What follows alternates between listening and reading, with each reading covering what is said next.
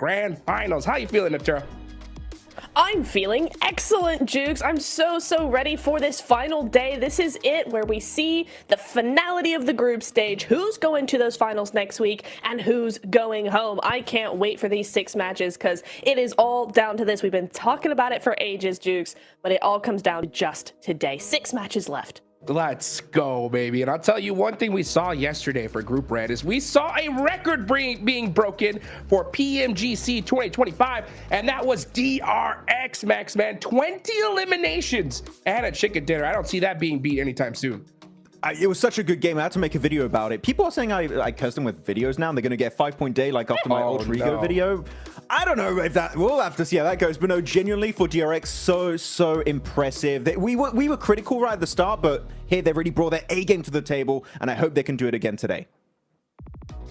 So do I, man. DRX gonna have to make it happen. As we take a look at the recap from day number 1. Regnum Karia, though.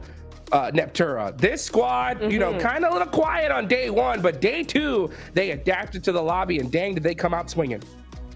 They sure did. I think Max really hit the nail on the head there yesterday when he was like, Regnum Karia is back. They've locked in. This is who we were used to seeing, and they are just continuing to put up performance after performance. I mean, we'll see it on the overalls later, right? But over 60 points in one day. That's like an average of over 10 points a game, right? Just fantastic work coming in through from them, and hopefully we can see that consistency come through to today as well. It's not just a one-day wonder type deal.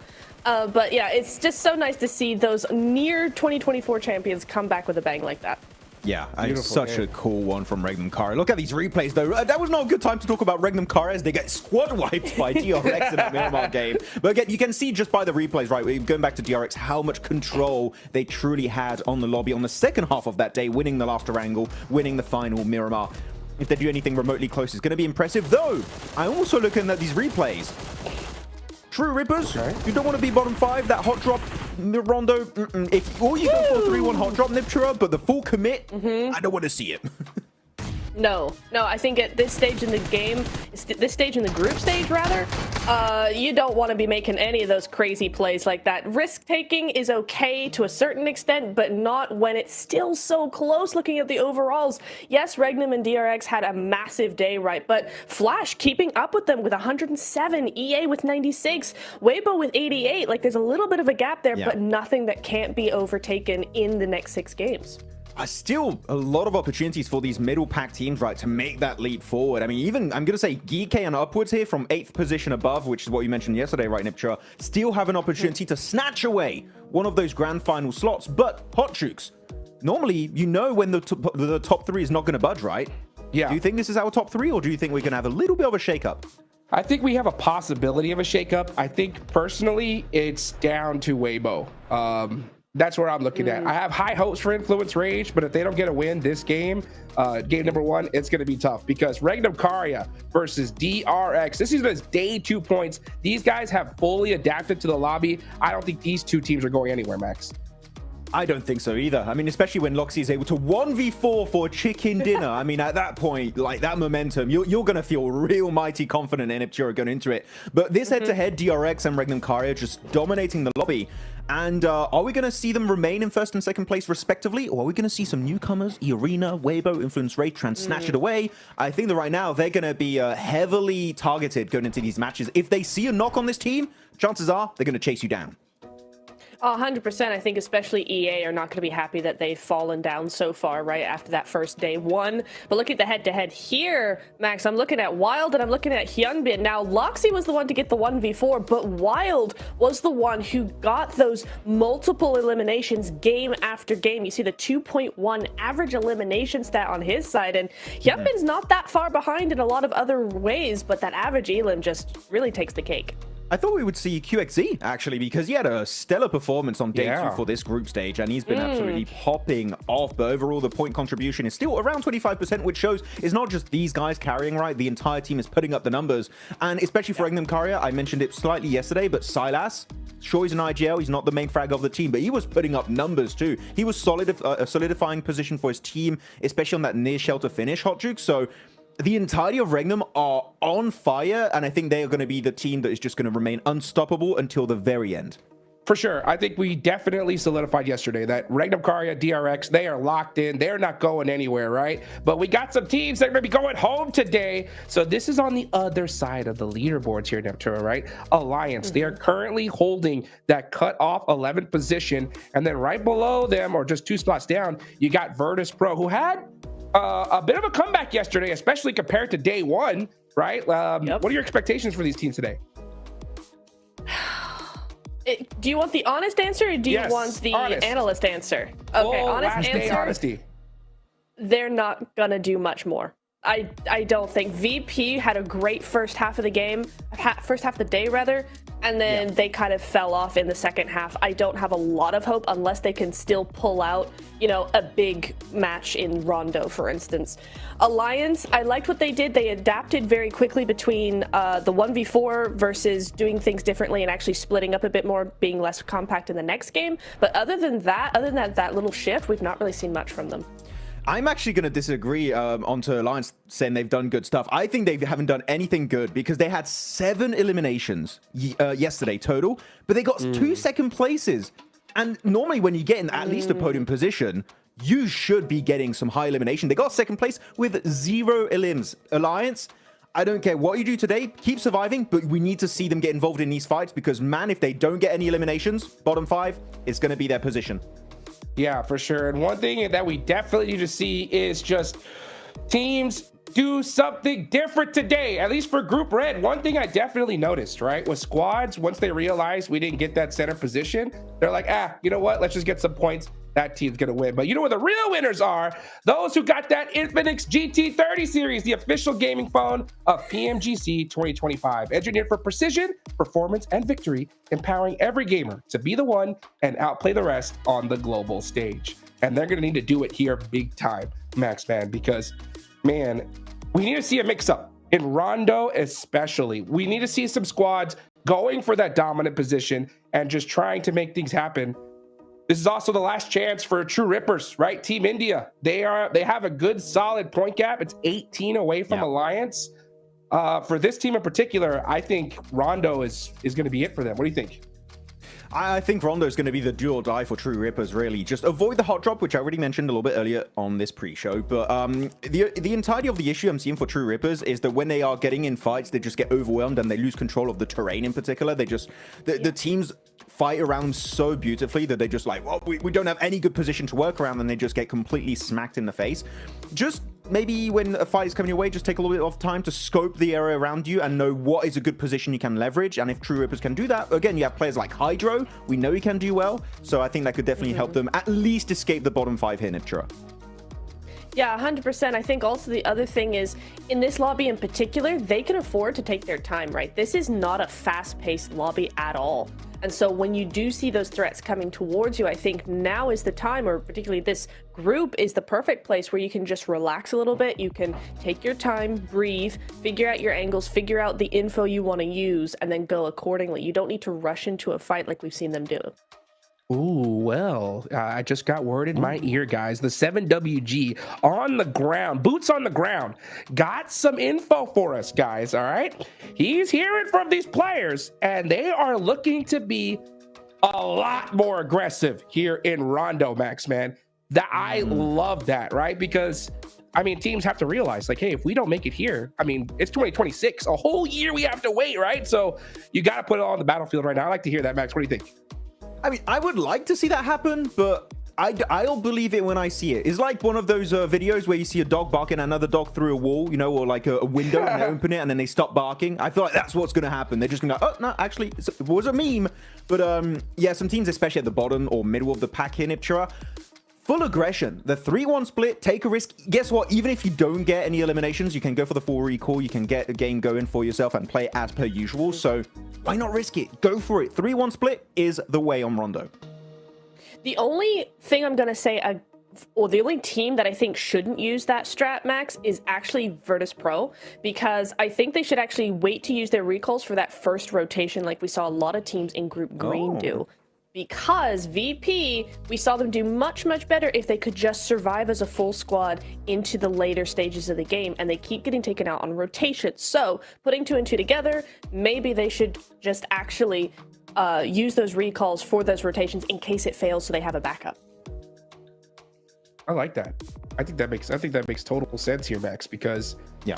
we saw Virtus Pro. How many times did we see them full squad in a car just get deleted? Right?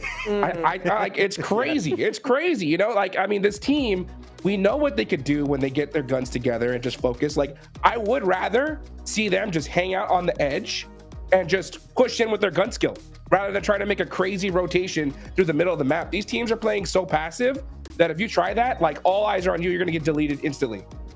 But you know what, guys? We're going to be right back after this break. Don't go anywhere. Group Red, day number 3, about to get started. Pro çok iyi oynadı. DX zaten I don't think any PMSL champion teams are stronger than us. ممكن اقول لرؤوف طور لعبك لانه حبي احنا جايين ندمرك.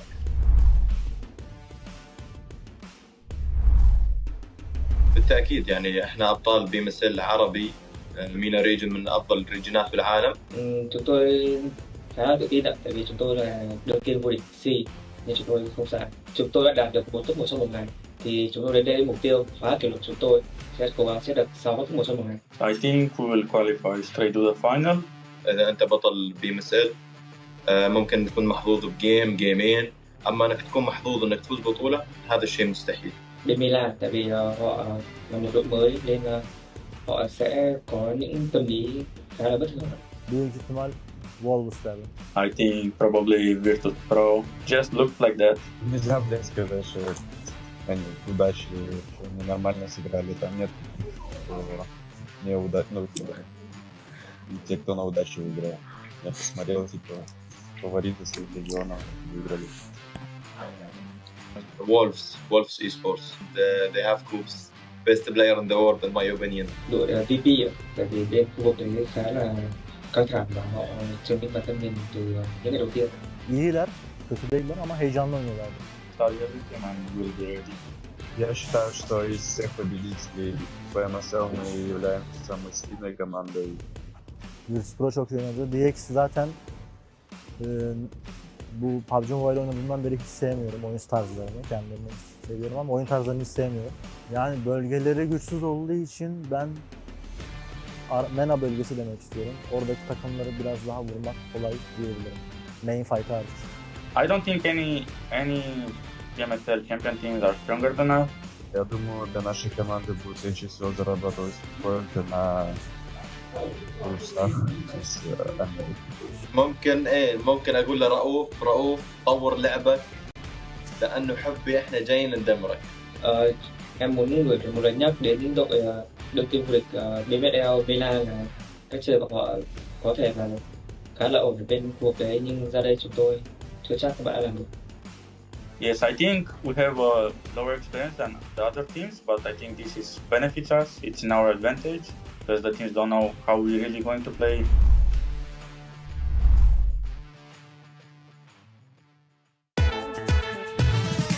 Takım içerisinde binada en beklenmedik pozisyonda kim oynuyor? Silas. Berkan abi. Silas. İlk başta fight atarken kim ölüyor? Silas. Silas hata. Fight içerisinde fight olarak değil de genel olarak tamam. Panik yapabilen kimdir? Panik mi? Arda mı? Wild tabii ki oğlum. Ha, tamam Arda, ben de o zaman Ben değildir ben. Fight falan gelmem. Mahmut olur ben. Mahmut'u da Evet, panikli. En iyi karar veren Silas, en iyi aim de bence hepimizin White'dır ya, aynen. CJ'den. evet yanlış yere geldi. En kötü kararı da koçun tepede adam koydu. Takımda en iyi aim'e sahip olup da kötü kararlar verebilen Devam edelim ya, kötü kararları. da IG'li hiç dinlemeyen, kendi kafasına göre hareket eden kim? Buna acil karar versin. Bak ben olabilirim. Sence kim? Gelsin acele karar versin. Kimse yok ya. Nolan. En fazla konuşan kimdir? Berkin abi. Silas. Küçük kardeş statüsünde kim var? Wild. Ben mi? En küçük sensin oğlum. Takımda diğer oyuncuları en çok kim güldürüyor? Wild. En fazla şikayetçi olan kim? Loxi. Mahmut. Loxi. Net Loxi bu arada. Bir şikayet yapacak ya. En geç uyanan kim? Wild. En fazla yemek yiyen kim? Yani bu nasıl bir soru yani? Yani Şöyle. Bizi izlediğiniz için teşekkür ediyoruz. Çok komik bir takımız. Görüşürüz.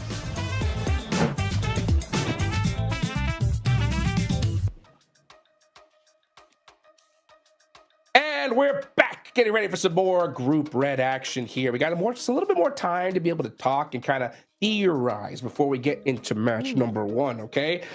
We got the Burmese Ghouls all the way down in 9th place. My question is this, guys, all right? Let's get back the coach hats, okay, Max Man? Yep. We know that 7th place to...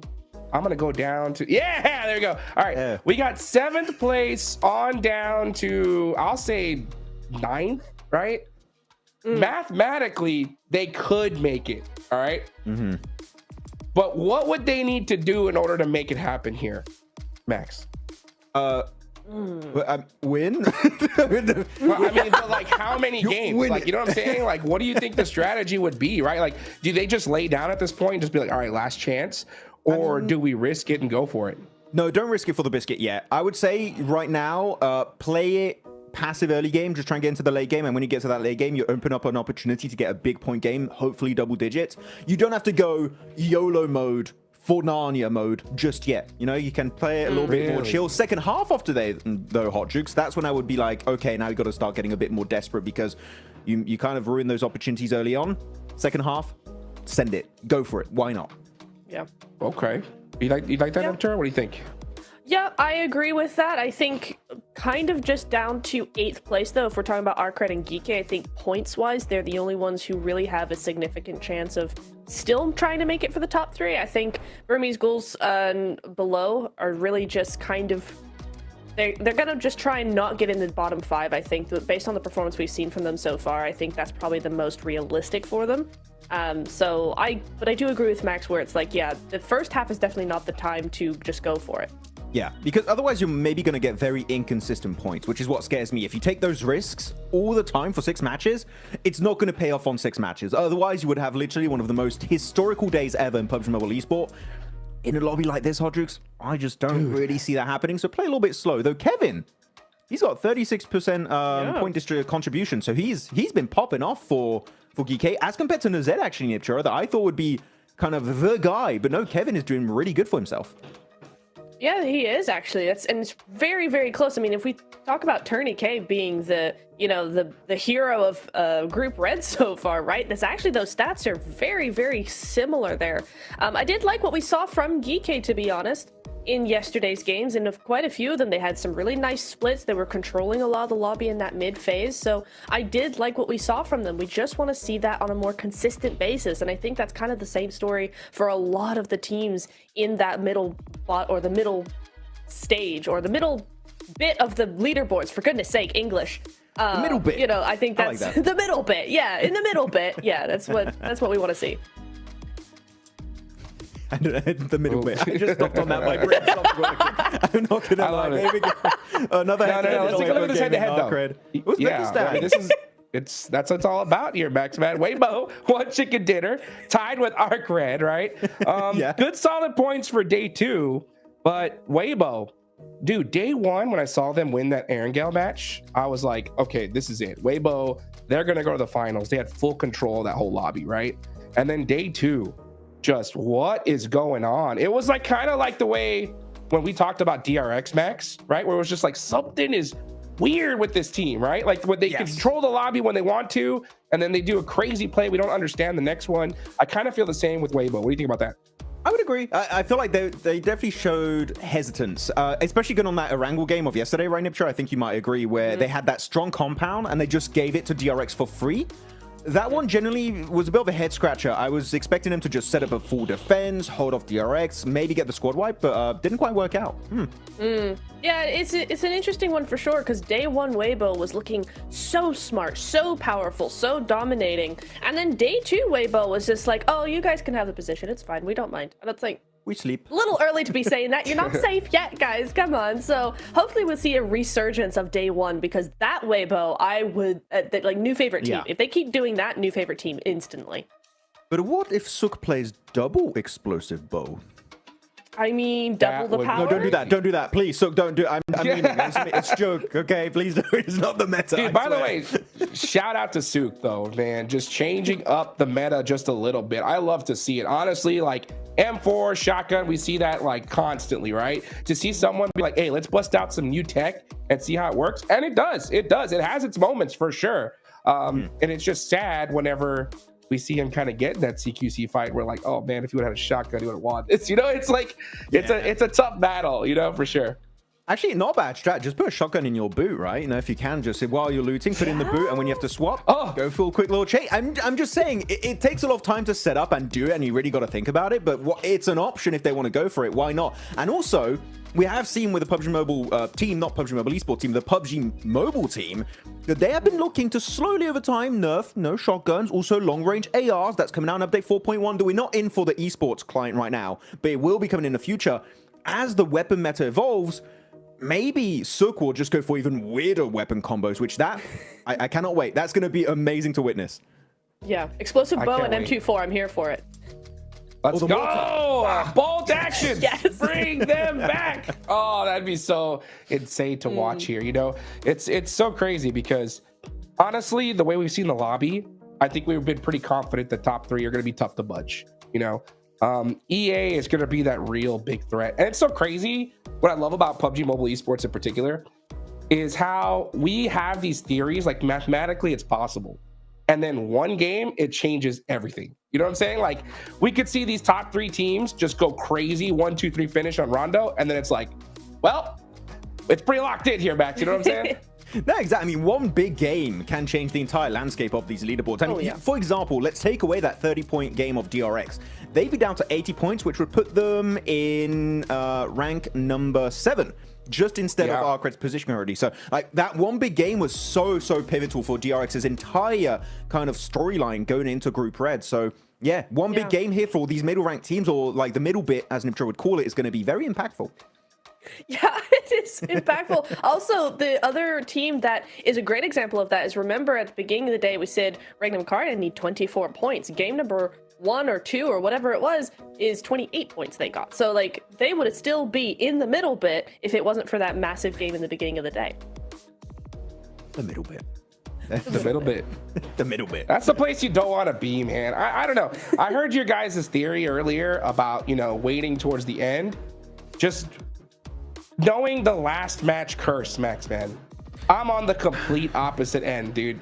It's a thing. I know it's so frustrating, but it's we got 5 games to go, Hot Jukes. We can talk about it later already today. talking about it. I just don't know how a team could possibly go into this today. Like, and I'm talking about like Arc Red, GK. Just thinking like, oh, yeah, let's just play the game as is, see what happens. You know, like for me, I'm like, if I was the coach, I'm screaming at this guys, being like, we need to win Rondo.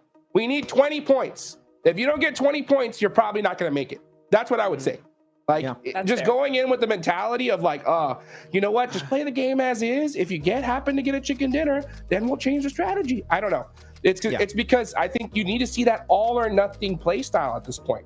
They have a good point gap over Boars, so the risk of going out in bottom 5 is so low, at least in my opinion. I don't know. What do you think? I mean, I'm actually really happy you're talking about Boars, because they are a team on my radar as a squad that I think will get a possible big day. And the reason why is I'm looking at Rondo. And my theory is they are one of the best teams when it comes to the recall tower system. They used the recall tower in yesterday's game where Burmese School won to actually get high ground advantage onto a rooftop, which you do see that happening sometimes, but they were locked in on that angle. They lose some players, they go for the sneaky recall, and they send those 2 players on a roost, and it negates instantly all of the rotation potential of that team in the building. So I want to see more plays like that, where you're using the recall not only as a way to get your players back into the game, but also to gain somewhat of a terrain advantage. And I think Boars did that so well that I would love to see a Boars Rondo win here, Niptra, because that recall system they've used was really strong for themselves.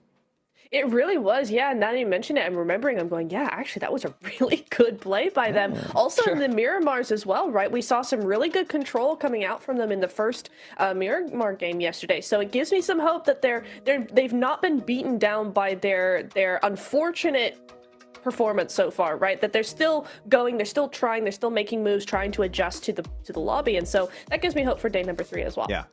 I mean, there's also an extra reason why I want to see Boars do well here is because he has his old Snowix as his old teammates on Team Falcons, and I just want to see that fight because that would be pretty cool. So that's it. That's my point. Yeah, and we know that Boars can beat. Yeah, and we know that Boars can beat big teams as well because in that match 1, right, we had True Rippers go out to Flash. But then immediately Boars were able to get over there and they took out Flash right afterwards, which is a top squad. So it's good to be able to see, you know, a team be able to crush it like that, you know, off the rip on Rondo. But they're going to have to do it again here today, Max. They got to do it once more, bring it back. Hopefully that's going to be the case, but we'll see how it goes. Yep, let's take it to the stage with the 7WG for a quick report. Welcome to a quick report with the 7WG. Just a quick little update here. The players are up and ready, okay? They're no longer sleeping. I do have something to know about Alliance. I talked to them earlier and they told me they are pushing for top 6. A team that's currently about 28 points away from being there. They're going to have to put up great performance here in Rondo. And another squad is no other than TRX, because this squad is looking to be even more prepared when it comes down to teams crashing on them. Yesterday, especially yesterday, we saw them not being fully prepared. Now they're starting to adjust to the lobby. Let's see if they got what it takes to maybe make that push to top 11.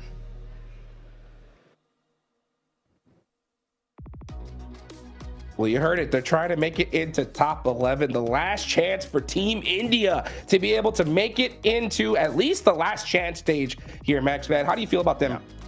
I mean, for me, when I'm looking at Team India or Team India, like plural, because we had Orangutan too that didn't make it in their respective group. For me, it was never about India winning PMGC. For me, it was like maybe them making it to the PMGC finals. That would have been a good achievement. But it's like taking that experience. And when you go back to your region, you're playing back your regional tournaments, no, you kind of spread that kind of experience to the rest of the lobby because you're going to be stepping up your own gameplay. And hopefully that's why I'm expecting next year, man, India could be looking so strong, Niptra, if they're able to really learn from these experiences and step up their gameplay.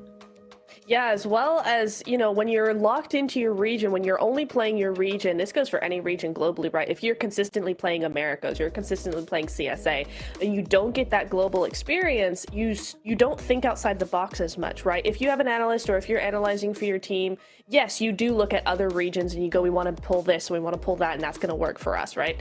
But you don't influence the rest of the lobby when you don't have that experience, yet you're actually able to play that experience. So coming here, playing with that experience, playing with these global teams, and then taking that back home is going to be so valuable for both these teams in particular and the lobby that they're playing in at home. So yeah, it's going to be a really, really good experience for them. So yeah, I agree, Max. We could see a completely different teams stepped up to the global stage next year. Yeah, it gets me excited to see which will be the teams to make it to the next events next year. Of course, we don't even know what the schedule is going to be looking like for next year. Yeah. For the announcement from maybe James Yang during the finals. That's going to be exciting to see what 2026 is going to look like for PUBG Mobile Esports. But yeah, India, I think Hodgix is just a matter of time before we know they go back to those glory days of when we had TSM Entity or Orange Rocks. You know, those guys were definitely on point back then. For sure. It's so difficult, right, to be able to play at this stage for the first time. You got the nerves of it all. You got the entire country, right, rooting for you. It's so difficult. You're going against teams, okay, guys, who play 6 to 8 hours a day, right, in the same house with a coach staring at 4 monitors, looking at every mistake they make, right, and being like, how can we tweak this and get a little bit better, all right? And we got champions that have been here before. It's a tough thing to cross, right? I will make a claim, though, and I want to know if you guys agree with me. If OG was in Group Red, I think they would have made it at least the last chance. What do you think about that? I actually do think Orangutan is a bit stronger when it comes to macro, like rotations, Niptra. Yes. So actually, they would be way more suited for this group, and True Rippers maybe would do better in Group Green. Oh, that's an unfortunate run of events, isn't it? That is right? Rough, yeah. What do you think about that, Niptra? I wholeheartedly agree. That would have worked out really, really well because I think Orangutan are able to adjust quite quickly. They are not a slow team in that regard. So if they did have some upsets on rotations and stuff in this group, they would have definitely adjusted to that and done quite well. So yeah, that is really unfortunate. Oh, I feel bad now because they are a good team. I like them. Now here's the deal. I'm gonna make another bold claim. I don't feel bad. I'm glad they were in Group Green. I'm glad they went out. right? And the reason why I say this, guys, is because I'm glad that they got to get a true essence of what it would be like to play in the finals. Okay. Yeah. Like they went in there and were like, this is different. Okay. Right. These teams are hyper aggressive. The gun skill is like ridiculous. Right. So I'm glad that they were able to truly experience that. This is what I'm hoping. Right. I'm hoping that they go home and just get hungrier, right? They're like, you know what? We're going to stick together as a four-man. We're not going to do some crazy player swaps, and let's just put the work in. Because, I think they had some great macro, but at the same time, it's just tweaking that like flick of the switch aggression. If they can just tweak that, I think they could definitely be some big players here. Oh, absolutely. When I was studying them, I was like, this team is one of the strongest newcomer teams I've seen in terms of that macro, because they play their macro like a global team. There's none of this regional bias to me. It was like, okay, they know exactly what they're doing. They're really quick with those rotations as well. They know their angles. It's just backing that up with a firepower on a global level is where they fell down for sure. So I definitely agree with that. It's like, yeah, this was such a good team. I think it's definitely one of the strongest teams we've seen come out of the region in a long time. Yeah. So I'm a bit sad they couldn't make it further, because I would have loved to continue to watch them play. Yeah, I mean, if we're talking about newcomer regions here, we're talking, of course, about India. We've got to talk about Africa, South Africa, right? Looking at ETSH Esports. Yes. This is a team that have Reverb in particular. If you guys remember and watched PUBG Mobile Esport in Africa, I'm talking 3-4 years ago, Reverb was the guy. He was so good, and he still was really good. Making it to PMGC is quite impressive. And they have the tutelage, right, Hot Jukes, of Koruja, which is very nice to have him on the team. So I feel like this is a team that had very low expectations for a major portion of the community, and this is going to be a big learning experience for them. So I'm sure the ETSH, some of the players at least, will see them come back in the future, even if they do not leave the bottom 5. Of course, that's going to be their hopes, right, for today. But even if they don't ETSH, I'm sure the players, they'll be back in some way, shape, or form in the future. Yeah, and I hope we see it, right? Because they've got Karuja, which is one of my favorite coaches in PUBG Mobile Esports. He was the previous coach for Alpha 7 whenever they won the PUBG Mobile World Cup not too long ago, right? So when you have such a storied veteran coach like that, it's going to definitely pay dividends. But when you get to the first time PMGC, no matter how much coaching it is, there's always one thing I say is you can't teach clutch. You know, how teams handle pressure, Neptura. And you know, being in the background of esports, right? Seeing how these players do that, it's quite difficult. That's for sure. Yes. The biggest challenge I faced when helping teams out was the second guessing of decision making in game, because that pressure just gets to you. And you just start second guessing everything, particularly like the IGLs, right? They go, we should go here. And I'm like, great, that's a great idea. And it's like, wait, no, maybe we shouldn't, because this, that, and the other. And they start overthinking it. Pressure leads you to overthink basically every aspect of the game. And it's such a tough place to be in, because that's a natural thing, right? You're just trying to do your best, and you end up just overdoing it completely. And that is why I always say, as hard as it is, you just have to relax. And that's why we see so many teams who are at the bottom do really well in the second half of the last day, because that pressure is now off. It's not that they've lost hope, they've just relaxed, because it's like, we can't do much more than what we're already doing. I mean, pressure can lead you astray. Hopefully not. By the way, the Ghouls are looking mighty strong. I'm sure Blank's going to be super happy to talk about them. But did you mean that, Hodrix, when you said you can't teach clutch? Do you mean that?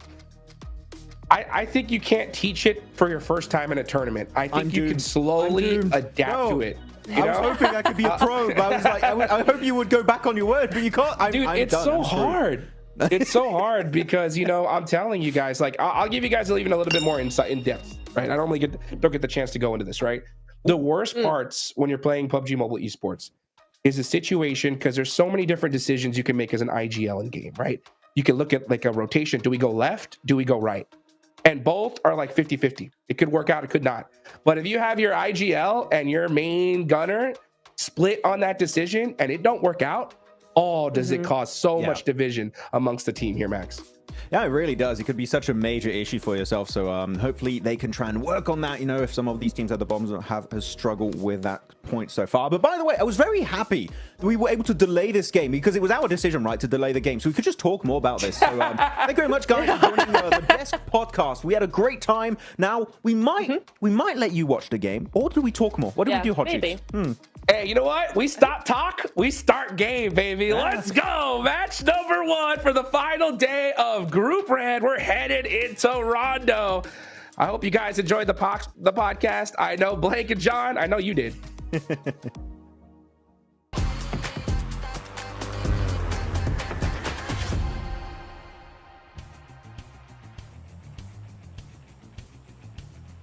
I mean, absolutely. We always love to kick off the day with a little potty C from the guys over on the desk. A brilliant kickoff to proceedings. We're heading on into match number 13 and our last rondo of the group stages. Blank. Our teams are going to get hot. They're going to get dropping and they are going to get stuck in. It has been a little bit quieter, though, here than over in Group Green. I can't believe you dropped a potty C. On the broadcast. Not happy about that. Map top performers is Sakura from day one. That one day, that one game that he did really well in. And since then, it's not really moved the needle too much from that. It's fair enough. That's a hard target to hit. Very hard target to hit. He's ahead of anyone else. The only person actually challenging him right now is his teammate, Tony K. But we do get a singular plane path here on our final day. Final day! The last day here of Group Red. And it is heading over towards the northeast side of the map. So we're going to be closing all things down here and heading over to that brutal stage of Last Chance in just a day and a bit. Day and a bit. I'm going to call it a day and a bit. In a bit. All right. Northeast Circle coming in for our last bit of a day as we have a hot drop over on our, well, multiple hot drops right now. We're going to jump in with E-Arena clashing against Twisted Minds and Weibo off in the distance. Tony K coming down. Well, it's a nasty start for E-Arena, trying to chase for that third place spot, that all-important direct qualification. Maybe a little bit further out of reach. Still got plenty more to go, and remember those recall beacons, the major addition here on Rondo. Judo wants to go up on high, challenge on the rooftops, and able to dance over the shingles. Supreme in the engagement, and Judo able to find a second against E-Arena. Looks like E-Arena, yeah, they're not going to have a good time. It's all going to be on those recalls for them. There's a lot of teams. This is very packed at the moment. Weibo even finding shot. Damn, on the desync as well. The drop just catches his noggin. And Twisted Minds are all very happy to pick up the points off the back of that. Basically delivered to them. So it's Weibo versus two players here from Twisted Minds. Dropping in some emergency cover flares. I mean, a little bit hopeful on the knock. Not meant to be. It does provide a little bit of cover to walk up to, though.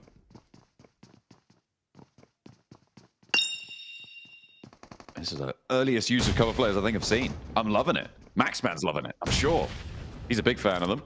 And let's see if Weibo can get a little bit more luck on board than was the case for E-Arena. Nades over the top from Order. Does tag onto Lord. Freak on the low ground here. We'll see how many more they need to find. But Sook, of course he does. There it is. The explosive bow. Lord caught. Maybe a little bit unawares by this. Freak making noise on the ground floor, and Sook once more. But is it going to be bow or is it going to be UMP? We'll have to wait and see. He's got the bow out right now. He's drawing. The quiver is emptying as he is going to drop out. Another shot, not quite connect on that one. He's going to lay down the law, though, with the rest of them, and Hero steps up with him. Teammates again, and they will find the win on that engagement. A nice little hot drop situation. They find two elims. Twisted Minds will be out of there. Everybody will be totally fine, though, Blank. We're going to get everybody back to their feet, because why not? Oh, Chinese Hawkeye strikes again. So good to see, honestly. He actually got quite a big tag off as well onto the other player with the bow. I mean, it was about to happen eventually. He is one of the most successful players with off-meta weapons. Meantime, ETSH getting some much-needed points, hopefully here. Currently in 15, but I do think that the road looks very dark ahead of them. 27 points. It's a bit rainy as well, actually. Ooh, nice little pre-fire there from Ragnarok.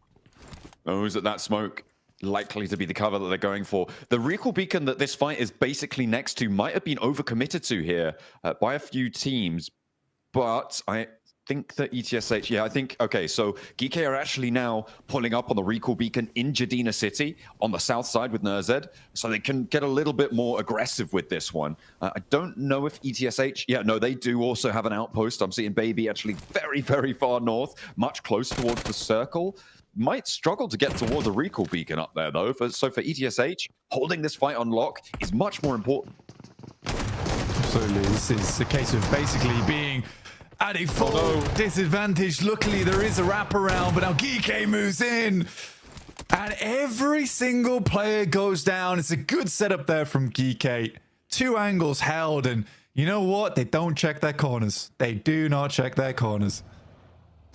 Oh, that's nasty. Fortunately, though, Baby does manage to find his way through. This is all the way up in Heme Town. So what is this, like 4 kilometers away from that fight? He's been on the road for a while. Very looted, actually, so has been stopping off somewhere. But getting the rest of the team back up in Heme Town?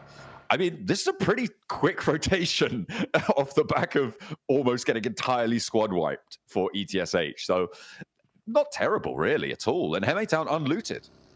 I guess you could call it a rotation, I suppose. It's pretty good, to be fair. You do completely circumvent all of the teams that are lined across that northeast side.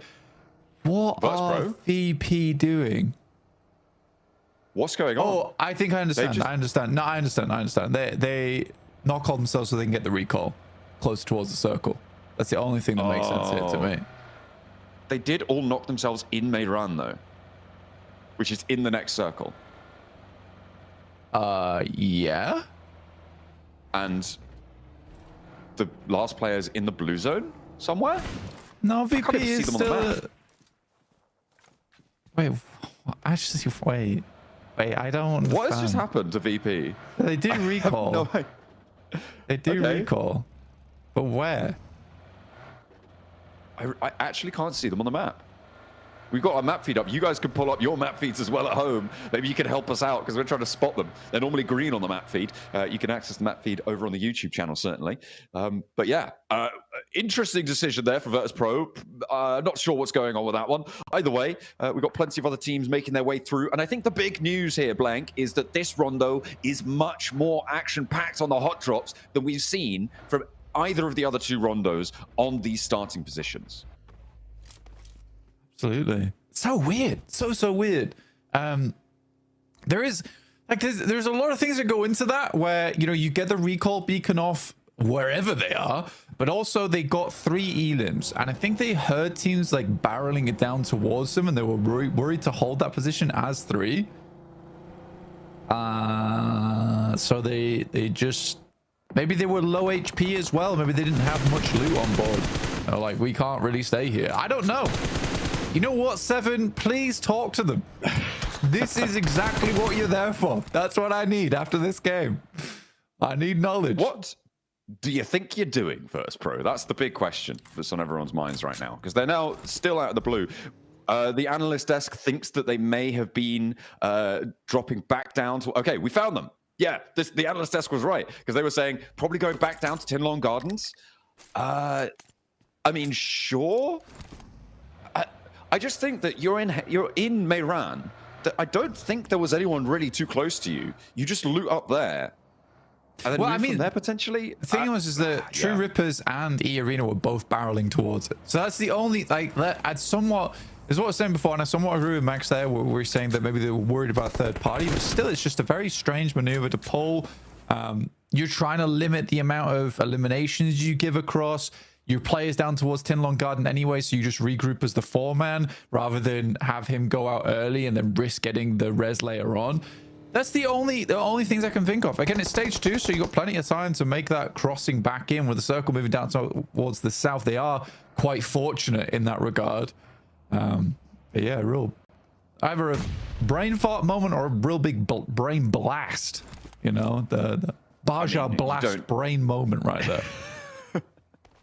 Phil a real Jimmy Neutron with that one. Goodness me. I mean, you don't need 3 of your own teammates and have the vehicle explode by accident, right? Like that's a purposeful decision. So yeah, that's really, really puzzled us. And maybe we should be focusing more on what's going on close to the center of the circle. We've got a couple of teams over on the north side. This is up by Heme Town, where we saw that recall come through from ETSH, but they're not engaging in this fight. This is a little bit of a standoff between ArcRed and Team Flash, 2 teams who, well, now after yesterday, ArcRed a little bit far behind from the bubble on 3rd place, but still within thinking distance of being able to catch up. What is that? 21 and 7, so 28 points behind Team Flash right now. Definitely achievable during a day to make up that gap, but they do need to start off with a big game. And of course, have all the other teams around them do pretty poorly as well. The river that sits down that north side that stretches down from Muhopan down towards Lo Huajing is going to be a difficult crossing for teams in the middle of this circle blank. Yeah, I think that, again, it's one of the areas of the map that has a lot of water involved. And this one is particularly nasty where it sort of dips down towards this valley on the riverside. So a lot of teams are going to try and confirm over towards the eastern arena of this map. But even then, that's still some uncomfortable zone to play in. This is what always is tough about Rondo, is that you do get parts of the map which are incredibly open. And that is sort of alleviated by the fact that you can create the craters with the nades, etc. Okay, Reverb. Again, ETSH taking a bit of a lesson from Geeky and playing the corners themselves.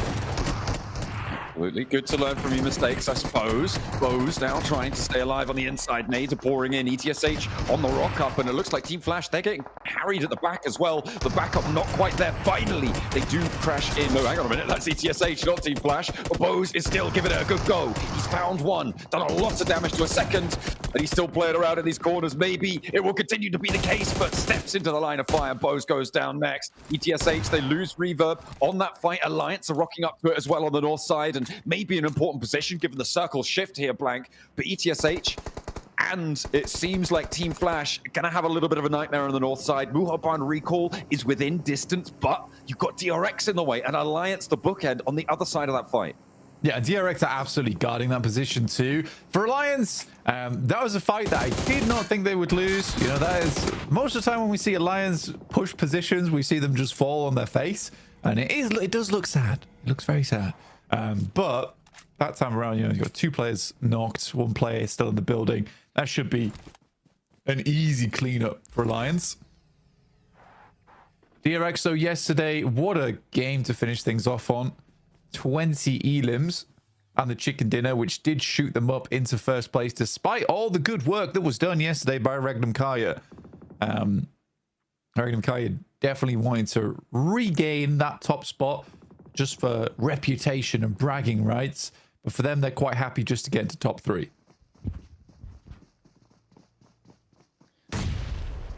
It'll be good enough. Top 3, I mean, everybody would be happy with that. Unless maybe Erectum Kaya or DRX. They both want that top spot. Alliance now cleaning up the last parts of that fight that we saw there. But ArcRed, we know they're one of the few teams here that really like to third party. And it looks like they're going to do just that. Iftar. Oh, dear. Taking those knocks over towards Alliance. They fully committed to this building, and now ArcRed are going to get ahead of this one. I like this rotation coming through from ArcRed, not necessarily crashing directly onto the building, littered with vehicles on the approach. Look at that one. Goodness me, a veritable scrapyard. But instead, playing further in and encircling Alliance, forcing them into this fight. The downside is that DRX can third party this as well. Yeah, but I think DRX still needs to hold out over towards North, and they do. They take down final player from the Flash there, which is good news. Balls are also making their way in, so I think DRX will turn attention. That is such a clean sweep. It's like the balls are coming. Oh, the balls are now knocked and all dead. Well played, DRX. Goodness me. I'm a little bit sad that Alliance didn't leave Jimmy out on an off angle.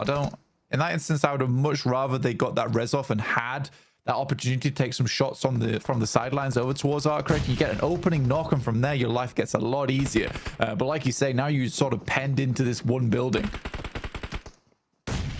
Yeah, it's a little bit of a stopgap. Nice nade on in, and 2 players are Alliance full. That should be this fight done and dusted. These recall beacons, yeah, you're not even going to think about getting them.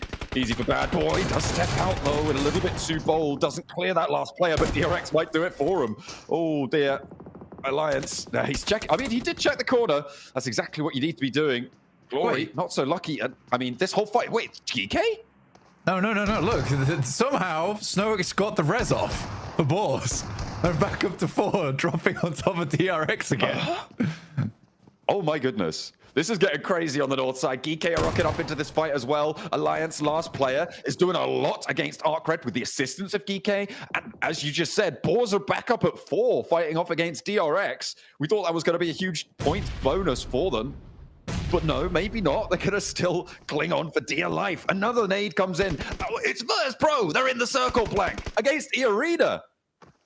Yeah, they've made it. They've made it. It was an interesting decision they made earlier, but now they need to deal with E-Arena, who are currently down on 3 players. But these initial nades are fantastic, and now Malloy has a lot to do here as a solo. Real tall order. Malloy gets the first though. That's how you want to start. 3rd of HP gone, and will take the rest from the knock coming through from Tony K. And that is VP down and out. They get 4 points. But they have really captured our minds in the first part of this match. We'll have to reconvene with them later on. I'm sure Seven's going to grab them, pull them aside by the scruff of their neck and say, what do you think you're doing? We'll have to wait for the answers there. Boars back up into the fight against DRX. And seemingly DRX looking to struggle a little bit. With that recall coming on through, they may be able to farm a couple more points, but the Boars turning it around. Now they are. I mean, for DRX, the thing in my mind is a case of, oh, they let it go through so they can farm more points on the lobby. I imagine you never want to let that happen because now they've got to get further in. A nade over the top from So Easy doesn't quite tag on. But yeah, I mean, the loot is pretty limited for the Boars after they dropped in. You get whatever kit you're given. Boars now last player remaining. Not able to quite find that shot though, and that leaves So Easy down. They should be able to clean house though. Either way, 8 elims. Not bad. Hey, that's how you want to do it. At the moment, Regnum Kaya have not been able to get anything so far. They've been quiet on the western side, one of the few teams to stay west of this river blank, and they have been keeping out of things. So at the moment, DRX take the top spot. Question is, how survivable will it be from that northern side? And a knock over towards Silas behind for Regnum Kaya. Pretty nasty. That's not something they're really going to be going back for. So they're playing on as 3 underneath Weibo. Yeah, I mean, Weibo's got that high ground. It's a lovely bit of high ground as well. I mean, you don't really want to have to play towards the center of the circle here. Geeke's forced to, off the back of some unfortunate starts there. My ghouls are currently recovering versus Nuclear Zone. Becoming some nuclear zombies here in the lobby. This is one hell of a story arc, and a not so strong arc on that nade, unfortunately. Yeah, I gotta still keep bobbling them through, not connecting onto the ghouls. Godspeed in range of the shotgun, not quite. And Arthur hops back into the face of another. That's a really nice pickup and an immediate flush for Yatka. Leaving Nuclear Zone now just on 1 player alive. See if they can beat Team Secret's tally from Group Green as they crush on over the ghouls, looking to go nuclear against Nuclear Zone. Sweeping through the rest of it, but Ichi goes down, and the blue zone is causing a little bit of trouble here. Without recall beacons now, you do need to be careful, and they will guaranteed lose 1. Tried to close the door on him, but it's not going to happen. I mean, he did. No he way. did close the door on him, and he got knocked because of it and flushed. Radioactive ghouls now looking to finish things off, but Fajita is a little bit of a strong member on the side of Nuclear Zone. Could clutch this out, but it's Kaikse from DRX actually to move on in. And the Burmese ghouls will have to do something about this. Luckily, there's some shots from the sidelines to immediately take him down. And DRX are down to 1 with that as well. They've only got QXZ out down further south here. Burmese ghouls, they've been double third party to keep them alive as 3 and allow them to get some healing on board, but they are really lacking on that healing. No first aids remaining, no nades really there. DRX dropping that deployable cover, wanting to guard out the Burmese ghouls on this northeastern side. Regnum Kaya yet to push in. Weibo actually the team to go proactively through. And the cover flares start to establish some cover moving in. Burmese ghouls making their move. I've blessed the ghouls with some gravestones to hide behind here. Hopefully they can make their way through the marshes over towards DRX. But True Rippers actually have a strong spot over on the eastern side. They're consistently taking shots over towards the west. Weibo did take a fair bit of damage coming through from Influence Rage. You can't really ever count Influence Rage out. All those players are incredibly good. And I'm a bit disappointed that they're not in a top 3 after their strong start of Group Red. Either way, all the teams up here are super deserving of their spot, and the teams that I expected to make it through anyway. Yes. Spotted.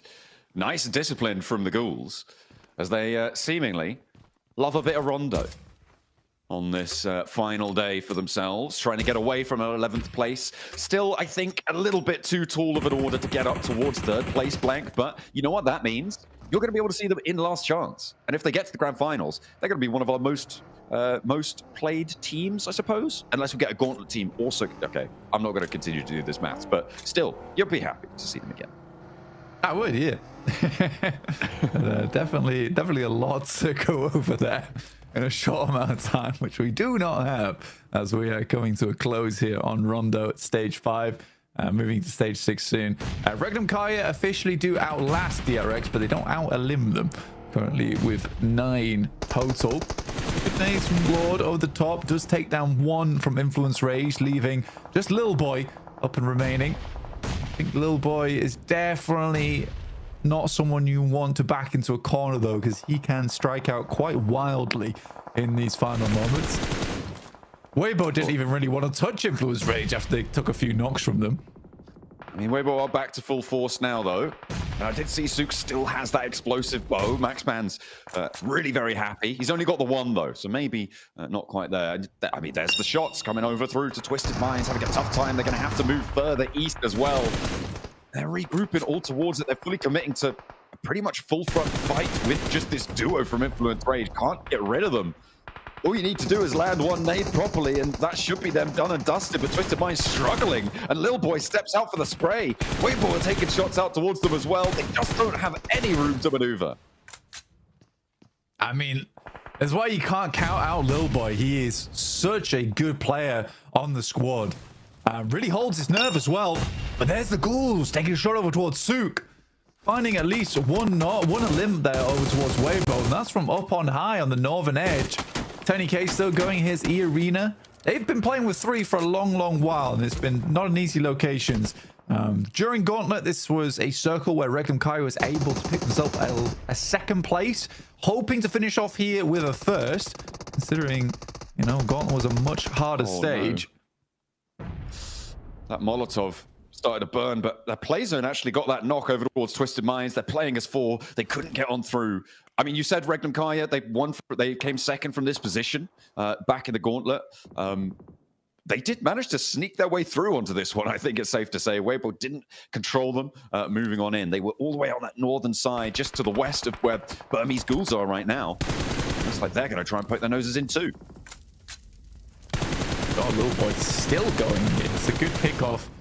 For him, I don't think he was too unhappy with the play zone stealing away in a limb for him, because he's already laddered up in towards placement points. So it's a give and take there for Lil Boy. Gemma Backpack does finally run out of juice, though, so he's going to start taking big damage.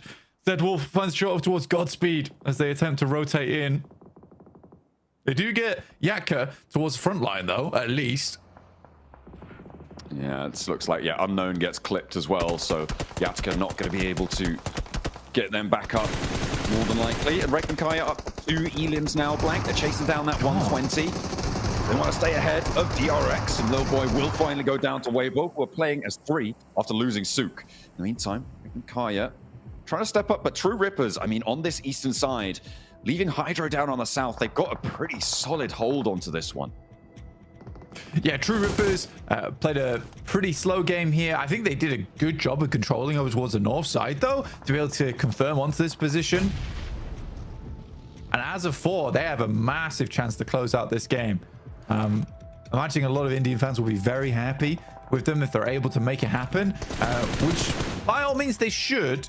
I'd like to see a little bit more of a flex out come stage 7 as teams start to diminish more and more, and you can see Hydro going for this. I really like Hydro as a player. I think he does try and take as many opportunities as possible, and I think he has the chops on him to do it. He's your Hydro homie going on in right now for the True Rippers. The off angle's good. I think when these two teams start to have a tough time on the south side, Regnum Kaya might have a better time of it, but that circle is just it's gleeful for Regnum Kaya right now, right? Moves completely off of that True Rippers position. And the tables are completely turned on this one. Even with 3 players, this is a game now that Regnum Kaya should be looking to close out. Yeah, from this spot, it's great. I mean, if you do look at it, though, it's still pretty uncomfortable for Regnum Kaya. It's like an open location up a hilltop, so you have to be 360 degrees on this. Luckily for them, a lot of the teams on the outer edge are going to start fighting first for position before attempting to fight against Regnum Kaya. Good shot from Jelly over towards Sakura on the cross. Will result in 1 knock on Elim, and Hydra will do the rest. So that leaves 3 teams. 3 Rippers with 4, and both others with just 3. But look at all the utility that True Rippers have been able to maintain here. Something I didn't consider is that True Rippers are holding this eastern side of the hill against any other team, and now that they are no longer holding it, they themselves can take it. That might make it a little bit harder for Regnum Kaya. Weibo really suffering here on this south side. Just could not transition further north, but still a pretty solid game for them. Getting up to 9 elims here. Blank still very much in the conversation for a 3rd place as Regnum Kaya start to pick up those elim points too. They want to try and rack up as many as possible.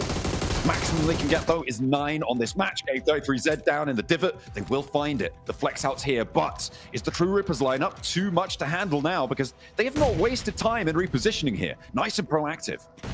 I think they were a little slow, actually. I think they were a little slow to this. And I think they allowed Regnum Kaya to take down Weibo pretty much unimpeded.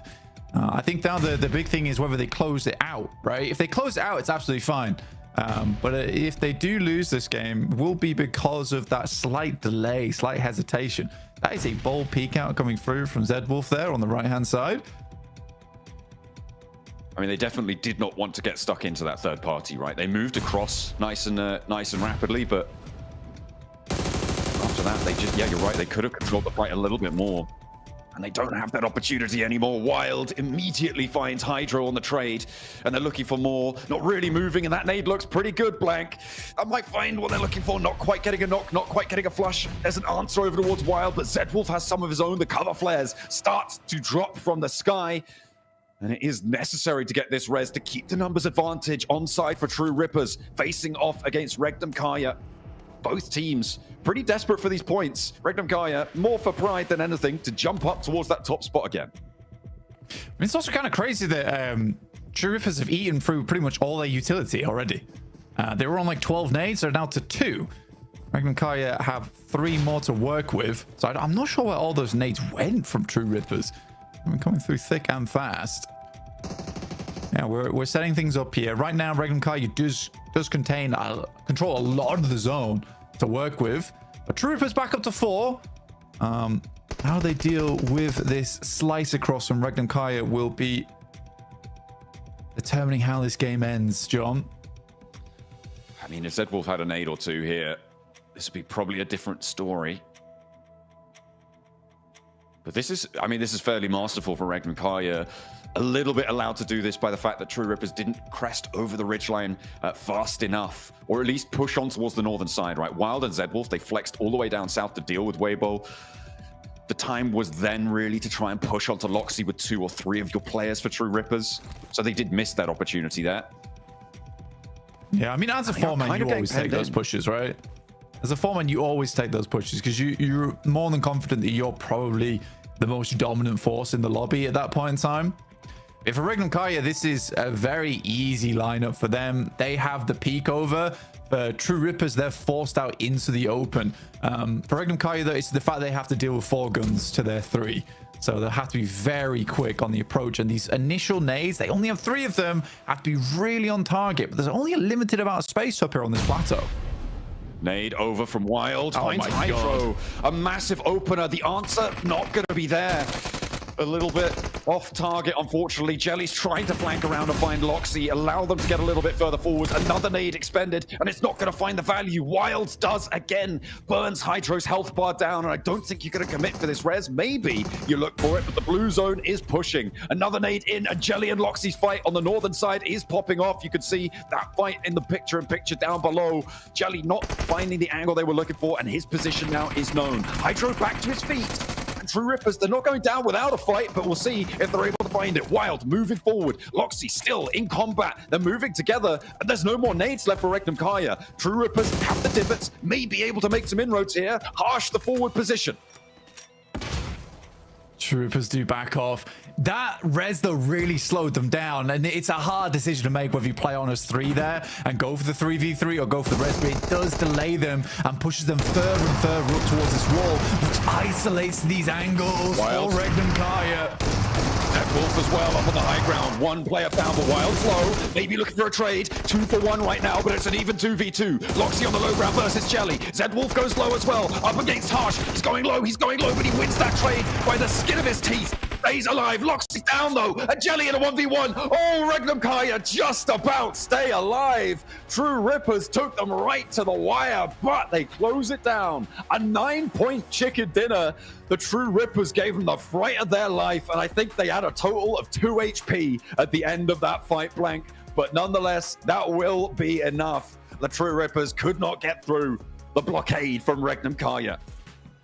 Yeah, very, very well played from Regnum Kaya. But again, it is that situation where you lose that player in the end game. I think that the aggressive and the correct play would be to go on as 3 and try and get a little bit more momentum over towards that front side. Even better than that was 5 minutes ago when Regnum Kaya was fighting against Weibo. Push up towards the ridge, control that high ground. Don't allow Regnum Kaya to get that lineup across there.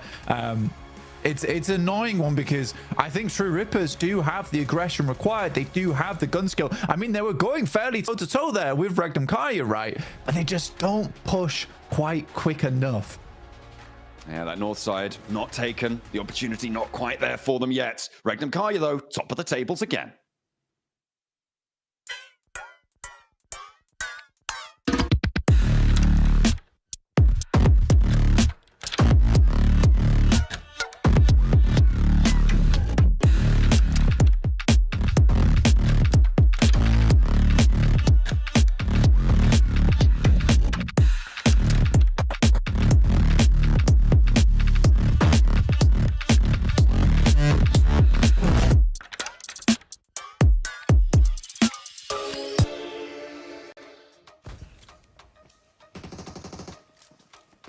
And with that chicken dinner, Regnum Kaya, welcome to the PUBG Mobile Global Championship Grand Finals. Man, there's only a couple spots left after this. Regnum Kaya clutching up the 3v4 in the end game here, Max.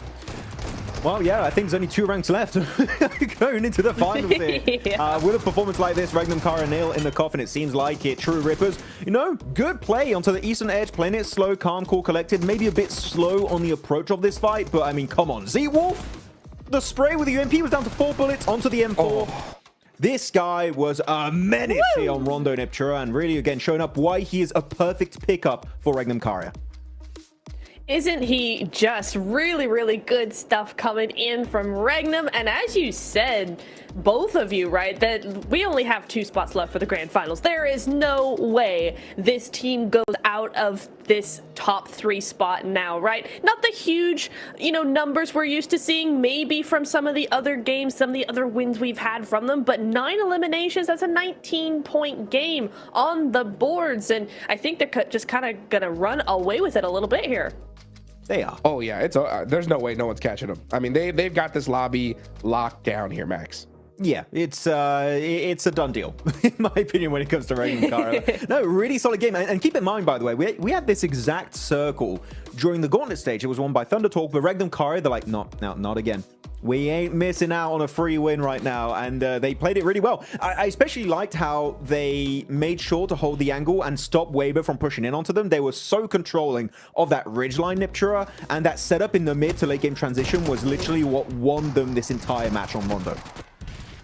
Yeah, it was really nice as well to see that there was no hesitancy once they got those initial knocks onto Weibo, right, to just go ahead, push it, spread out in a really controlled sort of way, very calm, very collected. I think as we said in the, while we were watching it, right, super calm, super...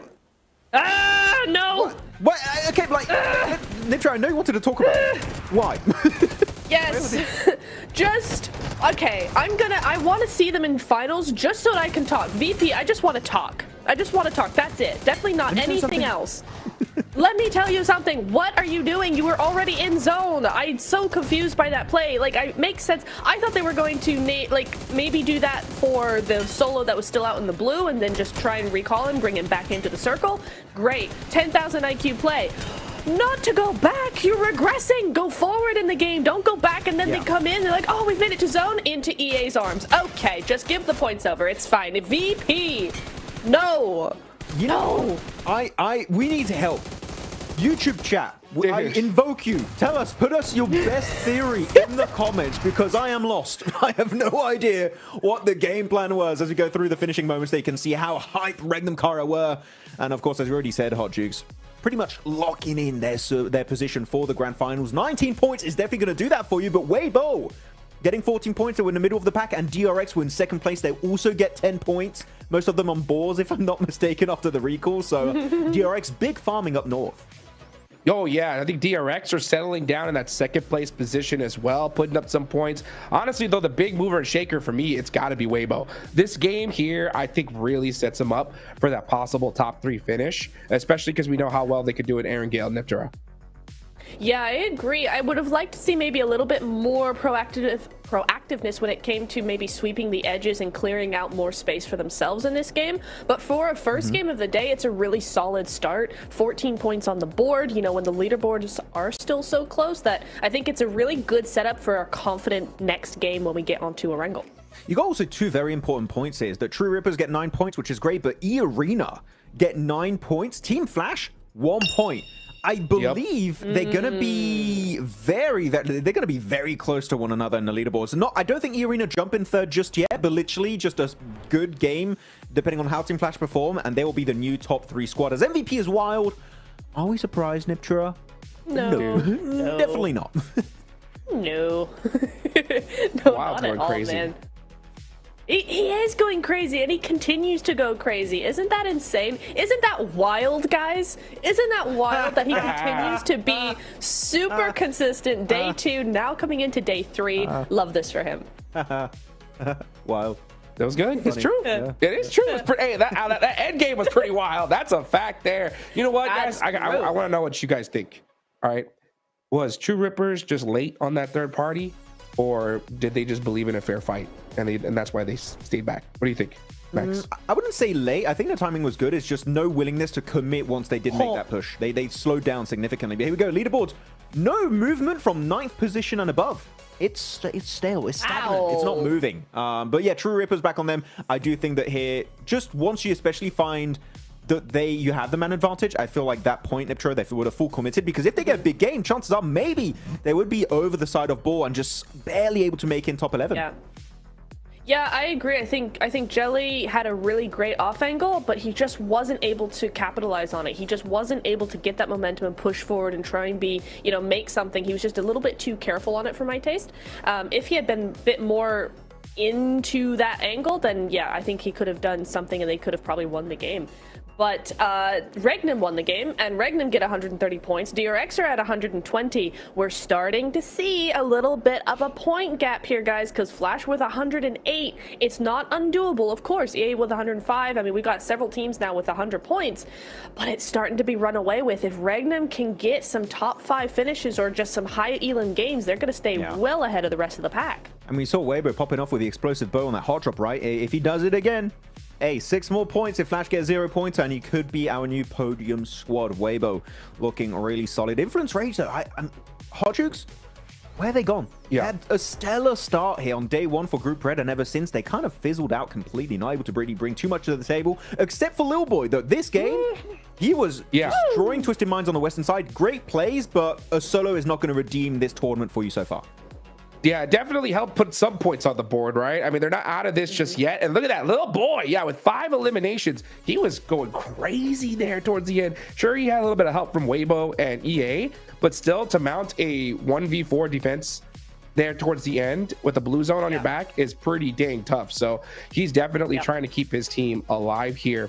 Now, we didn't see like changes in the rankings, Niptura, but we did see that, you know, Weibo was behind Flash 19 points going into today. Yes. Now it's down to 7. So that gap is getting closer than ever here. Ooh, it really is. And if you're Flash, you're starting to get a little bit nervous, right? And I really hope that means that they're not, that doesn't mean that they're going to get super pressured, right? Because they've been having a really good group red stage, right? It's been so easy for them just because of that first day. They were able to just pop off and get all the points they needed. Now the other teams are starting to wake up, starting to go, oh, it's day 3, we better do something. You've got some big teams right behind you. They just need to make sure they keep that consistency, because if they play the way they've been playing the last 2 days, we are going to see them in the top 3 for sure. They are good enough to do that. They have shown us time and time again that they can beat out a lot of these global teams. They just need to stay ahead of the curve just a little bit longer.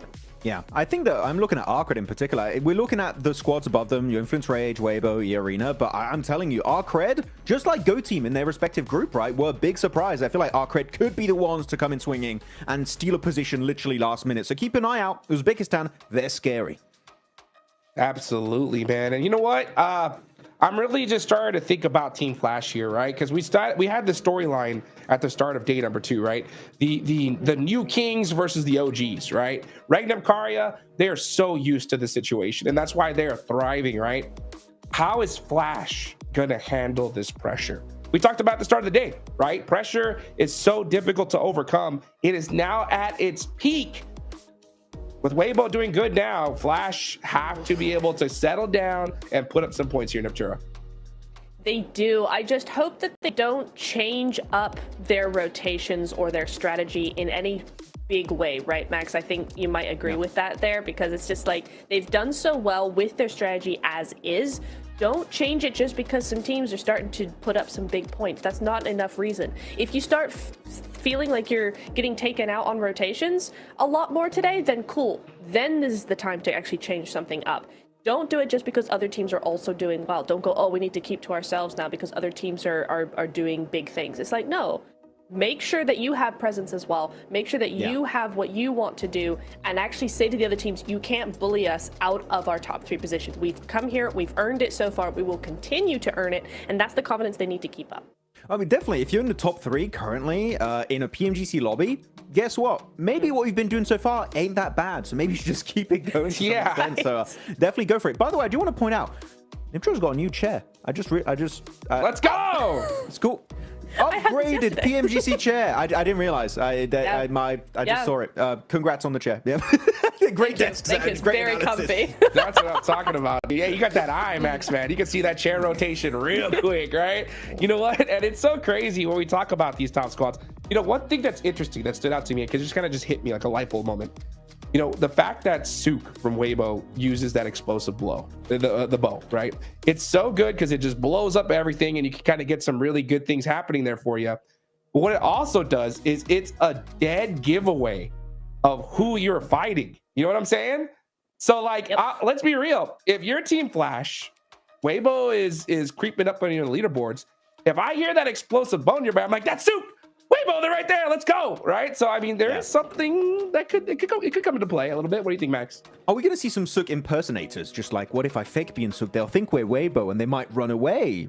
Okay, no, that's I'm reading too much into it. Possible. No, it's a real thing though. Like, if you see there's an explosive bow being used, like, chances are 99% of the chance that's going to be Sook. And if Weibo are in a top 3 position and they do clash with your likes of maybe E-Arena or Influence Rage or Arcred, they're like, well, maybe this is a fight that is worth taking at that point in time. So I don't know if it's going to be like a big thing, Niptura, but it is something that, like, if they do spot it out and it does make sense to take a fight with Weibo at that time, maybe it could do something in this lobby. Yeah, it is a little bit of a calling card, right? It's like as soon as you see that explosive bow, you know exactly who that is. So I think Sook's gonna have to be a little bit more careful with how he plays those big old plays, just because that is gonna be now a target on his back. It's a good point to make. Yeah. I'm just gonna be interested to see if we're gonna continue to see it in the next few matches. I mean, any time is good as now, right? Because he did get that first Elim with the explosive bow, that knock with the explosive bow on Rondo. We saw it for the first time after 2 days, so maybe that's just his his sign to just keep on going with it. I think so, because you know what? It plays in 2 different ways, right? There is that way of where it could be a disadvantage because you kind of let people know who you are, but it also could be an advantage because it lets people know who you are. You know what I'm saying? Like sometimes, like you can be a team like, oh, it's Weibo, and then that could make them second guess themselves. It's happened plenty times before where you realize the squad who it is, and all of a sudden you get so nervous, you panic, and it makes things so difficult here, Max Man. So, man, it's just something to consider for sure.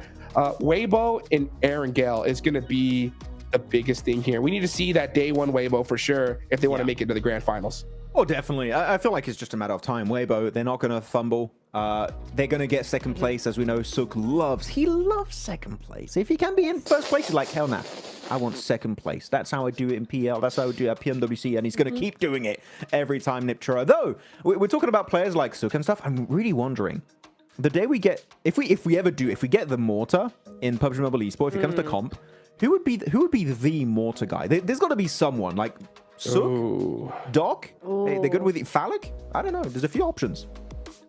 There is a few options. I don't know why my second thought was Top. First was Sook, then was Top. If he can't shoot you with a Mini 14, just snipe you with a mortar shell. You're right, yeah. You gotta have one. You gotta have one player for sure. Right? Especially if you get like a Milta finish and you realize that like OP Dip is in play. Because I think when mortars come out, guys, OP Dip is dead as a spot. Like completely. Oh yeah. If it does, it is OP. I don't know if it ever will. If it does, though, it will be cool.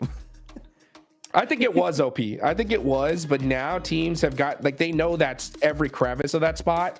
So it's so weak from the backside. People just drive up, throw nades, and then it's just chaos, right? I think it's a strong spot towards like the absolute late game, but taking it early now, I mean, we've seen like in this lobby, teams like third party, fourth party, and it's just craziness there.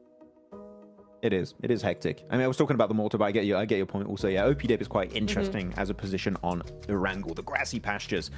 But yeah, now onto Erangel.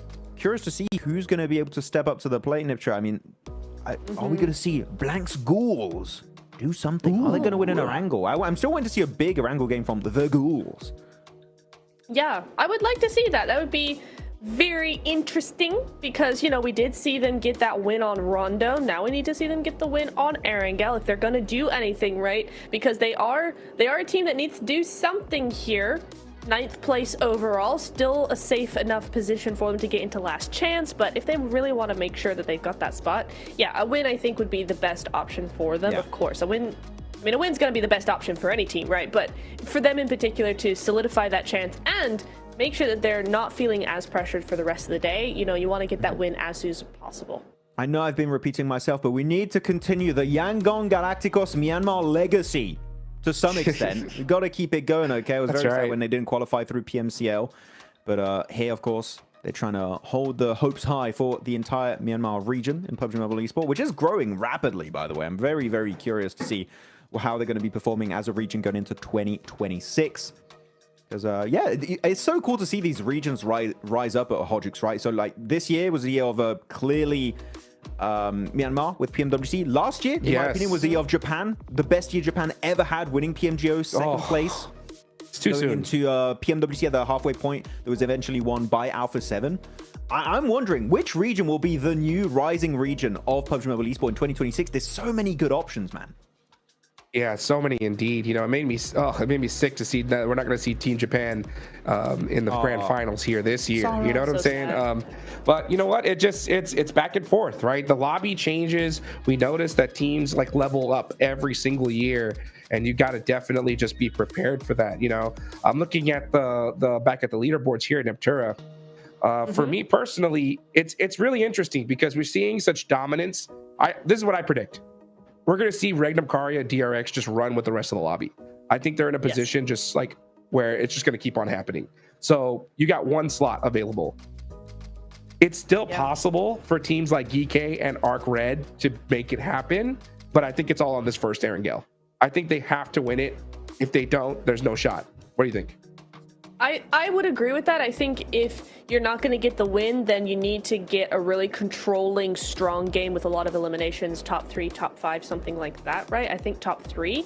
A win is always going to be your best shot, but I think for Arcade and Geek, you know, they're kind of 20, 30 points away. For the first game, I'd be very happy with just seeing their macro, seeing them trying to control portions of the zone, trying to see them, you know, sweep edges, get as many elims as possible. If they don't get the win, that's okay. I just want to see that momentum starting to build from a team in this first Erangel. Max, you agree? Yeah, I would agree with that overall. I'm just looking at the leaderboards. I'm looking like, what's the cutoff right now? Has it changed? It hasn't really changed right now. It's still 8th position and above. Maybe Burmese Ghouls can still do a jump up. They got 73 points. Technically, it is in reach of a 3rd ranked place from Team Flash. Yeah. So it's still doable for Burmese Ghouls. They can make it happen. You know what? We got to hear from True Rippers, right? After that last fight with Regnum Karya. Jelly is on the stage with the 7WG. Let's go and hear what this guy has to say. Welcome to a quick report with the 7WG. I'm joined by Hydra from True Rippers, a team that finished in 2nd place. They definitely could have gotten the win, if I'm being completely honest. Why was True Rippers not willing to be more proactive against Regnum Karya, especially when there was a fight going on between them and another team? उस time पे हमारे पास right का information नहीं था. Just हमारी left side वाली area हमने clear किया था एंड हमारे पास लूट की कमी थी. तो उस टाइम पे हमारे लूट और उस सब में थोड़ा सा दिमाग चला गया था. एंड जैसे ही हमें राइट का इन्फॉर्मेशन आया कि राइट क्लियर है and there is only 1 team left, तो उस टाइम पे हमने लेफ़्ट का प्ले बनाने का ट्राई किया, बट वहाँ पर थोड़ा बहुत हमारा चोक हुआ. उसकी वजह से हमारा ये मैच थ्रो हो गया. But we will work on that and ये वापस ना हो, यही विश करते हैं. They are saying that they didn't have a proper info about right side, and when they got the info about the right side, they were so late at that moment, and so they thought of making a play from left side only, and at the end they choked, and they are accepting that mistake, and they are going to come back next stronger. I appreciate the honesty. I appreciate that you even used the word choke, because that's definitely what it was, but it is all about timing here at PMGC. I can't wait to see what you guys will be looking to do. You're continuing to learn, you're continuing to improve, and I'm hoping you make it to last chance. Shukriya, bye. Back to y'all. Well, you heard it. You heard it from the man himself, right? They knew that this was their game to win, and they lost it, right? You could see the look on their faces. I always am interested whenever we get these player cams. We saw it a little earlier. You could see the frustration in them talking to each other, but they seem to be focused, which is good, because they need to focus up here big time if they want to make it the last chance, Max. Yeah, I mean, they're going to try and make their best. It's good to see, at least during the interview, they know what was the main mistake, so they can try and learn from that and build upon it. Yeah, well, you know what, guys? We got the next game coming up soon. I appreciate everybody for being patient with us right here, because, man, it's so dang close. You know, personally, when it comes to like that mid pack of trying to make it a top 3, I think you got to go for it, like without a shadow of a doubt. I think this is the game, because personally, from what I've seen so far, Arc Red, GK, I don't know if they're going to make it the last chance, guys, considering that. You know what I'm saying? Yeah. It's last chance is going to be so dang stacked. It's only 2 days and only 2 teams are moving forward, right? So if you consider all that, you got to kind of look at this as like, hey, this is it, right? If we want to make it to the grand finals, we got to pull something out here.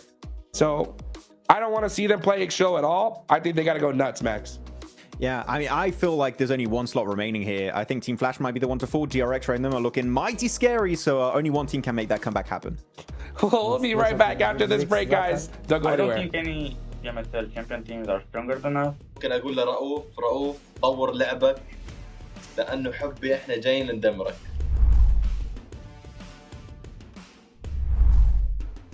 بالتأكيد يعني إحنا أبطال PMSL عربي. MENA region من أفضل الريجنات بالعالم. Chúng tôi khá là tự tin ạ, tại vì chúng tôi là đương kim vô địch C, nhưng chúng tôi không sợ. Chúng tôi đã đạt được 4 top 1 trong một ngày, thì chúng tôi đến đây với mục tiêu phá kỷ lục. Chúng tôi sẽ cố gắng sẽ đạt 6 top 1 trong một ngày. I think we will qualify straight to the final. إذا أنت بطل PMSL ممكن تكون محظوظ بجيم جيمين، اما انك تكون محظوظ انك تفوز بطوله هذا الشيء مستحيل. Bên Milan tại vì họ là một đội mới nên họ sẽ có những tâm lý khá là bất thường. Büyük ihtimal Wolves derdim. I think probably Virtus Pro just looked like that.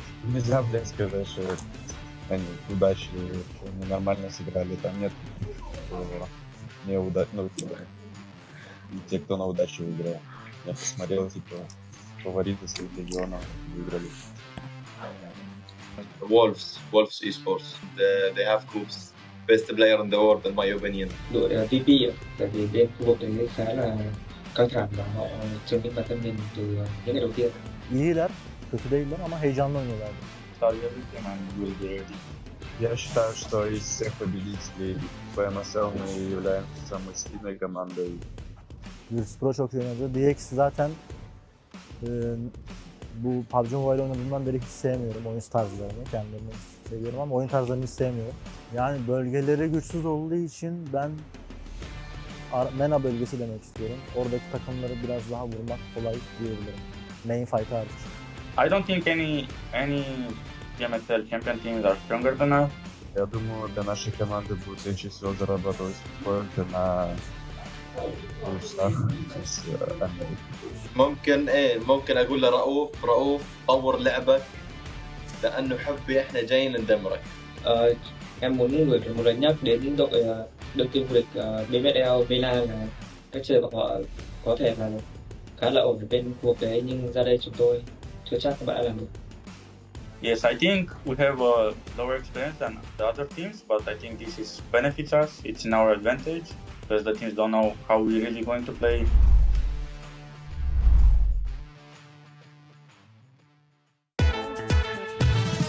Takım içerisinde binada en beklenmedik pozisyonda kim oynuyor?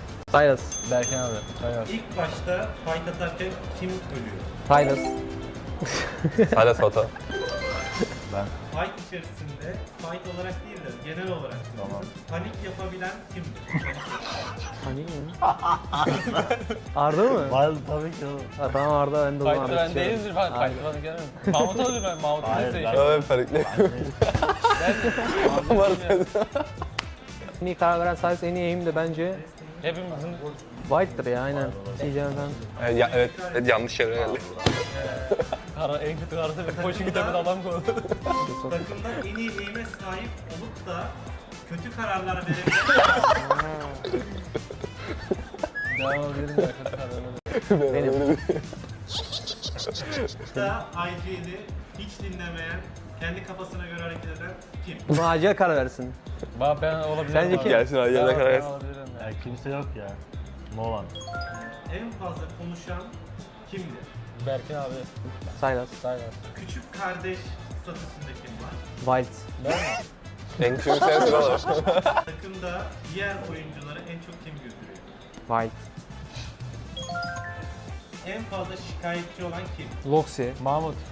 Loxi. Net Loxi bu arada. Bir şikayetimiz yok ya. En geç uyanan kim? Wild. En fazla yemek yiyen kim? Ya bu nasıl bir soru yani? Yani şöyle. Bizi izlediğiniz için teşekkür ediyoruz. Çok komik bir takımız. Görüşürüz.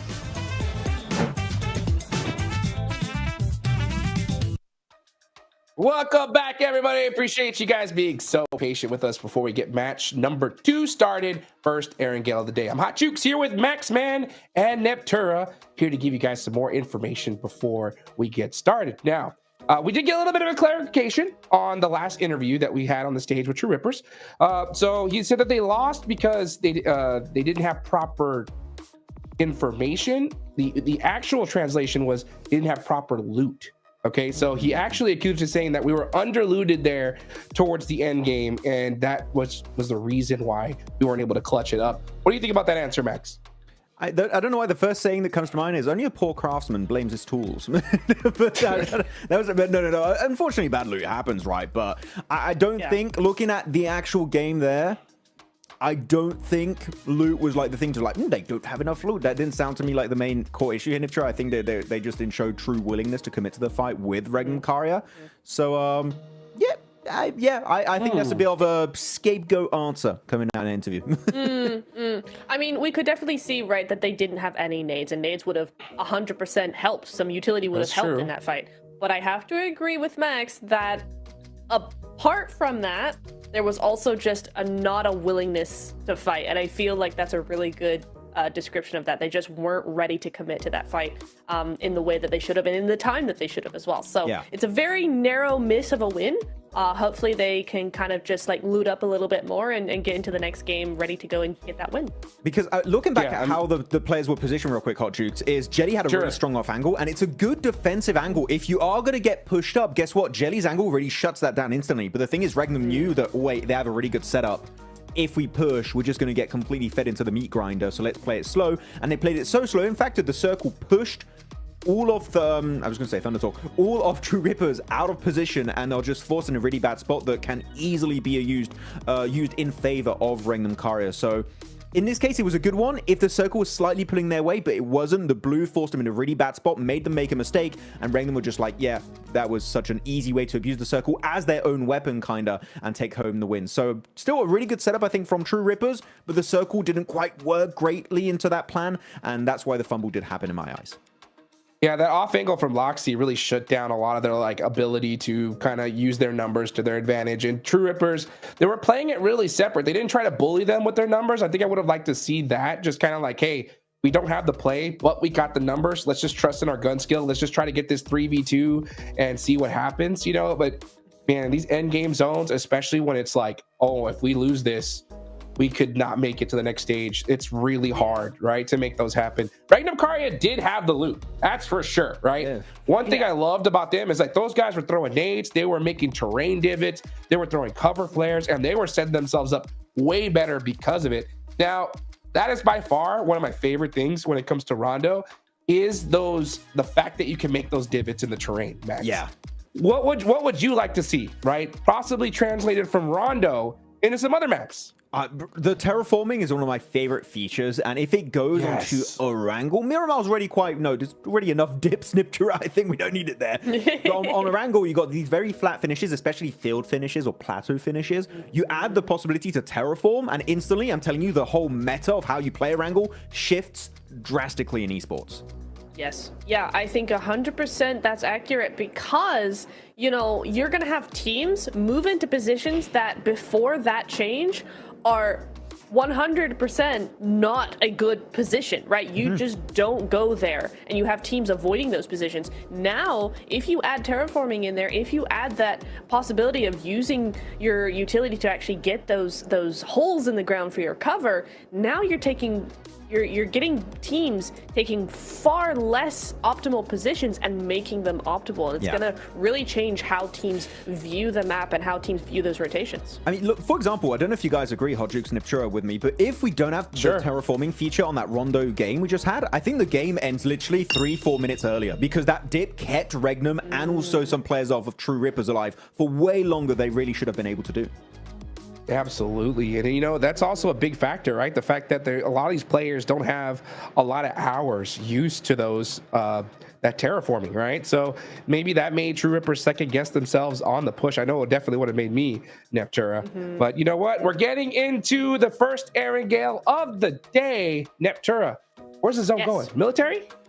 Ooh, zone is gonna go. No, I'm feeling Georgia Pole. I'm feeling crates. I'm feeling a little bit of Everest. Ooh, Baxman, what do you think? Yes. Stolba, because funny. Please. I love it. Well, I want to see it on over to the west side. Blank and John Allen, where do you want the zone to go?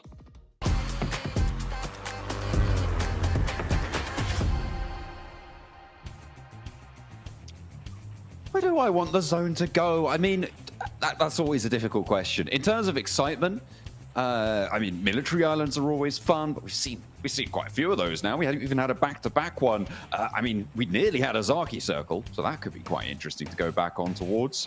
Nearly a Lipovka circle. I feel like we've been treated to some decent circle situations, but no Yaz Fields. We did have a little bit. No, that was out on the western fields by Hospital. Yeah, Yaz Fields. Let's go. Let's be mean. Yaz Fields. Mountain finish. Funny. Very good. Yes. Top performance here on the map, though. Silas, Wild, and Zedwolf. Loxy not being in there is kind of strange, despite most of the insane clutches we've seen on Erangel have come through from Loxy on Regnum Kaya. But easily head and shoulders above the rest right now is this team. Up towards Severny, playing path is very central this game, so really easy to spread out across the map. We'll wait and see where this circle does end up, though, and see if we do get one of those funny circles. Real ha-ha good times. Oh, yeah. I mean, you know what? Sometimes it is about those ha-ha good times. If we're going up north, it does put a lot of water into this zone blank. It's likely we're going to see some fast rotates coming on through from our teams down towards the south, getting up towards those shooting range hills, skirting around Stalbert as well. For Weibo, that's maybe good news here, maybe not, depending on who they come into contact with. Disappointed the nuclear zone have moved away from Mill to Power. They have been generally disappointing, I think it's safe to say, over the course of the matches so far in this group. But going away from the nuclear reactor in Mill to Power, that's the most disappointing thing about them right now. You know it's bad when John uses the word generally. That's everything, right? It's not no particular thing. It's just everything is not great right now. I would agree. I would agree, John. I actually would agree. We're told we're getting an interview. Oh, I thought it was with VP. I did think it was with VP there for a second. I'm very excited. It might be. I hope it is. It might still well be, but there's a little. I think we're on board with this because Havlik is a little bit back and forth with Lil Boy. I think just get away from there. If you can find a vehicle, yeah, he's got a vehicle. This is definitely a get out of town situation for Boars. They're on the 12th place position right now. You can't afford to be taking some interesting fights like that. Don't overcommit when you know there's weaponry inbound. But I believe the interview we have is with a player from VP, Blank. Oh, so we get to finally figure out what happened. Why? Please tell us. So curious. But we're going to head over to the stage now with Seven to deduce exactly what did go wrong on that Rondo, or what was meant to go incredibly right. Yeah, we'll see. And over to those guys on the stage. Welcome to a quick report with the 7WG. John, Blank, you asked me a question. If I could get it for you, I'm going to get it for you right now because I got Erangel from BP. Why did you end up nading yourself 3 players to be exact in Rondo? Так, на карте Рондо, почему вы взорвали себя? Ну, у нас была тактика играть один лонгардена, и чтобы не терять тайминги, мы просто взорвали себя. Потому что если бы мы поехали дальше искать, это было бы очень много времени. So we have a tactic, so we didn't want to lose the timings, and if we will continue to go, we'll just lose the timing. So that's why we made ourselves.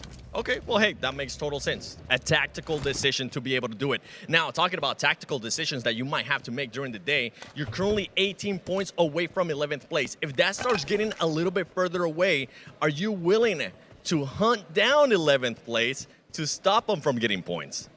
Так, сейчас ваша команда на 18 поинтов от 11 места. Будете ли вы охотиться на других команд до 11 места, чтобы ворваться?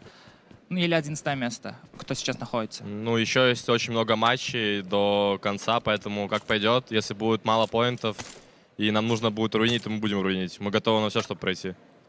We have a lot of matches now, and we will see what happens. But if we're gonna lose, we're gonna fail, we'll just try to ruin them and get less chance, yes, sort of for less chance.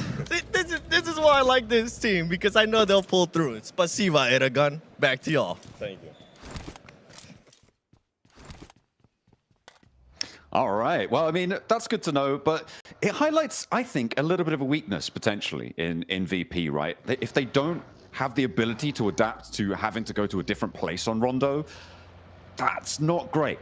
I think that's not the sort of thing that you can really be relying on. Sure, it's a new map, so your stratbook maybe isn't padded out in the same way as on Miramar and Erangel, but I mean, yeah, in my mind, it's not that. It's not a real confidence booster in their performance. John! Hello! Yes? Hello? I was waiting for you to get that one out. God damn. I know. Hey, look.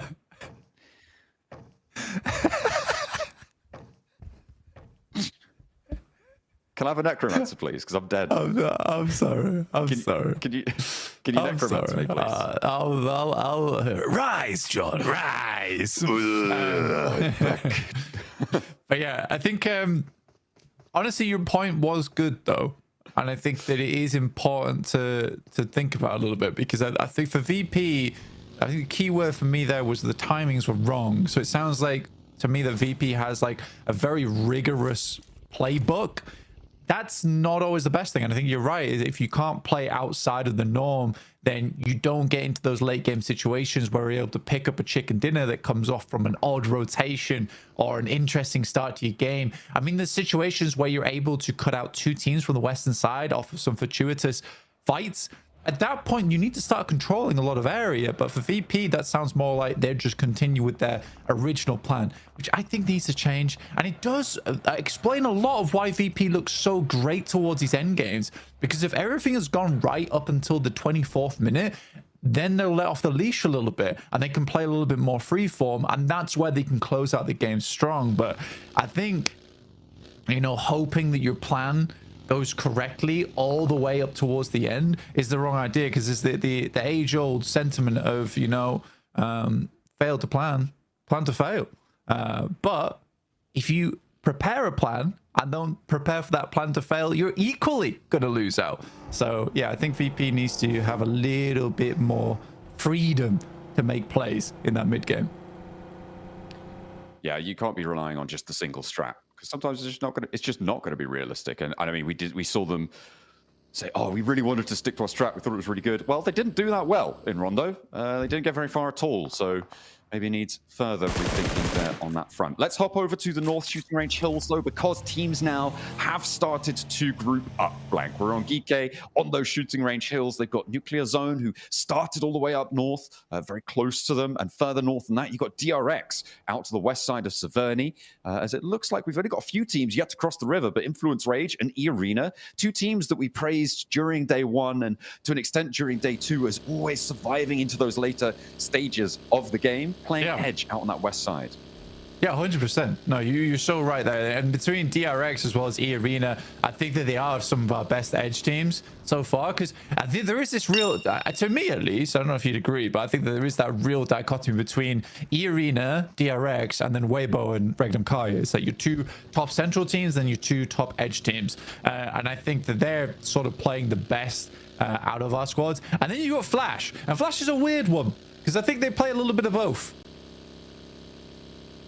Yeah, well, being adaptable in a lobby like this where, as we've said, a lot slower, although today things may be on for a little bit of a change if Rondo's anything to go by, a higher elimination count there than we've seen from them in the previous 2 days. So maybe a little bit more dynamism in this one, but being adaptable certainly has served Team Flash well so far. And right now, they hold the mantle of third place with Regenkaya and DRX starting to really stretch their legs here in towards the lead and getting into the sort of territory where they're guaranteeing themselves into those top spots, into those top three. The bubble in the previous group was 131, I believe. Regenkaya are very close to that already. Anywhere over 140, good news. Anywhere over 150, you can already start planning your trip. It's what you're going to see over in Bangkok, because it's very likely that you're going to be heading there.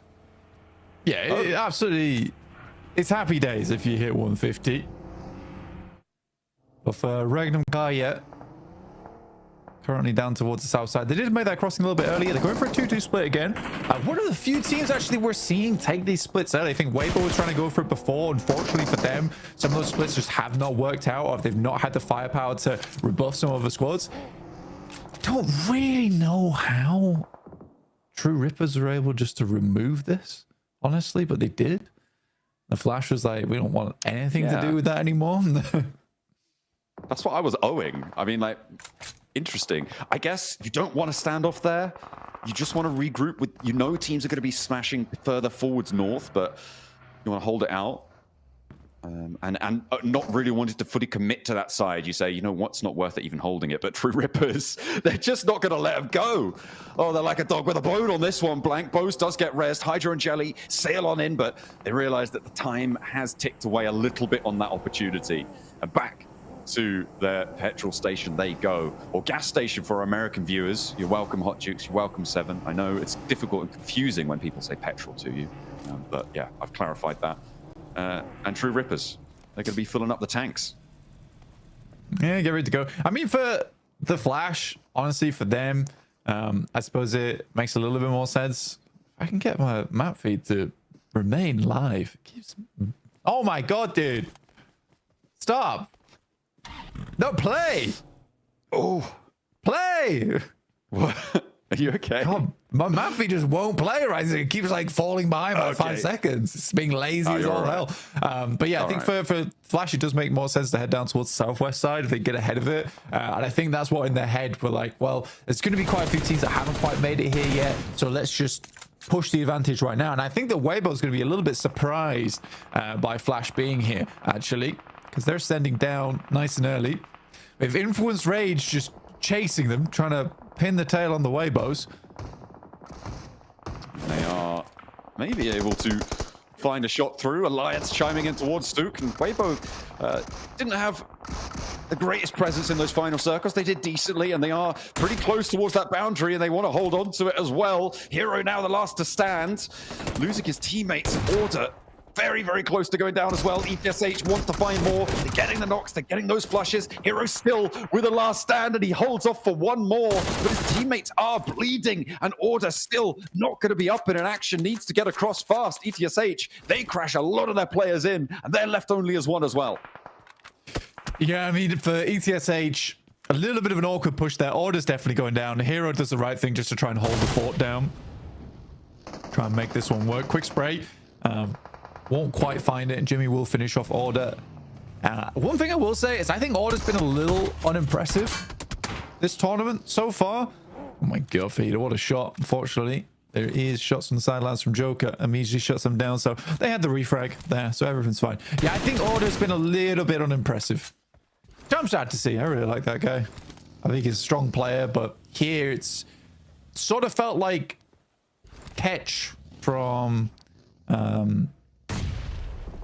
Ulf. Yeah, I mean, he has his off tournaments, and he has his tournaments where you're like, oh my, this guy's godly. So yeah, I'm a little confused. It's I mean, it swings and roundabouts for a lot of players. I mean, we've seen rises and dips from quite a few powerful players over the course of PUBG Mobile's history. It is just the way of things. Sometimes you have an off year, sometimes you have an off week, and you can't really afford for that to be at PMGC if you want to keep things going. But I mean, for Weibo, they're still up in 5th place. They're still 4 points behind 3rd place in a direct qualification spot, so it's not like they're dragging their feet on that front for now, but we are comparing them to past performance, which maybe is unfair, maybe not. It is a bit of a confusing lobby after all on this group. Things have changed. When you add Rondo into the mix, it gets all the weirder. The Boars, they are moving in from that western side right now, close to E Arena. They're also fighting around a bubble of their own, but this time it's around that 11th, 12th place bubble. Ooh, Circle heads down towards the southeast here. The Burmese Ghouls do grab themselves a location on the eastern side, but for how long will that stay in play? For Alliance as well, they need to move back out from that south side, push over towards the north here. But for Regnum Kaya, they're going to get a move on. Influence Rage will be in front of them. Weibo still hanging on with their one player in Hero.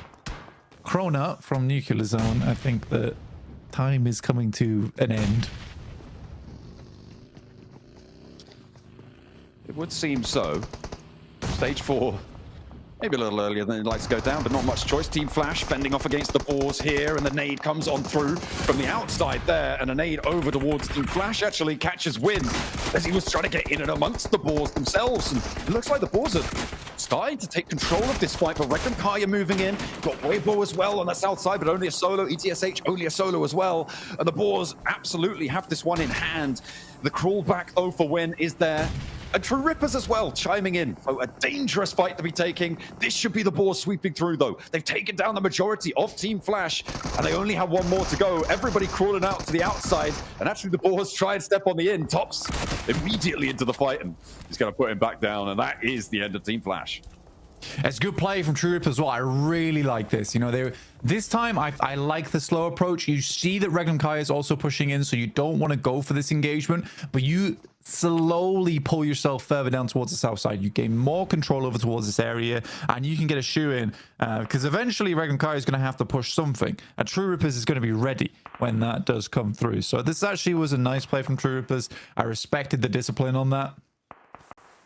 Arcred just have a really nice spot to play out the rest of their game.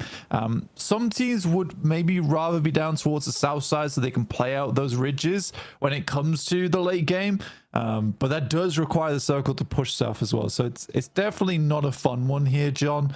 There's a lot of ifs and buts when we come through to stage 5 and 6. Yeah, there's a couple of questions that desire an answer. Or at least we desire them to be answered. Sure, plenty of players are dreading what that might be. As at the moment, we're on board with VP, looking to guard out that influence range position. I think under the bridge at the moment, I mean, it's not terrible of a spot, but not favorable for the time being. If it shifts over that direction, it starts to go up in value slightly. E-Arena under pressure, True Rippers. I mean, they're really getting stuck in. To be fair to them today, they have not been bowed out. They will not be cowed, and they will look for these fights, it seems. Willing to get stuck in, but a little bit slow sometimes on pouncing on those opportunities. So the thought is there. The execution just a little bit faster, and maybe they'll be able to jump up into 11th. I mean, it's not looking terrible, right, for True Rippers. I mean, 49 points. There's still a lot of chance today to get up towards 11th, which is 64. So they're only 15 points behind now. I think it's definitely possible for True Rippers. I think they are learning quite quickly. And even if that last match, like, that's a big adjustment right there, even then, on that engagement of how they played it out. They pushed down. They were like, we need to take advantage of this moment. Then they saw it was getting a little bit hectic. They didn't want to get third party by Regnum Kai, so they pulled back. So I think the overall decision-making process there was really quite good from True Rippers. And that could have gone horribly wrong for them if they actually crashed onto where Boars is currently playing.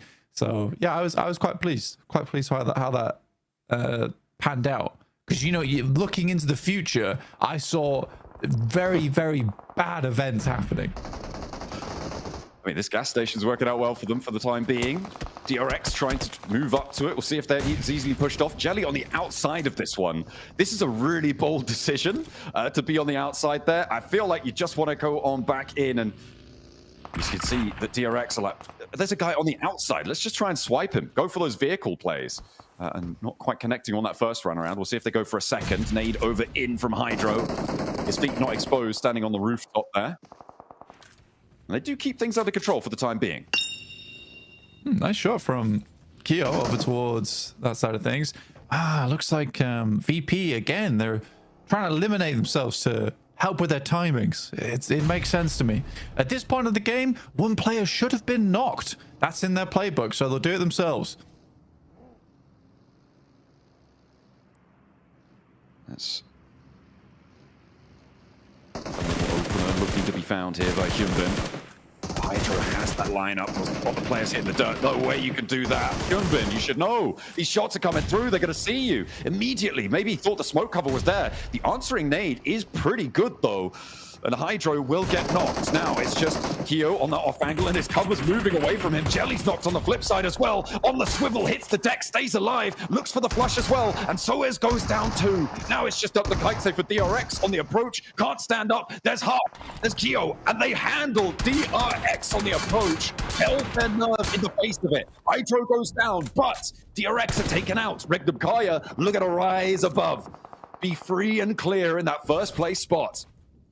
Yeah, I mean, for Regnum Kaya, after this game, they're playing it slow now, and absolutely fair enough for them to do that. They know that right now, for them, it's 16 more points and they're done. There isn't massive prize pool difference between first and third place, but getting over towards 150 points off the back of this game, they've basically finished by match 2. So I think for Regnum Kaya, for them, all that matters is just getting a late placing in this game. For True Rippers, though, taking down second spots, big news for them. Very, very big news for them. They did hold a lot of angles there, so it was slightly easier, but still, they held their own. For DRX, it's slightly more unfortunate at 123 points. But again, they're getting very close. They're also getting very close to finishing out that day. It felt like a little bit of mistiming there by DRX with Hyunbin going for the lie down. He should have known that that angle was completely visible. The smoke blooms just a moment after he went for that play as well. So I wonder if that was what was happening there. Unfortunate for DRX losing that one out, but really good stuff, as you say. 4 True Rippers, very, very happy with that fight for them. A little bit messy in the middle of it, but they kept things together. Not sure what Harsh is doing still back there, but their options were very limited. We're on board now with the Burmese ghouls over towards the river, and actually Virtus Pro doing a lot of work against them. Blank. Looks like they've got the counterspell coming on through. Your necromancy might be coming to an end on this game. Oh, don't count them out yet. It's still playing down towards the low ground, and the nades could be good. That one looks fairly on target. It's a lot of damage done. Needs a bit more chip on that side of things. Eragon is very lucky. He will get 70% of his HP back. I think the nades should be running dry soon. What the hell? Burmese Ghouls still have some back in pocket. I mean, Ichi's still got one more. DBS now pulled out. The maximum effect. Ooh, a lot of damage from Virtus Pro's nades. Godspeed has to dodge the bullets and be effective with his own. Ichi lines them up, but Virtus Pro answer. And in a 4v2, that's not the sort of trade you can go for. They get the flushes, and that is the Burmese Ghouls down. But Alliance have the lineup. They are 2-2 split right now, and they've watched all of this unfold. Eragon to fall, and there's a lot of damage sidling its way on over to the Virtus Pro camp. They're looking for the reses, looking to keep this one going, but Cluck wants to stop it, wants to stop these reses. Looks like they're not going to have too much luck, though. And the fold back might need to come through. Yeah, I think for Alliance, they did as much as they needed to do there, which was to move up, finish off that fight, hurt Virtus Pro a little bit, and then move back down again. Hero does go out as Alliance are able to hold on. This is probably the best Alliance game we've seen in quite some time now of the 7 elims so far, with a really controlling presence. I talked about this earlier, John, that ridge down towards the southeast side that currently we're seeing Alliance play around. Very valuable, but requires Circle to come down here. It in fact did. So now Alliance can get a good game off this. Basically, they just need to hold on to that angle, looking over towards Virtus Pro as they slowly move their way down. But for quite a while, that's going to be the only threat to them for quite some time. So I think for Alliance, this game can be played out pretty carefully towards this eastern side. We're on this eastern side. You say Alliance just keeping Virtus Pro on their toes. A lot of damage being poured on through this open hillside is not their friend. And it looks like, yeah, Arc Red are going to chime in from that northern side. They've spotted blood in the water blooming around Virtus Pro, and they are like sharks to it immediately. Glory 22, he's not even stopping on the hillside. He's like, okay, I want to know what's going on here. More like piranhas, maybe, because they just feast upon Virtus Pro, not even worrying about Alliance across the way. Somehow Voston doesn't go down to it, but they do manage to clean it out. And I think at this point, Arc Red, they've done their job. They now actually have a decent amount of control with this flex out. Yeah, pushing down this side was pretty good from them. And I mean, Alliance were slightly more preoccupied with Virtus Pro, and it means that with Arcred being able to get towards this spot with no knocks going their way, yeah, they actually are able to get a lot done from this spot. Jimmy on a wide off angle, trying to find some of these players coming through from Arcred. Jelly also getting towards an end game as a solo. Quite important for at least ETSH and True Rippers here. For Boars, I am kind of worried for them. This is like the first time we've seen them in a proper end game. But they are in 12th place, John. Which is further than I expected them to go. All right, well, fantastic stuff. I mean, it's further than I expected from them. I mean, I'm not going to back down from the comments I made about Boars at the start of this group, right? They are a team that I'm really not expecting a lot from here. So to make it to last chance would be a massive victory in my book for the squad to be able to keep things going. And right now, they are on that cusp. And with a good game here, as you say, they could be jumping up to join that top 11 spot, push Twisted Minds out of things. But they do have to convert here. With 6 elims, they're a little bit on the outside, and they've got Regnum Kari to worry about on that south edge. With Silas already stepping his way into the zone. I mean, Silas moving down towards the south side. Alliance are really preoccupied with Arc Red, so they even spot this push. Finally, Olio is able to look over this way. But for Regnum Kari, they've got to deal with Boars as well. That was ambitious. Very, very ambitious coming through from Regnum Kari. Yeah, that's a bit of a mad regroup there, but again, as you said, most of their day and most of their group is pretty much under the belt. It's tucked away and secured. They do want to go further, but they've already managed to ladder up and get a fourth. I was about to say third place, but that was actually Silas who went down just there and get a fourth place. So pretty decent stuff, getting 4 points. What was it, 5 elims as well? So a total of 9 on the match. That's pretty much done and dusted. They're very happy with that. Even after a mad regroup, the Boars starting to suffer on the hillside. They are now down to just one player, Exo, remaining, and he's not going to be getting Havlik back up. This is a big game now, though, for Alliance. If they win this game, it sees them safe, right? At least going through the last chance.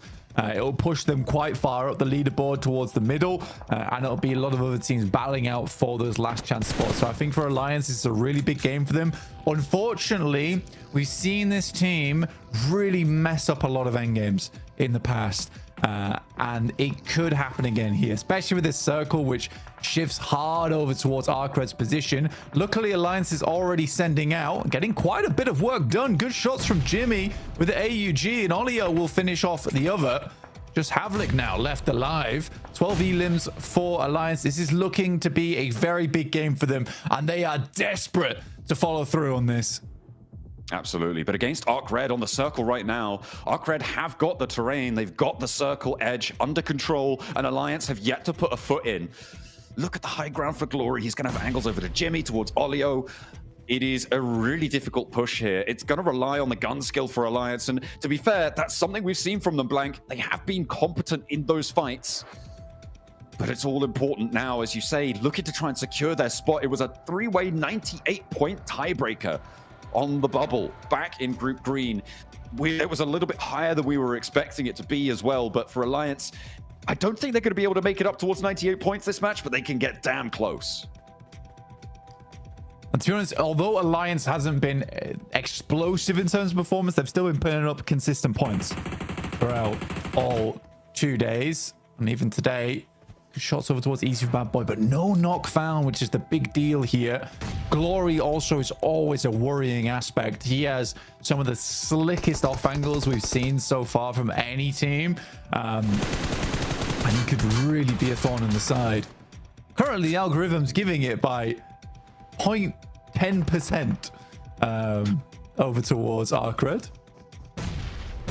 But it is going back and forth. I mean, it's getting closer by the second. Oh, Cluck not going down there is huge news. Glory desperately wants that nade to find it. So much needed, and he will be able to connect. Cluck going down there is disastrous. Holding that position would have been brilliant. That's why I was so excited for them to be able to stay up and alive there, because it's unlikely you can go for that res and immediately Arc Red pounce. They're moving around. The Piranhas of the lobby moving through, and it's all coming crashing down for Alliance. Immediately 2 more knocks found, and it is not to be denied. The Piranhas swarm, and Iftar, the last to stand against them, looks to try and find one, get a point on board, but from the high ground, it's shut down. It is Arc Red. Alliance just cannot play endgames. It's sad to say, but it is the damn truth. They cannot play an endgame to save their lives. Closing games out is just not a possibility. For Arc Red, this does push them quite far up the tables, though. And I'd be excited to see what the desk have to say about it, because I wasn't quite following exactly how far they were going up the tables there, but I do think that it puts them in striking distance, at least. Yeah, absolutely. It's still a good game for Alliance, right? On that match, they were able to earn a lot of points. and get deeper into the middle of the tables, which is where you want to be for those last chance prospects. For ArcRed as well, see where that ends up sitting them. It's getting nice and close still around that third place bubble, but really at this point, it seems like maybe only one position is malleable in those top three, with DRX, with Rekkenkaya starting to lock down those top two.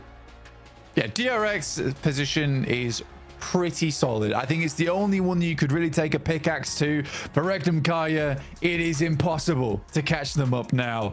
But some of the other teams, they are still absolutely pushing for that third place.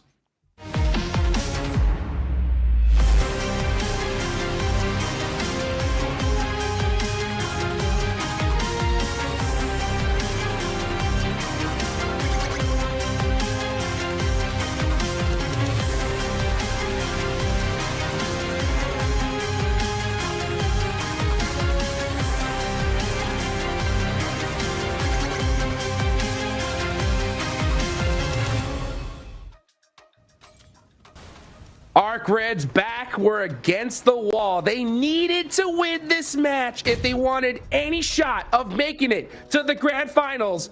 And boy, do they do it right towards the end here. Alliance put up some serious points as well. What a way to start off Erangel, Max.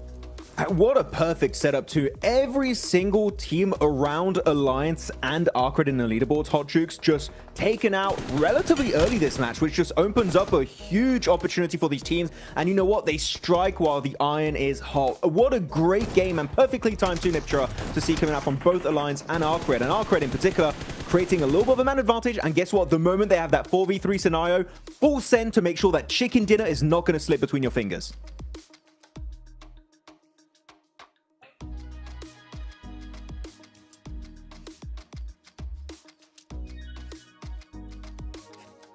An open mic. They definitely need to have an open mic. That would be fantastic. For goodness sake. No, I think it's really, really nice what they did here. They had, like you said, the perfect setup with all the teams around them going out. And we were talking about it before this game, right?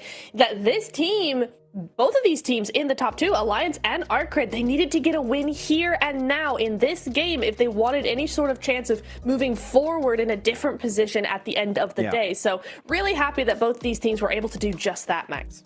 Yeah, sorry for laughing at your muted mic. Damn it. No, it's fine. It's fair. It's fair. But no, Alliance, I'm very excited. I think that you in particular, Niptra, are going to want to break down their map rotation for Alliance, because they had some very interesting setups for them to be able to get to the late game. So we'll go a bit deeper in that at some point in time. Let's get ready for some highlights. And man, the mid-game stage had so many crashes. Hotchix, I think we're finally at that point where teams are like, okay, we got to do something. We need to go for these big plays, and the crashes are beautiful. Oh, I can't tell you how excited I was for this match just watching it, because I was like, it's about dang time. And everything worked out so perfectly for ArcRed, Alliance in particular, because we got, towards that end game, 2nd through 6th place were out early, right? Rekkenkaya, if they get points, it's pretty inconsequential at this point. We know they're going, right? So for that 3rd spot, this was the perfect scenario for ArcRed. I mean, True Ripper's also in this one. Look at that, winning a big fight versus the likes of DRX. And I'm not sure if it was intentional or not. I think they were trying to maybe bait DRX towards the wall so they could actually shoot their feet under that wall and actually create a little bit of a man advantage. I don't know if that was intentional or not, but if it was intentional, a big brain play here coming out from True Rippers, as Virtus Pro getting a bit humiliated in that position. If you're a good approach, but the off angles just decimated the entire squad. Yeah, they got off-angled to smithereens, I think is really appropriate to say here. And it was unfortunate. They tried to do something with it, but again, we're just not seeing that confidence in their plays. We're not seeing that full sweep that we need to see, especially in that zone. But we are going to go over to these team rotations. I love this graphic so much. And you can see here that the Boars and Alliance, both of those teams had to go into the zone, right? The biggest rotations coming in from them. But you see here Alliance, look at that spread over Garden, right? Really controlling that south side, making sure teams can't really cross that bridge until Alliance have had their share of it, right? Until they're done with it. But they move across the bridge, taking advantage of the fights that were happening on the north side, right? taking advantage of those fights to actually move in, not to get elims, but just to move their own position forward. So you see them make that full rotation across the bridge. And then here is what I love to see. This next zone shift, you see two go over towards VP's position, controlling that area. Arcred do the same thing, to be honest, and well played there, right? But I just love how we are seeing Alliance really being able to move around there, and 20 points is going to be their reward for that. I mean, the setup player for Alliance was Jimmy. He was going next to the Riverside, and he was making sure that he had an angle on both Virtus Pro, and after that it was Arcred, and he was really stopping a full-on clash from happening in the first place. So really, if we had to go for one MVP, maybe not stats-wise here, Hot Jukes, but at least positionally speaking, it would have to be Jimmy, because oh my goodness, that guy was a godsend for Alliance. Dude, Jimmy's been going nuts all day today. Even in Rondo, right towards the end, we saw him putting up some serious points. So this is a huge charge from Alliance. I'm just saying, if somehow, some way, this squad, Neptura, is able to make it into the top 3, it will be the comeback of the century, like without a doubt. Oh, it has to be, right? Because it's the final day. It's you're down in the middle, in the mid bit, right? In the middle bit of the lobby, and then you come in with all those points. I mean, this is exactly the springboard they need to make that, Max. But that would be such a storyline. I would love that. Sorry, I'm a little bit cringy because Flash got 0 points. Yup. I don't like seeing Flash getting 0 points. They might be slipping out of the top 3 after that performance. Here we go, though. Arcred Glory gonna be our glorious MVP for this match, with a total of 3 eliminations. But yeah, the negative, Team Flash losing steam, losing momentum, that confidence, that presence in the late game scenarios is just not there for the squad. Win might have to rename to losing, because right now he's not taking the dubs. Let's take a look at the leaderboards here, and oh my goodness, that 3rd place position is now looking scarier than ever. Arcred are not that far away, only 6 points away now. Flash just haven't been able to put up anything here. And now, I mean, even Alliance, they go from 11th all the way to 8th, Max. This is getting crazy. I mean, they're lucky that Arena only got 1 point, is all I'm going to say for Team Flash. They got a little bit lucky in that scenario. But yeah, looking at that, Arcred able to jump up, finally escaping these middle ranks and able to slowly begin the ascent. Here, just behind Weibo, 3 points away. Arcred, they could pull a go. They could be the surprise factor, Niptura, and just snatch away a final slot literally in the last few matches of day 3. I mean, I'm really scared for Flash. When you think about, we have 4 matches left. I mean, Arcred starting this momentum so early on in the day, so decisively as well. Like, it wasn't just the zone was handed to them or anything like that. Yeah, they held a compound for a long time, but as soon as they had to push, they pushed. They pushed in style. They had the big split over the rest of the circle. They were moving for that control. They were trying to move other teams around as well. So for Arcred, there's a lot of mentality there that I see in them, that it's like they are confident in that push. And so this game is very scary for Flash. Also strong performance from Alliance, as we already said, right? Able to jump up 2 ranks from 10th position up to 8th. And Boars escaping the red zone at the bottom of the rankings. Boars definitely going to be over the moon about this performance. So really, really happy with them. Havlik actually being a top performer. We know this guy's an absolute OG in his region. And Havlik kind of, we know, can bring some big numbers on any kind of stage, especially the global stage. As Olio, though, sneaky angle right now. You're able to get that huge spray from like, what, 150 meters, 200 meters under the buggy. That was insane accuracy from this player. Yeah, insane clutch indeed. And that's going to contribute to one of his 5 eliminations coming into this game. And you talk about, you know, how we were saying, I think yesterday it was, that a 2.5 average elimination is insane, right? We don't talk enough about how insane it is to get a 5 elim game for one player. Like, especially in that zone where you're looking at a lot of other teams as full squads trying to get all the sneaky angles. And so for Olio, for Jimmy, to get 4 eliminations is pretty crazy. Like, there's a lot that's going on there. You got to be real quick with those peaks as well. Like, some really, really good skill coming in from these players. I'm sure Sakura from E-Arena's like, yeah, but I got 11, so like, you know, you're bad. Compared to me, Sakura. Sakura, you had a mountain. Come on now. Rondo. What a crazy game. You guys want to hear some crazy stats? Yes. Let's do it. Yes, please. All right. So at the start of the day here, Alliance, they were in 11th place. All right. In order for them to make it to 3rd, that was a 49-point difference. Okay. A mountain to climb. After these first 2 games, They have closed that gap down to 23 with 4 matches left to go.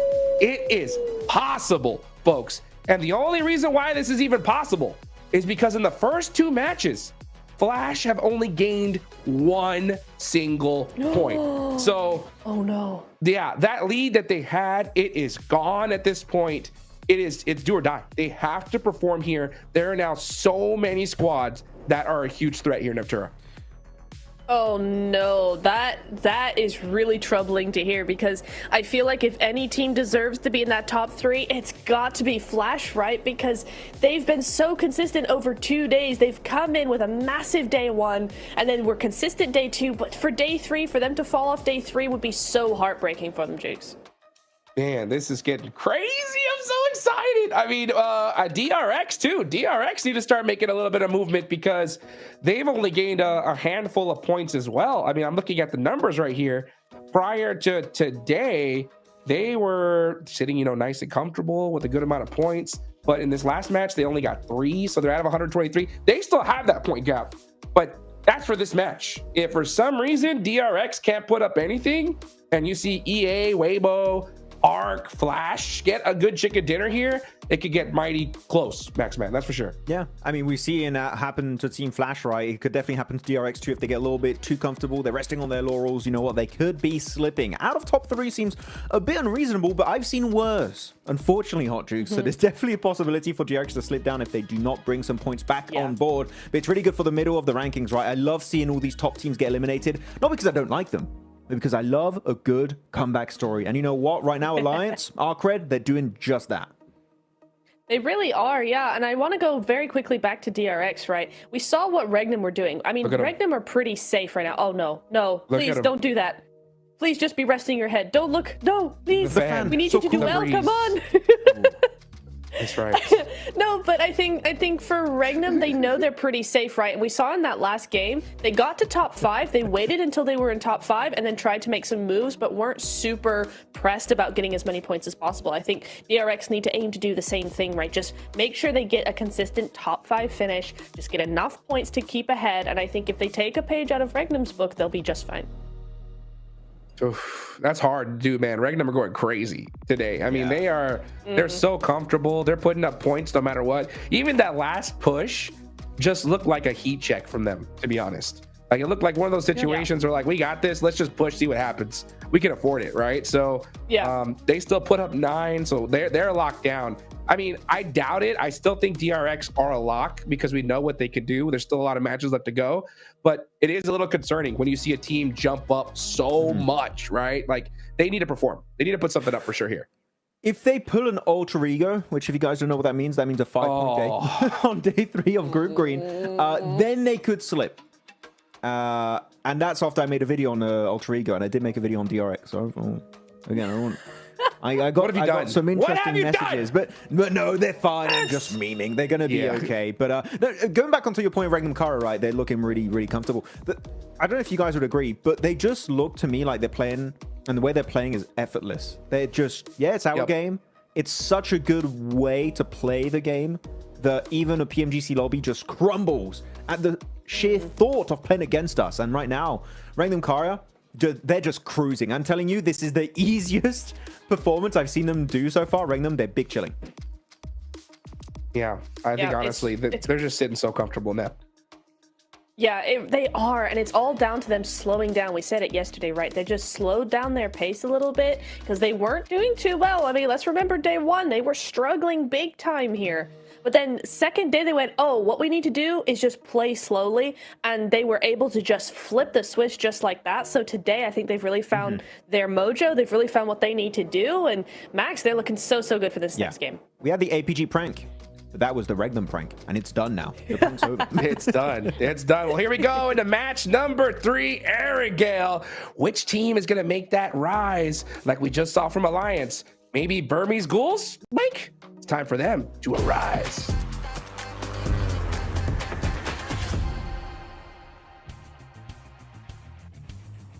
Whoa.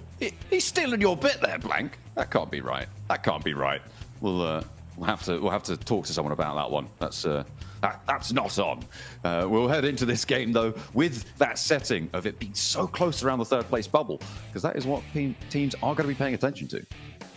Yeah, I mean, for Burmese schools, they need to rise again here in this game if they want to get something done. I am a little bit concerned, though, and my necromancy powers aren't quite coming through to help them out too much here at the moment. But again, there's definitely much more important teams that I'm invested in at the moment. I think for Regnum Kaya, we can probably stop talking about them altogether at this point in time, John, considering they are currently in first place and with the amount of points they've been able to get, and I think Erangel is just such a strong map for them overall anyway, it's likely that they should be able to get through towards top 3 now with no problem at all. We're looking at DRX to finish out the race, finish the job, and our third place team to make themselves known. That is the question, isn't it? Right, DRX are primed, the princes of the lobby right now, to jump up into that second place. They could take first place away from Regnum Kaya. Oh, goodness me. But this is where you want to try and test for a third place team. We are going Millie off a north plane path as well, which means nobody is dropping there and will start there early on. It's about moving fast. It's about moving now. For our teams looking to try and control those points around the bubbles, it's all or nothing, and to the skies they go. This might actually work for... No, it's not. They're all the way up near Severny, up near shooting range for nuclear zone. That is a long flight. It is a very, very long flight to go for, unfortunately for them. But we'll see how they make it happen. We have no teams in South Africa, John, which is crazy to me. Absolutely crazy. So see if teams can get there quick enough. Avertis Pro, I imagine it's a swift descent towards the south side of Mills Power and pick yourself up a boat or so and get through to Novo, which is free. Twisted Minds, though, Chudo does get knocked by Havlik as they attempted to make that early cross. Getting across early. I mean, that is the name of the game, right? No quarter given either. Chudo in the middle of the road gets run down. And that is nasty news around a bubble place team, and actually two of the bubble place teams going very early into the scrap. Good news for Boars, though. They're up into the top 11 blank in that 11th place right now with 67 points earned added to their tally. They are far from safe, but it is good to see. Twisted Minds not so happy with this one. No, it's a rough start. It's a rough start. Max is saying this is a ghoul circle. Technically, if they were here, but it's going to take a while for them to get down. Currently sat over towards Watertown at the moment. But they'll get a move on, I imagine, eventually. Twisted Minds do end up over towards Millie base. It's a central area, but playing as 3, I believe. Sometimes you can get caught off guard here with like a small sliver of HP, but I am curious. Yeah. I think Twisted Minds are actually split. I don't know how. I think only one of them is in Millie base right now. The rest are still on this northern shore, north of DRX, who are now trying to cross this western bridge. Boars set up a roadblock. They want to try and farm this one. This is the position that we saw Regnum Kaya do incredibly well from in that previous military circle that we had. They won't be there this time, though, Blank. Boars are trying to take up that mantle, but it's probably more profitable generally to be going further inland, right? Get in and across fast and see what you can find. Silas grabbing a jet ski and actually just going to head straight on over the water. Not got to wait for his teammates. They are already, it looks like they're already swimming. Yeah, getting across nice and early. The hovercraft. Making no pauses there. I mean, from the small dinghy into a hovercraft is quite the upgrade, John. Oh, yeah. I imagine they spotted it across the water. He jetted out, and now he's going to be able to pick up the rest of his team. And you're right, those hovercrafts, really powerful for these crossings. We've seen them develop moving forwards. Another team going for the crossing right now. It's Alliance. We're going to be heading on with Jimmy with an interview as well. 7WG was able to catch up with them after their match. They're in 8th place, 85 points. Let's see what they had to say. Welcome to a quick report with the 7WG. I'm joined by Jimmy from Alliance. They just put up a great performance. Let me just break it down real quick. Day 1, you put up 39 points. Day 2, you put up 19 points. This match, you were able to put up more points than you did in Day 2. What happened in Day 2? Okay, kalau kita tengok hari pertama korang dapat 39, hari kedua 19 dan hari ketiga ni baru beberapa game poin korang lebih banyak daripada semalam. So boleh ceritakan tak apa yang terjadi pada hari kedua semalam? Apa yang terjadi, mungkin kita orang terburu-buru lah untuk pergi ke dalam circle and ambil division fight, and itu saja. Mungkin saya buat keputusan yang terburu-buru, and hari ni kita orang dah reset dah. Yeah, I mean, I think as a IGL, I make a lot of like rush decision, like such an example, like we too rush to get into the circle, and I think that's one of the problems that we encountered in the day 2. But yeah, as usual, we already reset, and yeah, we're just gonna focus on today. Okay, well, the reset definitely helped out. You're currently 19 points away from 11th. Now you got a cushion sitting in 8th place. What are you looking to do for the rest matches today to make sure you stay within the top 11 or maybe push to top 3? Okay, sekarang kalau diikutkan cuma 19 poin berbeza dengan nombor 11 dan sekarang korang adalah sedikit gap yang boleh dikatakan seronok jugalah. Sekarang korang dekat top 8. So apa plan korang? Adakah korang nak maintain ataupun mungkin aim untuk top 3 ataupun just duduk dalam kalangan top 11 tu? Untuk sebenarnya untuk main goal kita orang nak top 3 and kita orang masih ada lagi 4 match. So nothing impossible. So kita orang nak top 3 and kita orang will do it much more better untuk this day untuk kita orang dapatkan top 3. Okay, of course. I mean, the aim is still top 3. I mean, there's still 4 games, and I think it's achievable. And I'm very confident that we're gonna try to climb to the top. And yeah, we're just gonna do much better. I like the reset. I like the confidence. Terima kasih, and also Salamat Hari Jadi, Melvin. Back to you all. Let's see what Malaysia can do today.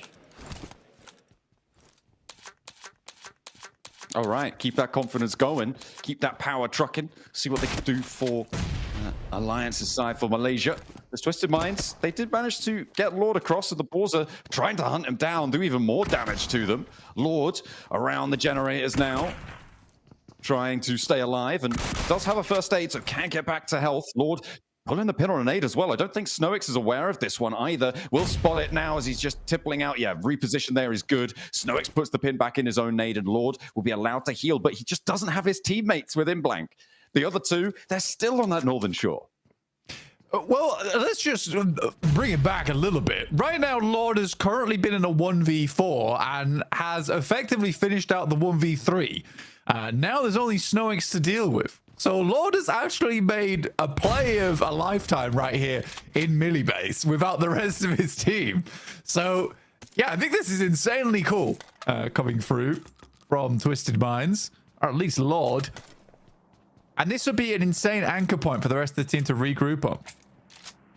The shift goes over to Millibase as well, and you're right, if they can get there, it might be pretty profitable, but we'll have to wait and see, because Snowix is still alive, and I think they're looking to disengage from one another. Lord doesn't want to bite off more than he can chew, but he has been plenty violent on the inside there against the Boars, and I mean, we missed a lot of it behind that interview, but able to stand tall and actually take back that 11th place spot from the Boars, who took it from them on a neck-and-neck tiebreaker right now on 67 points. There is a back-and-forth conversation to be had, but you can't count the teams beneath them out either. Virtus Pro and True Rippers both wanting to jump up there as well. I'm paying a lot of attention now to this east side bridge as we're on board with Team Flash. There's about 4 or 5 teams now looking to cross here. Flash waiting, looking over towards ETSH. Flash still holding on to 3rd place at the moment, 109. Arena far out in the blue, currently still trying to push in towards the circle. They're around hospital at the moment, so it's a long journey. Same for Weibo, but Weibo's just coming out from the blue now, around shelter.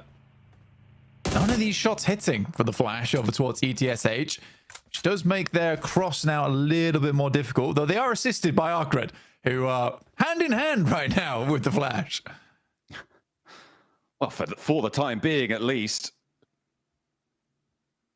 Looking to try and keep things going against ETSH, and both of them, Arcred and Team Flash, looking for that 3rd place spot. both teams competing for that area of the table. ETSH very much not.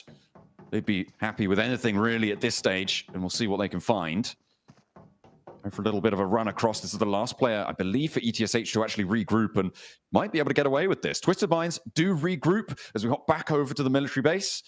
Snowix on his own. No recall beacons here in Erangel. And Twisted Minds with 3 actually making it through in a way that maybe nobody expected. I mean, for Twisted Minds, it is a crazy performance from them. I mean, all down to Lord, personally. In that 1v3, the fact he's able to hold off the boards is just a monumental task. But well done to him.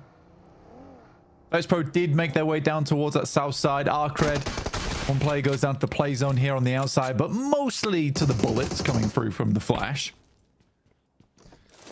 Yeah, that's going to be the major damage dealer here in stage 2. And this is good news as well for Team Flash, again, defending their spot on the tables. It's just unfortunate. There are so many teams who are looking to try and push up towards them. Fortunately, though, a lot of them actually also stuck in this traffic jam blank. We've got Arena, who can't even see on the map right now. A big south shift on this circle as well, by the way. Keeps that south coast in. Yeah, Team Flash, Arena, Weibo, Arcred, all trapped in the traffic jam from the northern side. So maybe for Arcred, this is really good, or Team Flash, this is really good if they're able to control this east bridge. Yeah, it's going both ways right now. Both teams kind of concerned with getting across here. Weibo are off in the distance, currently taking some good shots though, and getting some points on board for their troubles somehow, some way. It's very, very packed in over on this eastern side. Very hard south shift down towards Sosnovka too. So VP feeling quite confident with the way that one pans out. Alliance looking to do more, as they said in their interview, and see themselves a little bit safer towards that top side. Currently 85 points. You know, it's not out of the world of possibility right now to still get into top 3 if you're a team like Alliance on 85, but it will be a difficult run for them. And as we know, they don't really have that staying power towards the end of the games, and I think you need that if you want to make that final push at the end of the day. Geeke, it is a wild run out, and it goes terribly. Yeah, they are not going to go too much further, and the points split apart as Twisted Minds. Oh, they have Regnum Kaya to deal with now, and that's a little bit taller of an order than going up against the Boars. If you are able to go for a 1v4, but Lord does want to finish the job and will be able to do it. A technical 1v4 here going through from Twisted Minds as Lord is able to get that final elim on the last Boars player. Goodness me. Okay. Finally done and dusted. Twisted Minds, though, down to 1. Balls out. Regnum Kaya just sailing in. It seems that they're not done quite yet, Sean, which I find surprising. I feel like for Regnum Kaya, at some point, you just kind of want to be like, let's save some of our energy for the Grand Finals. But no, they are looking to get as much experience as they can in these games. I think that they easily have the highest survival time out of any squad inside of this lobby, which means the highest amount of practice out of any squad inside of this lobby so far. Influence Rage on a very... Go on. I was going to say, and they'd be playing through the whole gauntlet as well, so even more under the belt, and against some of the teams that, if you haven't played in that gauntlet, you won't have faced up against. Yeah, no, and again, it's nice to see, especially getting as much experience versus DRX as well as the Flash potentially. It is something good, and like you say, also for last chance, like depending on which teams make it through there, you also have experience against them as well. And it's so many more hours of footage to go over before you go towards the Grand Finals. I think that's something that is like underestimated quite a few times for teams, is the amount of footage that you get from playing out these matches. For some of these teams, they're getting less than an hour's footage sometimes after day 2, just because of the amount of time they spend dead. So I think for Regnum Kaya, this is really good because you do have quite a bit of time now to really go back over the VODs before you head over towards those Grand Finals. Yeah, absolutely. Getting yourself that research time, that research period, very important. But for a lot of our teams, it's all about just getting there in the first place. I feel like, I mean, Influence Rage, we're on board with them right now. This was a team who was back and forth, in and out of those top spots, and now they're very much at the back of the queue for it, with Alliance almost in a position to overtake them as well. They are the team that is the furthest behind of the chasers, but if you can take down Weibo on the approach, that is great news for Influence Rage. Nuclear Zone as well, looking to find a spot as Krona, not going to be able to do so. Hero spots him up the top there, wonders what he's doing, but actually the rest of the team are here for a little bit of retribution. Hero borne down upon him. Yeah, he's not getting away with that one. You can crawl upstairs all you like, mate. Your health bar's nearly zero.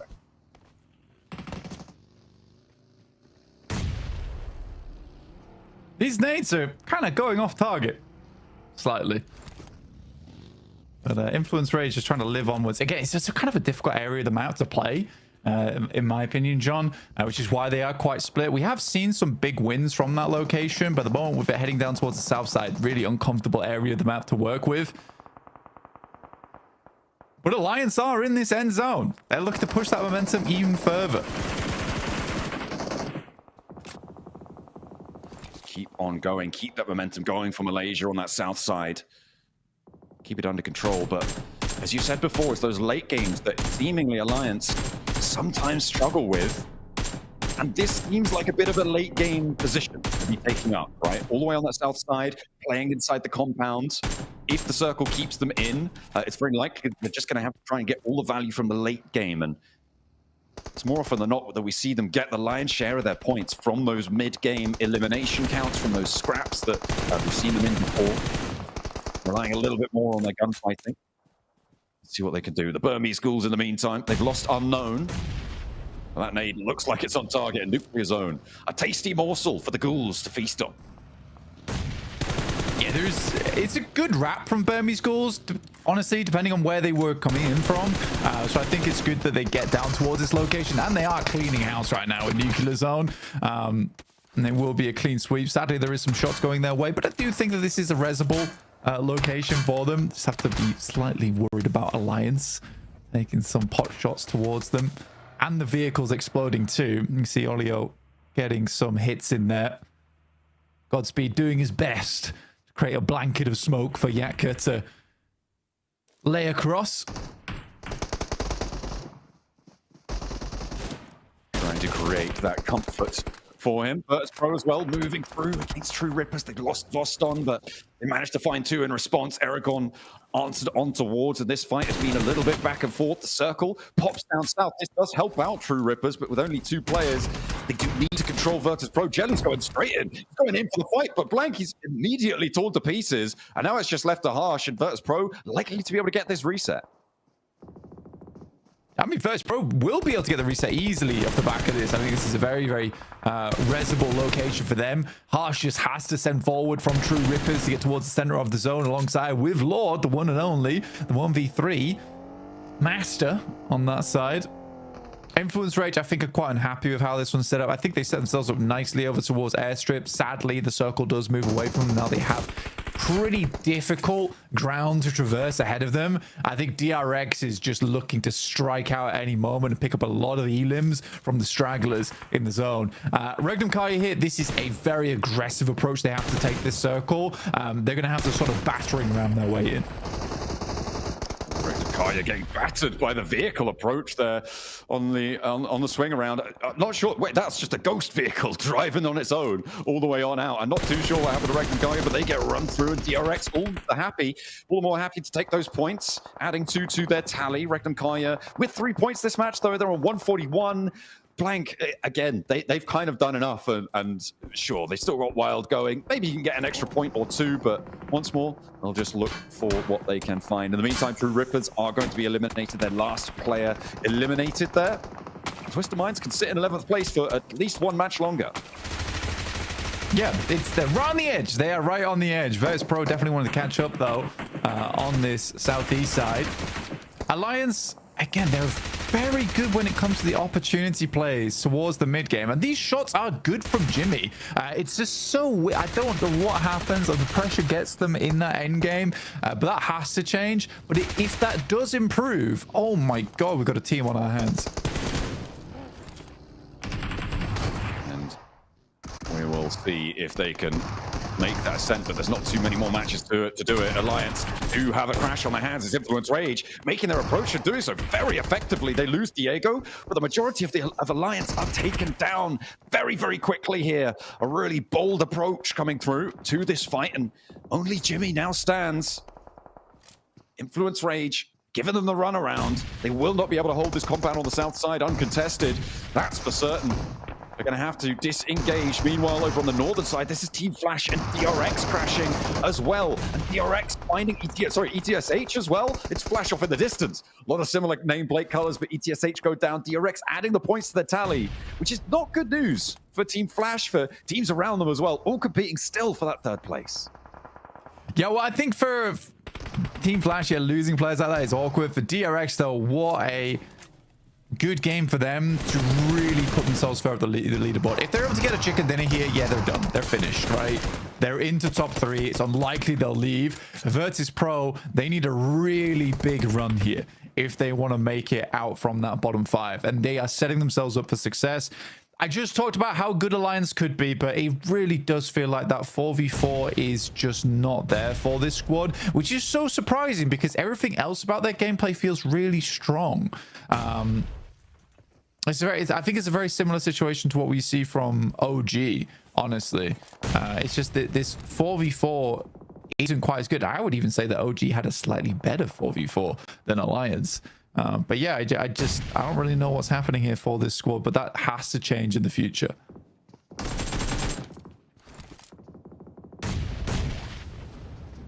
Players still alive though for Alliance. They got this match, solidifying themselves. Remember that 98-point three-way tiebreaker bubble on 11th place. They're getting pretty close to that now. With still 3 more matches to play after this, including another Erangel. It should be okay. So Influence Rage, but Influence Rage wanted to jump up a lot further. E-Arena, I mean, a lot of these teams in that 3rd place competition have had a tough game here. E-Arena will be going down here as well. Arcred, Weibo, E-Arena, all out and eliminated. The fact that Team Flash are still alive is massive for them. And they're alive as 2 in a not terrible position. If Influence Rage lose a player here, all of a sudden their southwest spot is looking pretty great for a top 4. Yeah, I think so. I think Influence Rage looking just to clear out the rest of Alliance and then potentially push over towards the roadside. The roadside is going to be the most difficult spot. Max brings up a really great point as well, is that the hovercraft here that DRX, I think they have on board, is going to be huge in this zone because it is quite open, and having that massive bit of cover, which is essentially a wall towards the end game, is really useful. Not only that, it's a wall that you can maneuver. So I think for DRX, like we say, if they're able to close out this game, that's their run done, and they're in the top 3. For Virtus Pro, it's all the more scary for them because they are in the bottom 5. They're at risk of going out. So although for DRX it would be lovely to finish off the day right now, for VP it means all that more for them. Influence Rage, find another Law, goes for the spray and immediately goes to flush. They clean it out and they don't take too much damage. So can they transition now for Influence Rage over towards the center side of this circle, because they've got the 2 players in the way from Team Flash, and DRX covering the run out. Finding the shots over to DRX would be huge, but Lorison doesn't quite connect fully on the spray down there against QXZ. The vehicles might be going up in smoke, and DRX maybe overexerting themselves over on that northern side. They'll have to bide their time for a little bit longer. Erangel gets delivered. A little drop, but I don't think he's going to be able to stretch his legs far enough to be able to go for it. I mean, he's already got the ghillie suit. What more could you ask for? In this kind of zone, it is a really big blessing. Grows it up in front in that side, that loot crate, which will be nice for an endgame. Honestly, extremely potent weapon. I imagine he'd immediately switch it. Oh no, I think he's, yeah, maybe he's just happy to have the 3x on the M4 for the long range. I guess with the shotgun as well, you sort of do want to hold on to that because the Groza does kick a lot. It might be something, especially with this circuit, it might be something he switches towards later on when players get closer to him. How does Influence Rage do this? This is a really tough approach.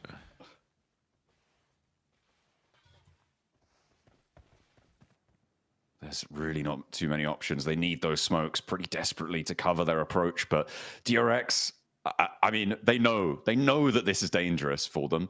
And they're all too willing to take those points, right? Jump up over that 130-point boundary, up towards the 140s, get themselves a lot safer.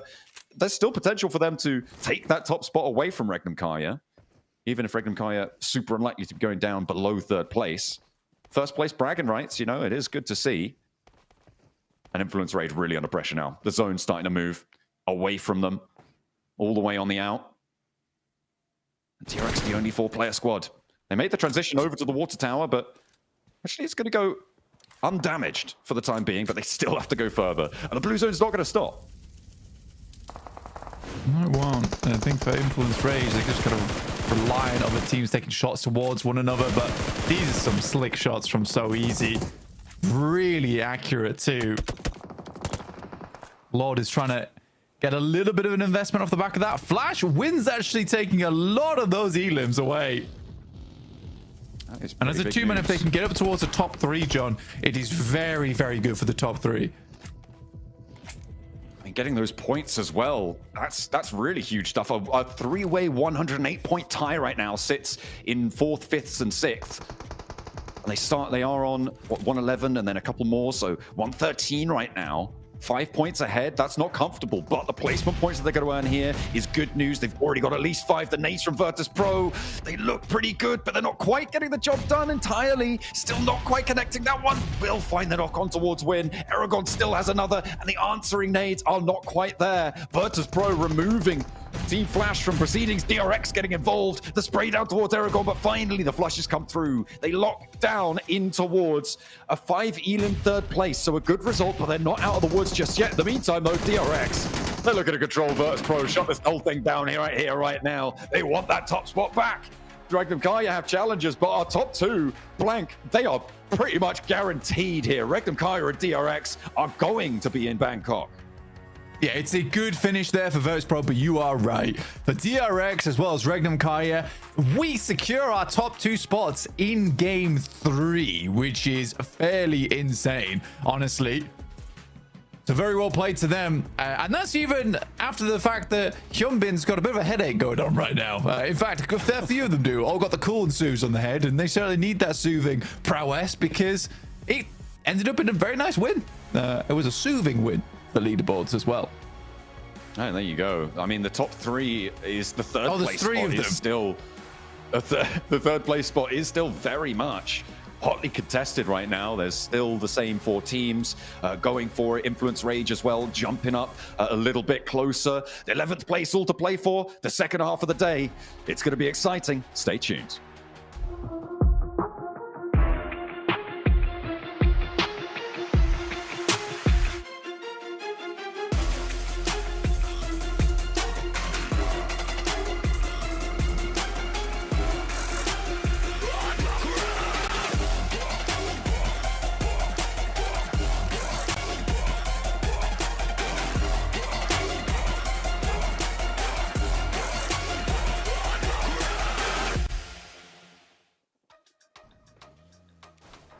And that 4th chicken dinner locks DRX in to the PMGC Grand Finals. We were worried there for a slight second, but this win here sealed the deal, Max.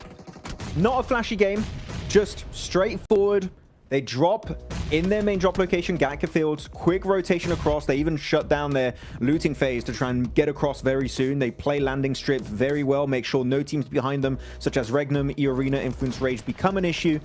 And then they just start bullying this lobby into oblivion. Niptura, this push-up, while Flash are fighting VP. The timing is so good, they know they're in full control. This is the DRX we expected going into this, and now they're going full steam ahead.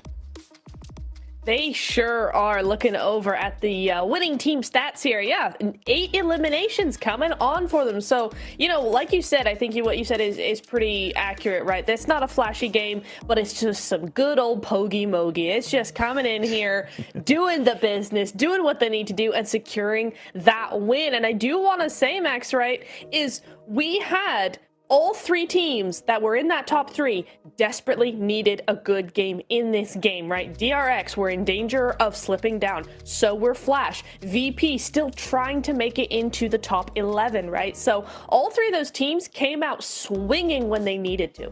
Yeah, and not only that, also Lord, right, from Twisted Minds, able to kind of somewhat redeem this game for his team, able to get, I think, a total of almost 5 eliminations, not on his lonesome, but still able to get some really good fights, especially versus Boars in Military Base itself, as we have these quick little highlights of this match, and you know what? I'm going to give props to the team right now. Not that much bridge camping, except for that one. Maybe that, and that one. Not as much as you would usually see when you have a very, very military island circle one. So teams are definitely very quick on the rotation, which you always like to see in it. It shows the lobby respects the zone very nicely. Yeah, it is really nice to see that. I also really was looking out at Flash here. I mean, VP being able to clear up True Rippers here and move on through, clearing up Arcred in the meantime as well, actually. Did some really nice sweeping of the edge. But for me, Flash really stood out because we talked about them slipping and we were hoping that that pressure wasn't getting to them, and they just came into this game fighting. They knew what they had to do in this game, and this game alone. They went, we have to do something, and we're going to do a top 3. It was like a lot of eliminations as well, so some great stuff coming in from Flash. They really impressed me in this game. It still doesn't feel like the Flash we saw at the start, right, of this group stage for Group Red. They definitely feel a little bit slower, a little bit more passive. So I'm still waiting to see that little oomph from Flash that we used to see back in the past as you go over these rotations. And look at DRX, as I said, their looting stage was just cut short. They instantly make that transition to make sure there's not going to be an issue. They even go and cross over the wart itself, over the likes of Ferry Pier, Western Coast, play landing strip, play that very, very strong dip. And on the meantime, we saw in that rotation near Ferry Pier, Niptura, they took the hovercraft that we saw was just making that move from landing strip into the open fields onto ETSH so much smoother to execute. Yeah, they really did. And I also want to point out, well, first of all, Flash, very late rotation through the blue there. But VP as well, I appreciate them spreading out like they did in the end game. That's a little bit more like the VP we're used to seeing. I just would like to see them do a little bit more with the rotations that they have, right? I feel like they always play catch up in these circles rather than waiting for teams to come to them and having that layer of control. I really do wish they would actually just be a little bit more proactive, but they redeemed themselves in that final game, or in the final stages of that game. 14 points for VP is huge, but it is going to be DRX who takes the chicken dinner and the most points as well with 18, Max. Ooh, now, okay, so we had Regnan popping off, Hot Jukes. Yes. DRX 18-point game. You know where I'm going with this. Flash 10-point game. Is the top 3 going to even move today? Because as of right now, it's not budging by 2. Well, it hasn't budged at all, actually. So what are the middle pack teams doing? Come on, take them down. Hot drops. Make it's it a bit happen. risky, but could be cool. This game was the game of just like keeping yourself alive, in my opinion, right? You got Flash putting up 10 points. That kept them in the game here. You got Virtus Pro putting up some serious points. That keeps them in the game. It's still not over yet. We still got a few matches left here to go. But, I mean, man, it's so good to see DRX say, you know what? And it's so funny. They did this yesterday, right? Where we're kind of like worried. We're like, oh, man, you know, what's going on with this team? And then they shut us up. They do the same thing today. Lock it in. They've made it. Hyunbin! Sorry, I got excited. Sorry, he's my guy. I had to support my boy. Hyunbin, MVP, QXZ, I think, stole it at one point yesterday, so I'm very happy to see Hyunbin up there again. The one of the new gens of top-tier global players, not just from South Korea, but globally speaking. So good to see him get 4 eliminations on board here in Niptura, and this guy, I'm telling you, I said it multiple times, and I'm going to repeat myself because I'm a bloody broken record. He will be global MVP one day, as the leaderboard here, DRX are standing strong in 2nd place. 1 point behind Regnum. Oh my god. Wow. With 4 chickens, Neptura. With 4 chickens and they're in 2nd place. That's crazy. 4. That is insane. I love to see that from him. GG. And it just makes for a very, very spicy next couple of games coming in here, because those two will probably be battling it out. Oh, man, there's going to be an absolute war coming up, guys. We still got 3 more matches left to go. Get your drinks. Get all nice set up and cozy, because we got some serious action coming up right after this short break.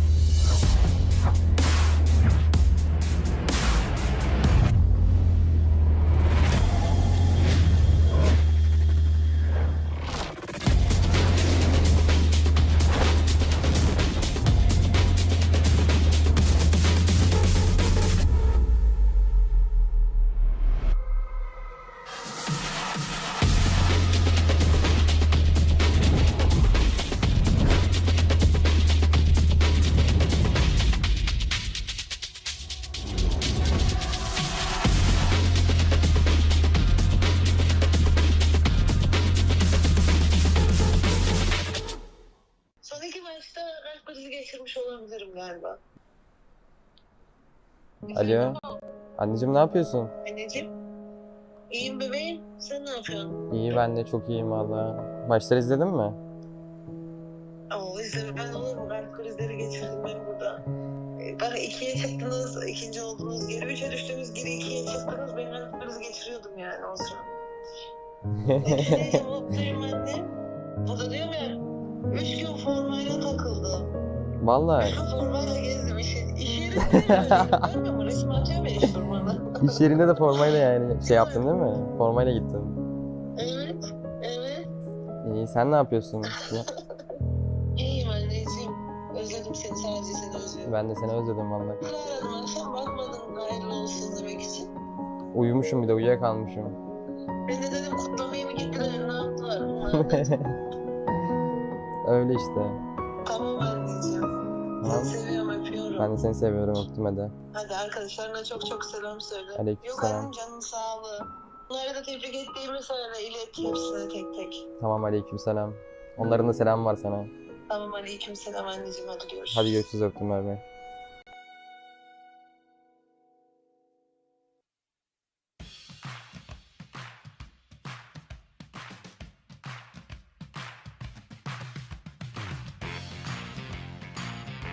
We're at the halfway mark of the final day from Group Red, and I'm standing next to none other than the IGL for Influence Rage, currently sitting in 7th place with 101 points.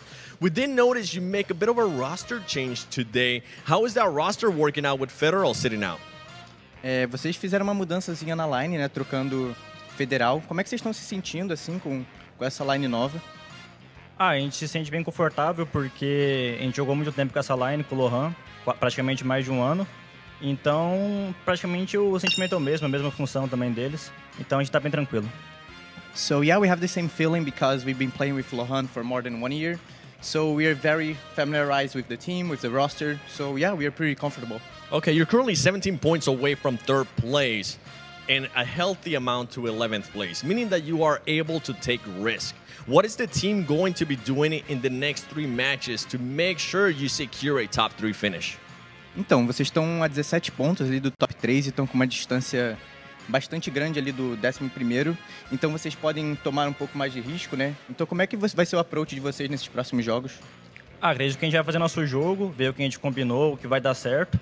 E é isso, acho que é só jogar nosso jogo mesmo que a gente vai conseguir essa vaga. We're just gonna play in our play style, so we're gonna maintain our stuff, and yeah, we are pretty confident. With that said, I mean, going especially into the last 2 matches in Miramar, when teams realized that they have nothing to lose, which team do you think might try to target you in those last 2 matches? Então, nessas últimas 2 partidas de Miramar, vai ter muito time aí que vai vir pro tudo ou nada. Você acha que algum time específico pode querer focar vocês, alguma coisa assim? Eu não consigo prever nada agora, mas a gente vai estar preparado. A gente está trabalhando para isso. E se vier, a gente vai estar preparado. So yeah, I'm not really thinking about like a certain team, but anyone who wants to fight us, they can try to get us. All right, well, I know the guns are going to be ready for y'all, so hopefully you will be ready. The other teams will be ready because it is the final 3 matches of Group Red. Let's see if Influence Rage got what it takes to get a direct ticket to the Grand Finals.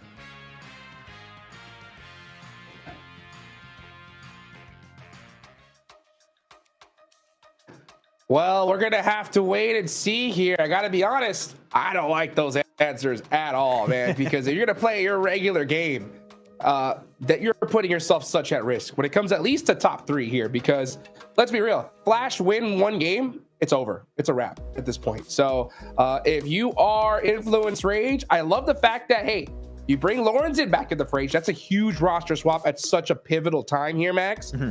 And in that last game, he ends up outperforming them all when it comes to eliminations. But you know what? He got all those eliminations on the Infinix GT30 series, the official gaming phone of PMGC 2025. Engineered for precision, performance, and victory, empowering every gamer to hashtag be the one and hashtag outplay the rest on the global stage. Can Influence Rage do it? Can so many other squads do it? It comes down to this Erangel and one because the last one is cursed. Was he talking about? This beautiful Infinix device. So sorry, I was just in absolute awe, just having a great ice cream right there. But it was a fun one for Influence Rage, seeing how they were doing it. But I am wondering, for Influence Rage, are they going to really keep playing their own game? Because if Random Car and DRX told me that, before going into this, I'd be like, yeah, that's fine, keep playing your game. Influence Rage, I'm like, if you're playing your own game that didn't work out, maybe we need a little bit of a change up. Just like Virtus Pro, that definitely changed it up on Rondo. That was a weird one. Yes. I still don't know how to be honest, but we're moving on. We're moving on. I could see, I like that we've got some confidence coming in from Influence, right? They're not going, oh, we're going to change some things. They're like, no, we're good. We're just going to keep playing our game. We're doing it right. And, they've only got 17 points to actually tie up with Flash. So, a really good game here. Even if you need to have a pretty good game, they're going to jump up those leaderboards very, very quickly. So I can understand their confidence coming into, such a good position like that. They're still very close, but I do need to see a little bit more than what they've given so far today, at least, Max, before I go, yeah, they're definitely top 3 material. Yeah, no, I definitely understand your reasoning behind that. It does make a lot of sense. You see the hype and excitement between these players and able to actually get a win. Or that Regnum one, he's trying to desperately change seats in the car so he wouldn't get knocked down. But unfortunately, there's only so far that can really take you in these matches, and he was taken down eventually. But man, that push onto ETSH from DRX was just so clean, so instantaneous, and especially not giving a lot of gaps, Niptra, for players to get knocked and flushed. They were so closely packed that ETSH, even if they do find knocks, which they did, you just can't really capitalize on it. So DRX, these engagements, when they're fully committed, man, oh man, are they scary. Yeah, it is indeed. But hang on a second, we still got coming on in with 18 throwables used, so using a lot of utility for EA, and you can see Law there as well with 14 as well. So a lot of utility through here, and that's really the kind of thing you want to be seeing when you have a zone like that, right? So flat, so gotta use those utilities as best you can. I mean, I think we've been harping on about VP for a long time here, Max, just because VP we're used to seeing, but I will give them, they played that end game pretty darn well. They saw a little bit of a ridge in the middle of their circle and they took it. They were able to defend it well there, and just DR able to sweep on through the north side. Just didn't really do much else, especially as a duo. But honestly, it is exactly what they needed. Hopefully next game it can be a little bit more than that. It was a bit messy over to the side, actually, for VP versus, I believe it was True Rippers. That fight, they were clearly engagement, but once they go for the res, they back up as a 3-man lose 1, but they were still having 3 players alive at that point. They really are pushing away. I think it was Team Flash in particular, tried to take some of that real estate on the high ground away from them, but no, they instantly shut that down, said like, no, this is our high ground position. They kind of chased them away with the cars, which I really appreciated from VP.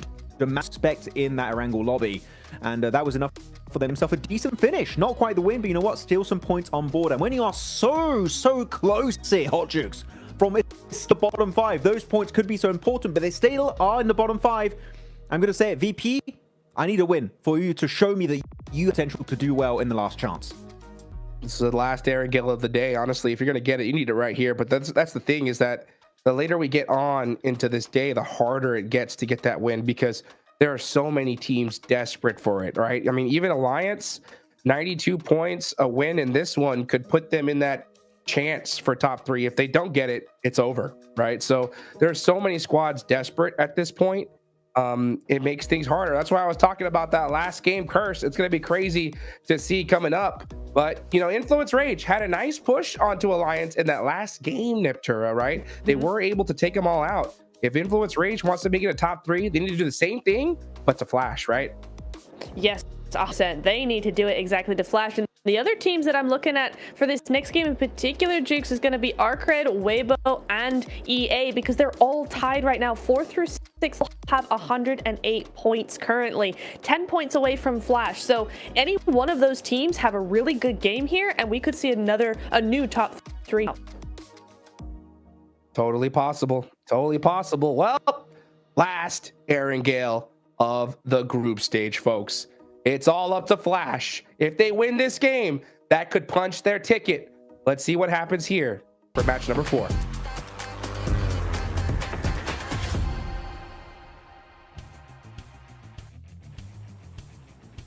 it is getting really, really close for those teams on that third spot that is still up for grabs on these tables. Blank, as Duke said, it is maybe Team Flash's time to punch a ticket, but even with a chicken dinner, if they have a poor Miramar set after that, teams behind can still catch them. It's very much a possibility, John. Very much a possibility. I think that it is slowly and surely becoming more and more concrete towards the top of the tables. A few, I wouldn't even say a few, I'd say right now is where you need to make that breakout performance, right? And to do it on this playing path is so unfun. It's a really awkward start for a lot of our teams, a lot of our squads, a lot of squads forced to head down towards Sosnovka. We know there are a couple of squads that don't really like going down here in the first place, but Burmese Ghouls get a good start off the back of this one. Geek is going to play a Novo and then rotate back over on that eastern bridge. But yeah, this really does cut a lot of teams close together.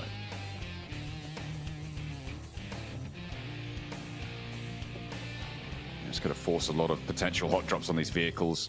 On this south side, I'm seeing Influence Rage and E-Arena, both out near Primorsk. I mean, we've seen E-Arena. Oh, my goodness me. Blank. Whatever I was talking about doesn't matter, because we got another back-to-back military circle in the PMGC. What is it with these lobbies? This is absolutely crazy that we've seen this not only, it was the other group as well, wasn't it? It was in Group Green that this happened. And now it's happening in Group Red. The team's having a nightmare. And it's a Southside Circle. And Blank, the Ghouls are on the island. It is actually ridiculous. And it is a Ghoul Circle. For real this time. It actually is. They got to drop here. This is their time to rise. Rise up, my Ghouls. And win this game, potentially. I'm casting with Song Jin Woo here, bro. It's absolutely crazy. He is having a crazy time. And I mean, right now, the Ghouls should be popping off. The Boars are moving fast. The teams over on the mainland going to look to transition as well. Are we going to see that same roadblock on the east, or a team's going to change it up? Because, of course, the plane path was a lot more north-facing on our last Sosnovka military circle. That started out very, very far on the north plane path, so not quite as far for teams to rotate. This time they're very, very close to the circle. For Regnum Karya, in fact, they're slightly pipped to the post there by Alliance on the south side, so they're getting there a little bit sooner than them. For Boars, they got to cross very cleanly and quickly. Twisted Minds, on the other hand, weren't there in time. But the Burmese Ghouls do control the entirety of military base. Very pleased with this one. Looks like the Boars are going to try and set up a little bit of a roadblock there over on the western bridge for any teams trying to get through. So that does include Influence Rage, who are chasing 118 points right now with that game from early from Arcred that placed them just 10 points behind. Same with Weibo, same with E-Arena. We got a three-way tie here on the leaderboards. Yeah, it's not pleasant. An Influence Rage, only 7 points behind that, and only 10 points ahead for third place. I say only. That is still quite a margin. But as the desk was saying, it might be an opportunity to jump up and challenge on that spot. With an only 10-point difference, that is very much a chicken dinner away for any of those teams. And it is not comfortable at all. It is really back and forth. And this is the sort of circle that you hate to see, right, when you're in this scenario, because all of them got caught in the traffic jam before. Every single one of those teams got caught in the traffic jam on the east side bridge that were all chasing for that third place. So not much movement. Max wanted to see movement. Maybe he's not going to see any more here either if they all get stuck in again. It's so tough. I mean, having this be your last Erangel of the day too. Oh my goodness me. The shots out from the back of the glider towards Milky Way. Inside the hovercraft is going to put a bit of a dent in the time of this. Good shots from Eragon from VP. Will take down Corona at least. Oh, and the hovercraft has exploded. That's a big deal. That's a very big deal. That was the major transitional vehicle for Virtus Pro, and not being able to have that under control. I mean, you're right. It is a big, big deal, right? Because otherwise they would have been able to wrap around to the south, try and move their way up, but they don't have that tool anymore, so they've got to figure something else out. That's actually one of the cooler plays today, is taking that glider and just being a nuisance over towards the hovercraft. I mean, denying that really does cause problems now for Nuclear Zone, for Virtus Pro, sorry. It almost feels cruel from Nuclear Zone, honestly, because they've still got to get their way into the circle now. And posting up those Nova up noise is not going to be easy with Geek being there. That's real aerial combat coming on through. 2 gliders, in fact, in convoy. A little bit of a replay. Okay. So Voston spotted this on the takeoff and did get a knock. Why they lost their player, but they're still not going to be dissuaded. There were going to be 3 gliders going across. Regnum Kaya going across the battlefield right now. They lose Loxy, however, against Twisted Minds. They trade 1 for 1. Lord is out of the mix. Sorry, it's 2 for 1 as Regnum Kaya wanted to keep that top spot still under control. They held this compound before. They couldn't do it in the last match. This time around, maybe they'll be able to find it. If this fight continues, Blank Influence Rage could use this opportunity to come across the third party. So could the Burmese schools, and they do just that. They give the assist to Regnum Kaya, and Twisted Minds fall 11th place. Tenuous. Bit of a grudge there, it seemed, between Regnum Kaya and Twisted Minds. Take them down fairly quickly, though. Good push in. And a clean sweep from Regnum Kaya, which is great to see.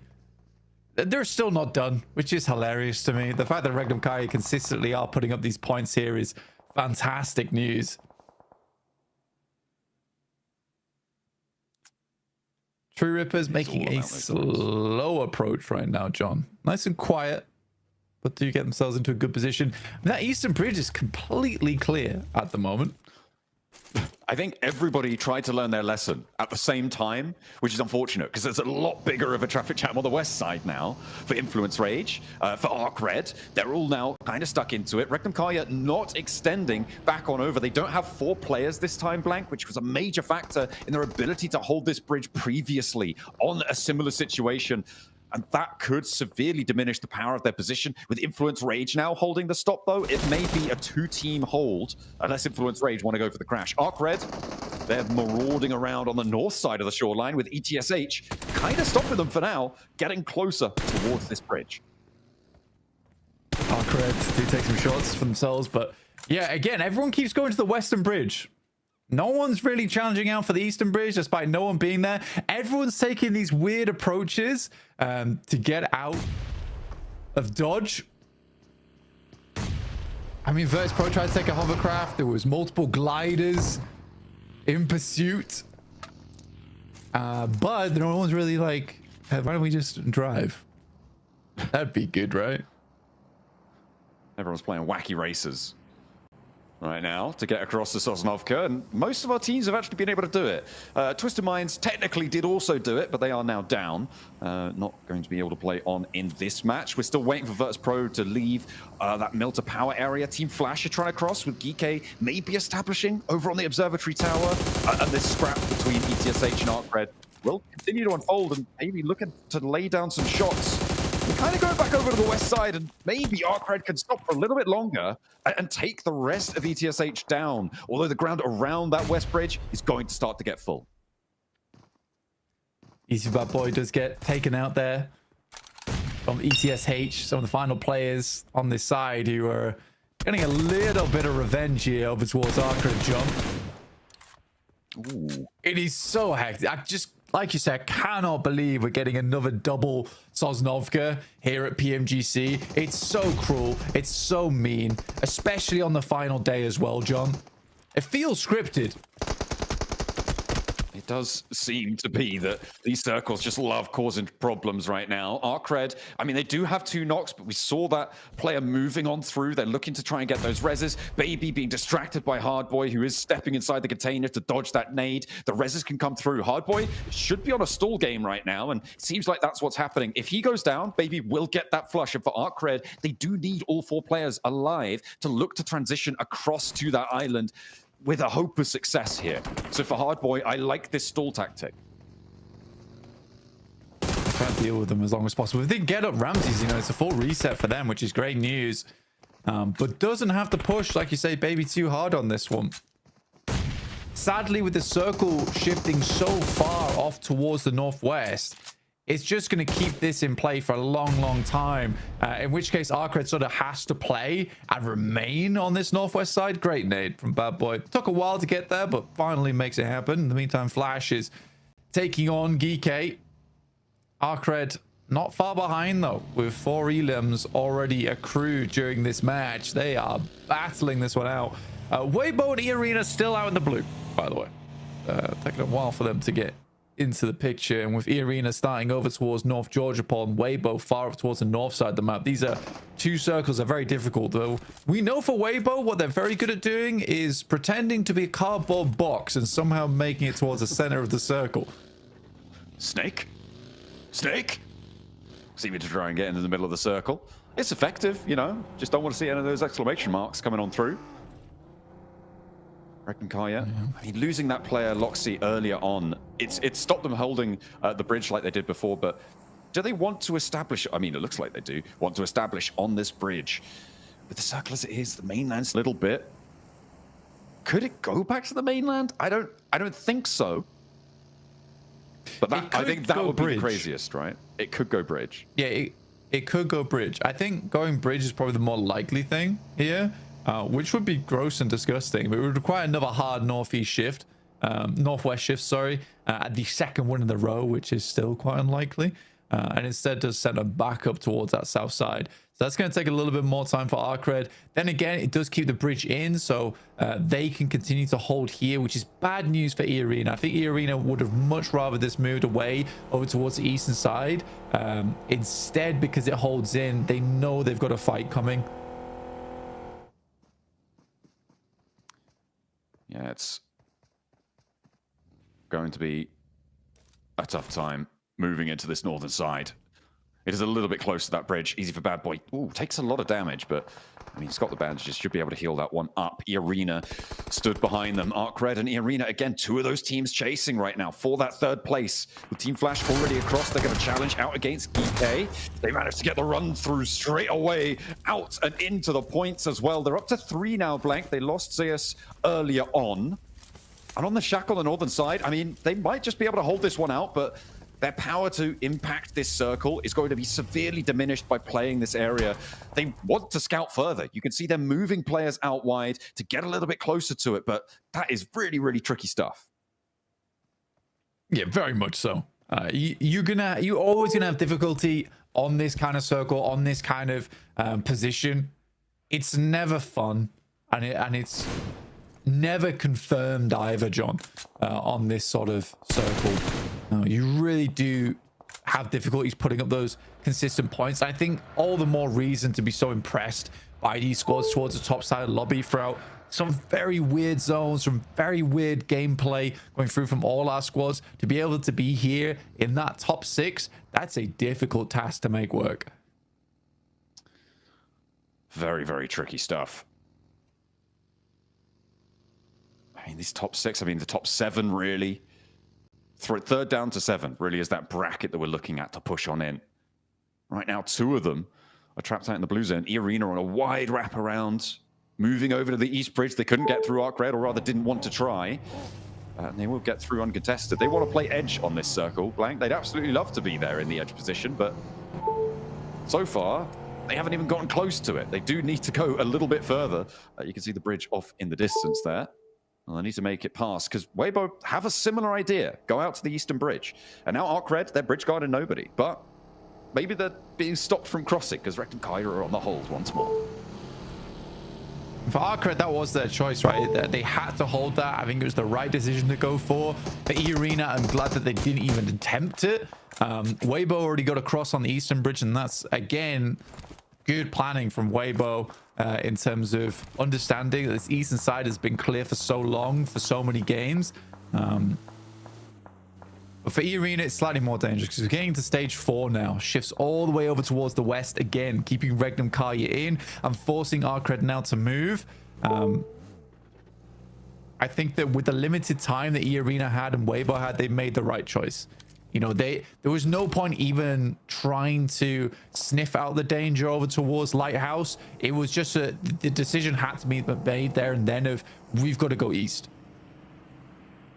Yeah, it's It's just a do or die kind of situation. And you've got to make that tough sort of call if you go for it. ArcRed going to try and make their crossing against Regnum Kaya on the 3-player hold. Zedwolf up top, Wild down low. Silas off in the sidelines in their compound.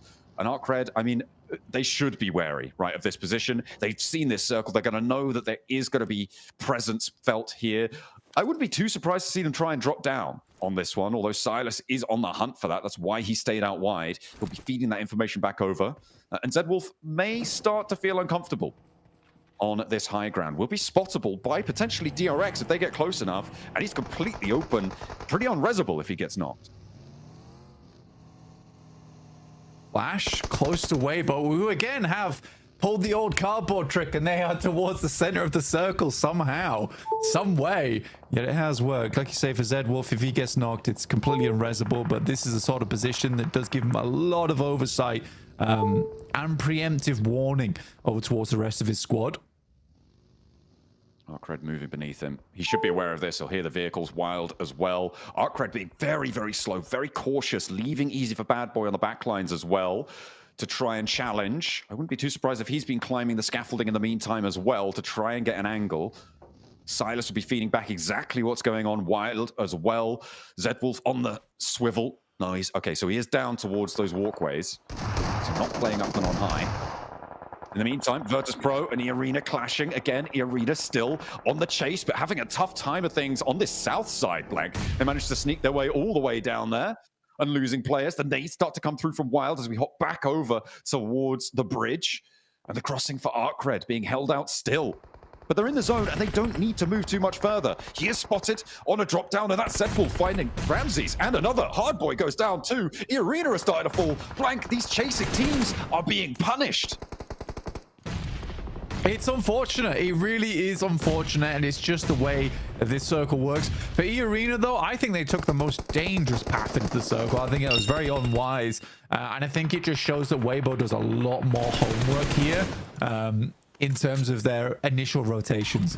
I think some of their other parts of gameplay is slightly lacking right now, or is a little bit messy. I'd say it's more clumsy than lacking. But when it comes to these rotations and understanding the lobby and the rotates, they are second to none here. Yeah, it's nice to see that people are keeping their wits about them. On that front, ArcRed. Yep, they're turning this fight around against Regnum Kaya, who now only have one player alive. Ooh, last player from True Rippers goes down over towards the Billy Base exit, as the circle will close fairly soon. Wild getting knocked over on that north side. I mean, the transition for ArcRed onto the mainland. Well, I say the mainland, the now mainland onto Sosnovka. That's gone very well for them, and I think it's mostly to do with the fact that Regnum Kaya were only playing as 3 and maybe holding a little bit too much ground. And Weibo now in with a massive opportunity up on the high ground to the east side. And they have so much ground under control, Blank. The chase for them, definitely possible here, but Team Flash are sequestered down to the south side, and they're going to make it hard to get rid of them. Clinging on like limpets. It's a really big chance here for Weibo. ArcRed Glory has been a really big member for the team on that side. He has had such a strong performance for the squad, some really good off angles, and I think it's those like little moments where his plays were necessary to keep the squad up and kicking that makes me think that this guy deserves all the praise on the team. DRX sweep over towards the north now, look over towards ArcRed, who have lost Ramsey, so they're 3-man. Potentially, DRX could take advantage of that. But you're right, it is this fierce battle between the Flash and Weibo right now in this game. In terms of those chasing spots, they seem to be the best positioned. ArcRed still, though, we've seen that they can somehow move through dangerous terrain after that fight. And they are still knocking on the door of Team Flash's position. Arena cut down to 1. We saw them clash with Virtus.pro, winning the fight, sure, but with a little bit of help from the off angles. Nuclear Zone rocking up to the boars in the meantime as they try and move up to the top of the hill. With just Tony K up the top there, this is a very viable approach coming on through. This spot in the next zone, up the top of that hill, should be fairly takeable, but it's Nuclear Zone, and they're playing as 3. Looks like they're a bit tentative, and maybe going to go for the boars instead, which could be the wrong decision. Oh, no. Could be. I mean, for Boars, though, they are looking to chase on this one. 11th place is 74 points. They're on 72. They're looking to move up and out from that bottom 5. DRX with some great shots, not only over towards Arcred, but to Weibo as well, as Weibo drops down to just 2 players, John. What a disastrous result for them. I mean, Arcred just seem to be able to get through these situations where it seems like they should be dead to rights, Blank. And again, they've moved in from that north side. With the Burmese Ghouls distraction on the eastern side, it's allowed Arcred to do a lot of damage to their position, to their hold, and Weibo are getting dismounted. Nuclear Zone really not able to do a lot against the Boars here. They're just not going for it. They're not going for the fight. They're not taking these peaks, not taking these fights under control. And it is going down around them. Further up to the north, you've got Influence Rage as well, who sit in this compound out to this northwest side. And maybe they are going to be the team to be able to take this one down. But, oh, Blank, you've got DRX to deal with on the north, who are now in first place. Yeah, they do accelerate ahead. And you're right, first place for them with the chicken dinners. They were able to get on board. Lovely stuff. Arcred able to find 33Z with a well-placed Molotov. It's Order up against Halfboy. Finally, he does come in clutch. Able to find a player from Arcred that finally is going to bust them down to size. Humble them slightly, but easy for Bad Boys still live and kicking, and they are really pushing on the Elim count now, Blank. If Team Flash don't survive for too much longer, if they keep being quiet as well, they're getting very, very close. Very, very close to things indeed. Oh, easy for Bad Boy goes in, and he hops out to the side passenger seat, and again, the swivel round, the swift takedown, and Weibo not going to be able to chase. 9 eliminations found for Arcred, but they're not quite drawn level, and they will be drawn short. 4th place earned, but how far can Team Flash go? And beyond that, how far can Influence Rage find themselves? For Team Flash, this is a big opportunity now. It's a huge opportunity. With 3 players alive, quite a few other members in the lobby still up. There's a huge amount of limbs in this lobby to gain. Sadly, there are sharks in the water with DRX who have gone from strength to strength, which is usually the South Korean way, it seems, right? Where they start off a little bit slow and then just get stronger as time goes on. So it's a team that... They're just teams that are really, really... You want to keep them down early on. And you want to get ahead early on before they start to power up, essentially. Alliance trying to move past the Burmese Ghouls, but they are getting shredded as they go. Just Jimmy remains, and from the long-range shot, who goes down himself almost immediately, is going to be a bit of a catastrophic turn for Alliance. They full force will go down. Burmese Ghouls lose 1 on the approach. The south side fight is popping off with the picture-in-picture. Nuclear Zone, Boars, and Influence Rage all getting stuck in down there. The Burmese Ghouls are balling up now, Blank, to try and arise to the top of this hill. Yatka leads the charge. Kaitse trying to control it, but can't quite have the effect that he's looking for. Ichi unknown, both needing to heal up a little bit. So distraction coming through, and the nade not on target for Hyunbin. The res is out, and DRX are back to 4. Yeah, so easy back up again, which is very awkward. And being at the bottom of this hillside is very difficult for the Burmese Ghouls. We'll see how they want to play this one out. The Flash really have had no impact on this game. They've been playing this one very, very slow. The Burmese Ghouls, on the other hand, consistently trying to push in from this northeast edge. But as soon as DRX took this high ground, their lives became so difficult. It's a nice shot from Havlik at long range. And they're not giving up easily. Been so low on this trade. 4 players still for DRX, and Yatka not in a position to refrag it. Unknown is down. The Burmese Ghouls are waning. Like, this is a big game for Boars as well. They're in 12th place right now. Placements will see them over Twisted Minds, but it's about establishing those buffers going into our final 2 matches. From the south side, Boars are chasing. Influence Rage desperate to clamber their way up to challenge Team Flash, but in a 4th place now. With 4 Elims, Team Flash are still just sailing away off over the horizon from our chasing teams. It's just kind of crazy how good South Korea is. I think I was sort of on board with what the desk was saying, is that I'd be very disappointed not to see DRX go towards the Grand Finals, and it looks like they will be. What a performance from them over the last 2 days. Regnum Kaya looked insane, and then somehow DRX has just performed on every single map to a very high degree. I think that is the difference.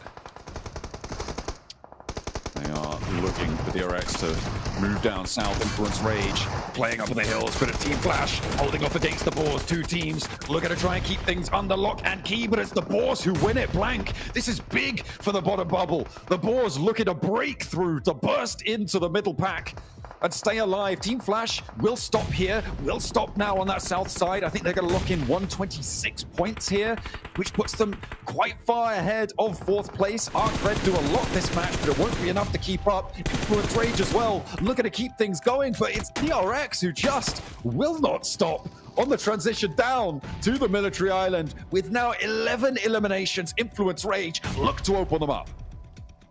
Sadly, Hyunbin will go down as the forward vanguard for the squad, and Influence Rage will waste no time in pushing over towards them. Diego up front, 2 players in the vehicle, trying to go for the drive-by, get a little bit of damage done.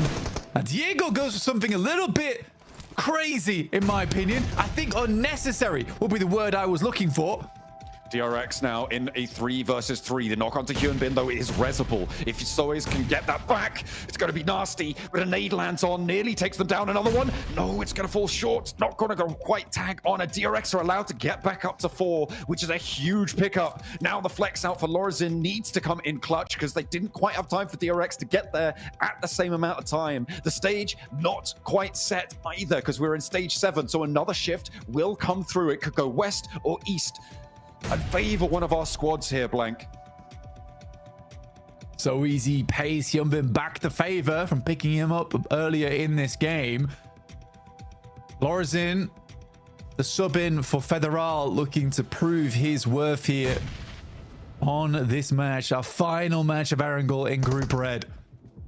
But a 4v3, DRX looking to close Erangel's out strong.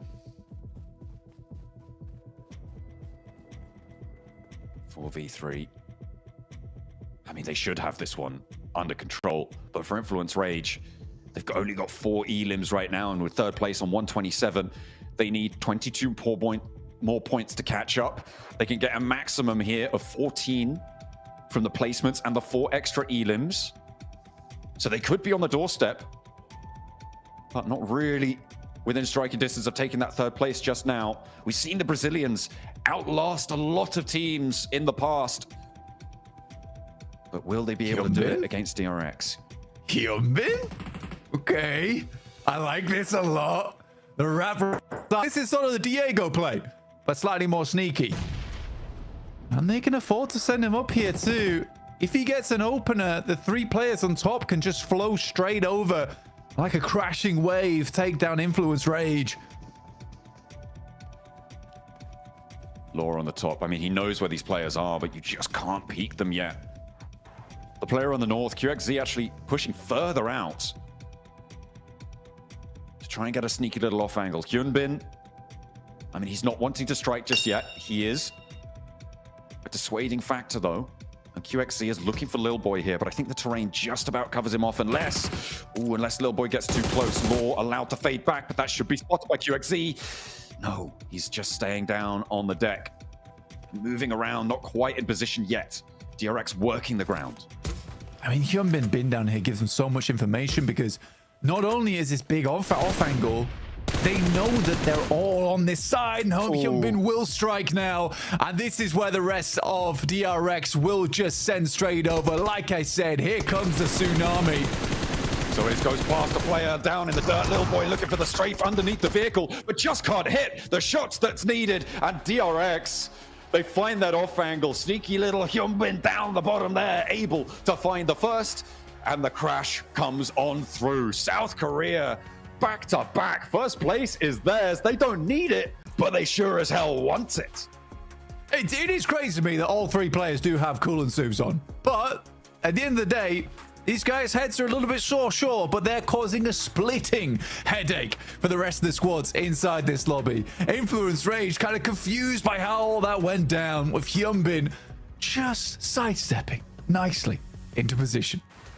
Brilliant stuff from DRX. They did so much work with that final circle. The nades weren't even really a factor. I was looking and seeing, oh, Influence Rage have 4, DRX have 2. Maybe, maybe not. But no, it's not going to matter. They don't need it. They just need Hyunbin and the rest of them to crash on through. It's DRX once more.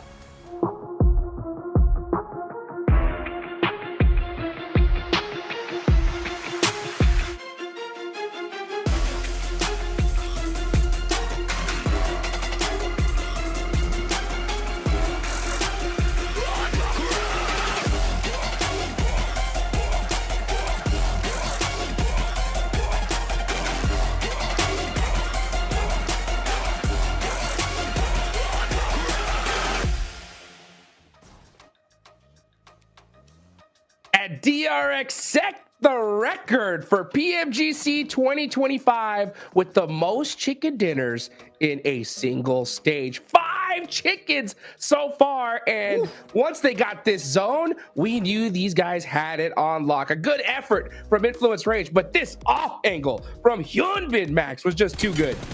I contracted a very bad illness, Hot Jukes, and it's called the #1 Hyunbin fanboy itis. That is my predicament, and you know what? I am loving what we're seeing. It was a slow setup for sure, but it paid off significantly in those finishing moments. And then they're like, yeah, we opened up the floodgates. We start swarming over the ridge. We take control. We take the win. 5 chicken dinners in Group Red. Niptura, at this point, they're just flexing. They've taken a page out of Regnum Karya's book and they've gone, yeah, we might as well just go for it and have fun and just do what we need to do. Flexing on the rest of the lobby is style. I mean, that is a lot of eliminations coming in here. Let me try again at this math thing. That's, what, okay, 15? I think that's right. 15 eliminations coming on in. That is a lot. It's a lot. That's my math. It is a lot of eliminations. Some really great stuff coming in here. And I love when we get a win that's based on control of the zone. They were able to come up over that hillside and then just sweep down onto Arcred, take out Weibo Gaming as well, and just move across that northern side. I love seeing those kinds of finishes, Max. Yeah, it was so well played. But no, I was wondering, why was Sizzy always making this expression of like disgust on his picture? It's because this lobby's so bad and they're so good. It all makes sense now. He's just like, oh, man, Group Red, get me to the finals already. But no, QXE also shredding it with those 7 eliminations, almost 900 damage in this game. And keep in mind, this is a team. People better not start saying in the chat, oh, DRX gifted circle. They drop Gatka Field. Yeah. They don't complain. They make it work. And oh my goodness, those early transitions where they are fine surrendering their early looting stage. Niptura to just get priority on these positions is so well executed. I'm a big fan of it. Yeah, same here. I really love what we're seeing from them time and time again. They're a relatively quiet team for the first half of the game, right? We don't see a lot from them in the first. They generally keep to themselves a little bit, just waiting, biding their time. And I think we saw a lot of that self-control coming in that last fight with Influence as well, right? They were just taking it very slow, very quiet, waiting for Hyunbin to get in position. Then once Hyunbin had that position, he was able to give over so much info, but they still just waited for the right time, which is really, really great to see. Though, if we're talking about another team, Influence Rage right now, good finish, 2nd place, love to see it. Hot Jukes, what was Diego up to? Oh my gosh. That solo drive-by and trying to actually go into the passenger seat of the buggy and spreading it down when you have 3 players at that point up and looking at you. Ballsy would not even begin to describe my feelings about that play. Dude. As soon as I saw that, my head just hit the table. I was like, it's over, done. Because what are you thinking? That's a play for like when there's 1-2 players up left. You still got a full squad. Easy. But I mean, if you're elimination tracking, you know it's DRX here. It's just such a crazy play to pull. I mean, you know what the crazy part is, though? It's one of those, such like a wild play that if it works, you're a genius, right? Like, you're just like, oh my gosh, you are the best at turn. But if it fails, everyone's just like, what have you done? And unfortunately, it's the latter. Unfortunately, it is, but I tell you what, I don't hate it from Diego. I would have liked to see more backup from the rest of his team, because that's the kind of crazy play. I give it to you, it's crazy. But it's the kind of crazy play you make that completely subverts every expectation DRX have. So that means that it's like a classic bait move. That's the ultimate, there we go, the ultimate bait move coming in here. You rested Influence, though, to just back that up. I would have loved to see them come over the hilltop at the same time as Diego was making that wraparound, because I think DRX were so distracted by him because they were like, what is this guy doing? They wouldn't really have noticed Influence come up over the hill. It would have been so instant. So it would have worked. I don't hate the play. It's just I think he kind of got left behind, or the rest of the team left him behind a little bit. I know what happened. They sent Diego out there as a human sacrifice to respawn and revive the Burmese Gauls for blank. It was definitely a ballsy play. But you know what? I love seeing it. Though, talking about ballsy plays, we're going to see that. And we better see this in the replay, guys. I want to see the hovercraft getting sprayed down from the heavens by that glider that was happening from Nuclear Zone. Please? Oh no, we passed it. I don't think we're going to see it. No! We never see that. That was actually so cool. Ah. I'm sad. My day. What a crazy game this was, right, Neptura? Oh my gosh. You had Boars there towards the end trying to push themselves out of the bottom place. And then we had, you know, Flash make it towards the end, trying to hold on to that third place. These Miramars are going to be so close. They really are, and especially remember that Flash has won every single first Miramar of the day so far in both days, right? So if we're seeing what Flash are doing in today, then I definitely think we could be in for another win from them in the next game. I really like what they've been doing, though. I really like how they're playing this. They're just making sure that they do enough, and they've not felt that pressure. They're not letting that pressure get to them, which is what I was really worried about, Max. Yeah, Silas hurting his desk again. Yeah. You know what? I want to ask, Memes by Kana, if you're watching, can we have a highlight montage of every time a player just destroys his desk? When he punches, I'm telling you, that would be like a good 5-minute long. There's a lot. Because they are fuming right now. As DRX, all the excitement after this chicken dinner, the 5th one, you know what? Another day in the office. The entire team behind the squad, of course, really happy about it as you go over this one. By the way, what's up with all of these military island circles? I'm telling you, these teams have had enough. They've seen enough for a lifetime at this point. But you know what? DRX are just loving it so far. Also going with a hovercraft rotation across the water. And you know what? That early pivot from them. And also Boars that I think this game might push them out bottom 5, Niptura. That early pivot on the southern coast was paramount for them this match. It was really nice to see. Yeah, I really liked how they played this. They played it with a lot more confidence than we're used to seeing from them. I did say at the beginning of the show today, I was like, listen, they had a little bit of a glimmer in the last Miramars. Maybe we'll see something from them yet. Still, is it enough to really want a win or predict a win from them in the last 2 games? No, but I think you're right. I think they do propel themselves into the top 11, so they probably have done just enough to get them there. Man, dude, look at these points. Oh my gosh, 25 points for DRX. I think after for the first time, right, today, we are going to see a new leader. That's for sure. With 25 points, I think they have locked down first place and are looking to get those bragging rights, right, for Group Red Champions, Max. Yeah, seems like it. It seems like they're going to be taking 1 crown home and joining their homies of D+. It would be, can you imagine if we get PMGC 2025 trophy going over to or D+, or DRX, just showing that South Korea are just the dominating region in this esports. Here we go, second page though. Weibo only the 1 point. E-Arena only 2 points. And Niptura, they're slipping unfortunately at the really worst time imaginable. Sure, we have 2 Miramars. But Weibo, E-Arena, this is not what we need to see from them, especially at this moment in this day. Yeah, I am confused by Weibo, actually, because they had such a fantastic position once that circle shifted on that north side, right? And they just seemed to set up a defensive position, which is okay, but they just kind of were a bit weak in it. They didn't have enough presence there. Presence that QXZ definitely had, right? 7 eliminations, 900 damage nearly. Like, this guy is taking up space. He's making teams know that he is there. And that's just really what I would have wanted to see from Weibo, given that circle shift. Yes. I really like the approach of Weibo because they were trying to negate the rotation on the eastern edge from Burmese Ghouls, which I think was the right decision. But unfortunately, Arcred also made a very good call, which is to push on that fight in third party. And you know what? That allows Arcred to remain very comfortably in a top 4 scenario. And actually not that far off, 9 points away from Flash in third position. But as we do now have officially Hotchicks, a new first place team for the first time over Regnum. And it is going to be none other than DRX. Woo! And that might just stay that way. With 5 chicken dinners, they've definitely deserved this. So they are set nice and pretty. Regnum Karya, I mean, they're just happy to make sure that they make it to the grand finals. You know, it's really just comes down to that third place. But with that performance right there, that could just have done it. There's a 9-point difference. It's still possible, but we're going into the last 2 games, guys. And we know just how crazy it's going to get, right, Neptura?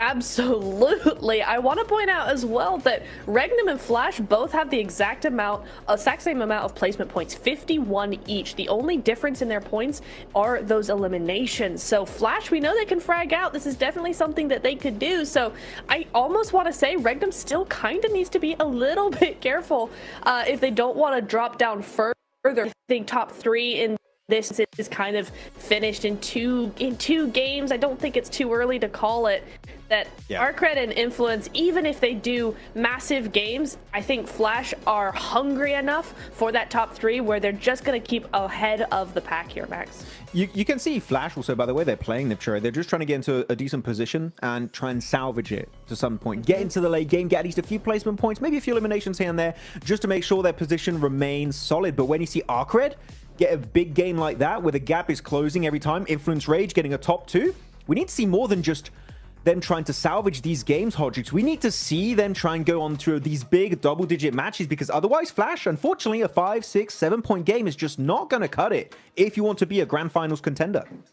If we consider the last game curse, Maxman, if we consider the last game curse coming into play, it's up to Arcred right here, right now. This first Miramar is so crucial for the squad. You know it's at play, Max. Yeah, I guess. No, it's gonna be Arcred. They're gonna overtake it. Flash, they're gonna fall out of top 3. It's happening right now, Hodrix, on Miramar. Some bold claims. Let's see if that will come to fruition as we get ready for the first Miramar of the day in the last 2 matches. John and Blake, take it away.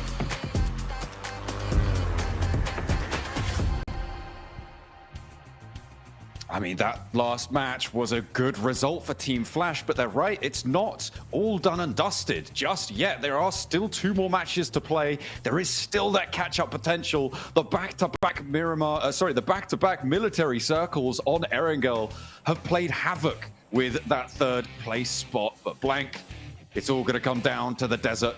Who's going to be joining DRX and Regnum Kaya in those top 3 spots? It's all down to this. There is a lot of teams chasing for it.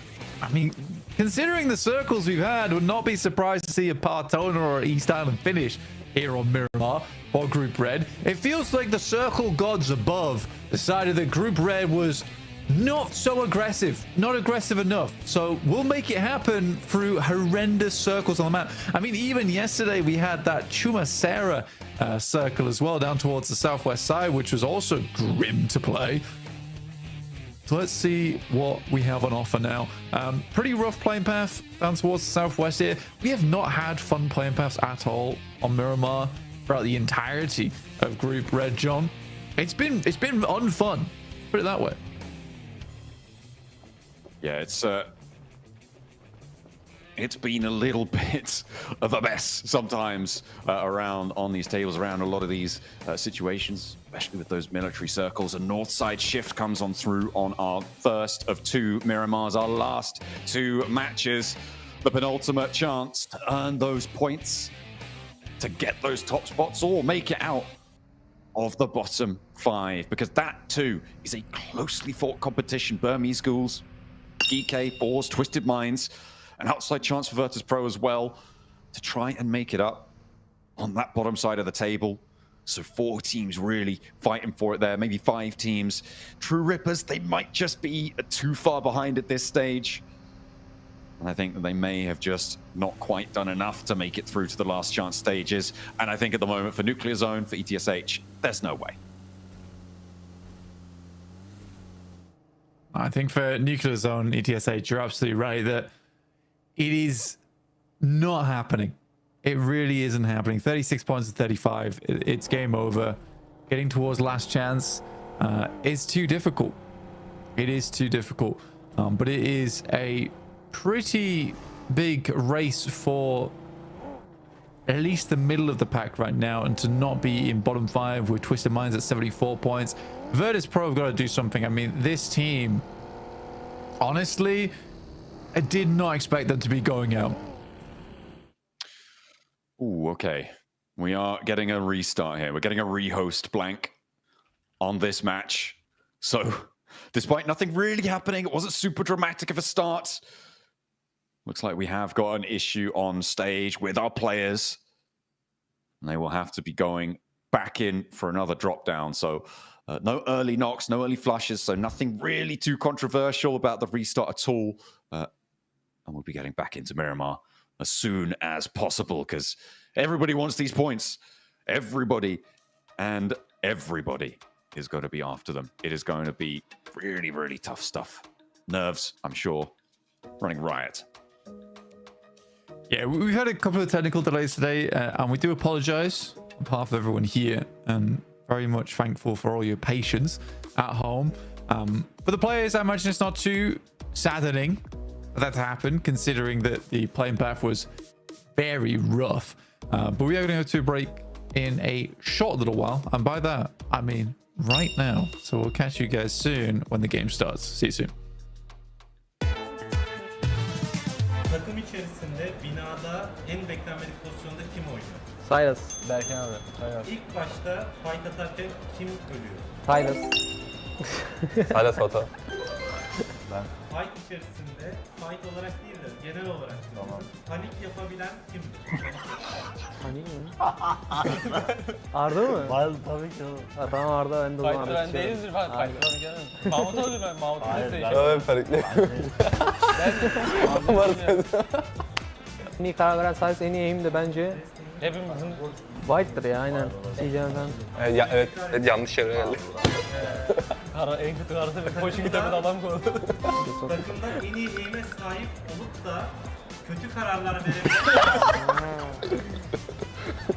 Devam edelim ya, kötü kararları. Benim. da IG'ni hiç dinlemeyen, kendi kafasına göre hareket eden kim? Buna acil karar versin. Ben olabilirim. Sence kim? Gelsin abi, yerine karar versin. Ya kimse yok ya. No one. En fazla konuşan kimdir? Berkin abi. Silas. Küçük kardeş statüsünde kim var? White. Ben mi? En küçük sensin oğlum. Takımda diğer oyuncuları en çok kim götürüyor? White. En fazla şikayetçi olan kim? Loxi. Mahmut. Loxi. Net Loxi bu arada. Yani bir şikayetimiz yok ya. En geç uyanan kim? Wild. En fazla yemek yiyen kim? Ya bu nasıl bir soru yani? Yani şöyle. Bizi izlediğiniz için teşekkür ediyoruz. Çok komik bir takımız. Görüşürüz.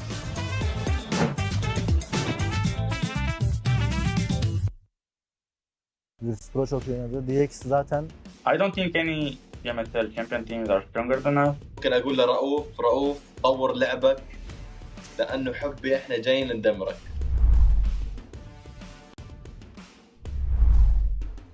بالتاكيد يعني احنا ابطال بي ام اس ال عربي مينا ريجن من افضل الريجنات في العالم. Chúng tôi khá là tự tin ạ, tại vì chúng tôi là đương kim vô địch C nhưng chúng tôi không sợ. Chúng tôi đã đạt được 4 top 1 trong một ngày thì chúng tôi đến đây với mục tiêu phá kỷ lục chúng tôi sẽ cố gắng sẽ được 6 top 1 trong một ngày. I think we will qualify straight to the final. اذا انت بطل بي ام اس ال ممكن تكون محظوظ بجيم جيمين اما انك تكون محظوظ انك تفوز بطولة هذا الشيء مستحيل.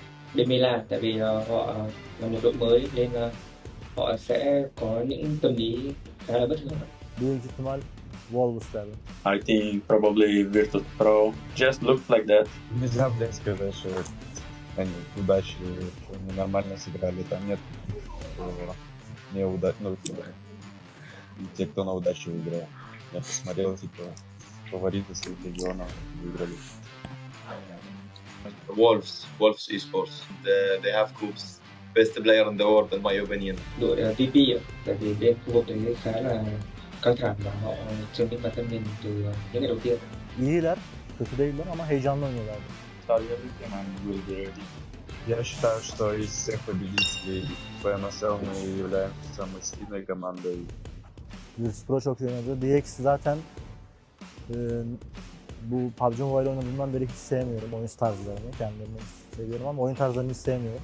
Yani bölgeleri güçsüz olduğu için ben MENA bölgesi demek istiyorum. Oradaki takımları biraz daha vurmak kolay diyebilirim.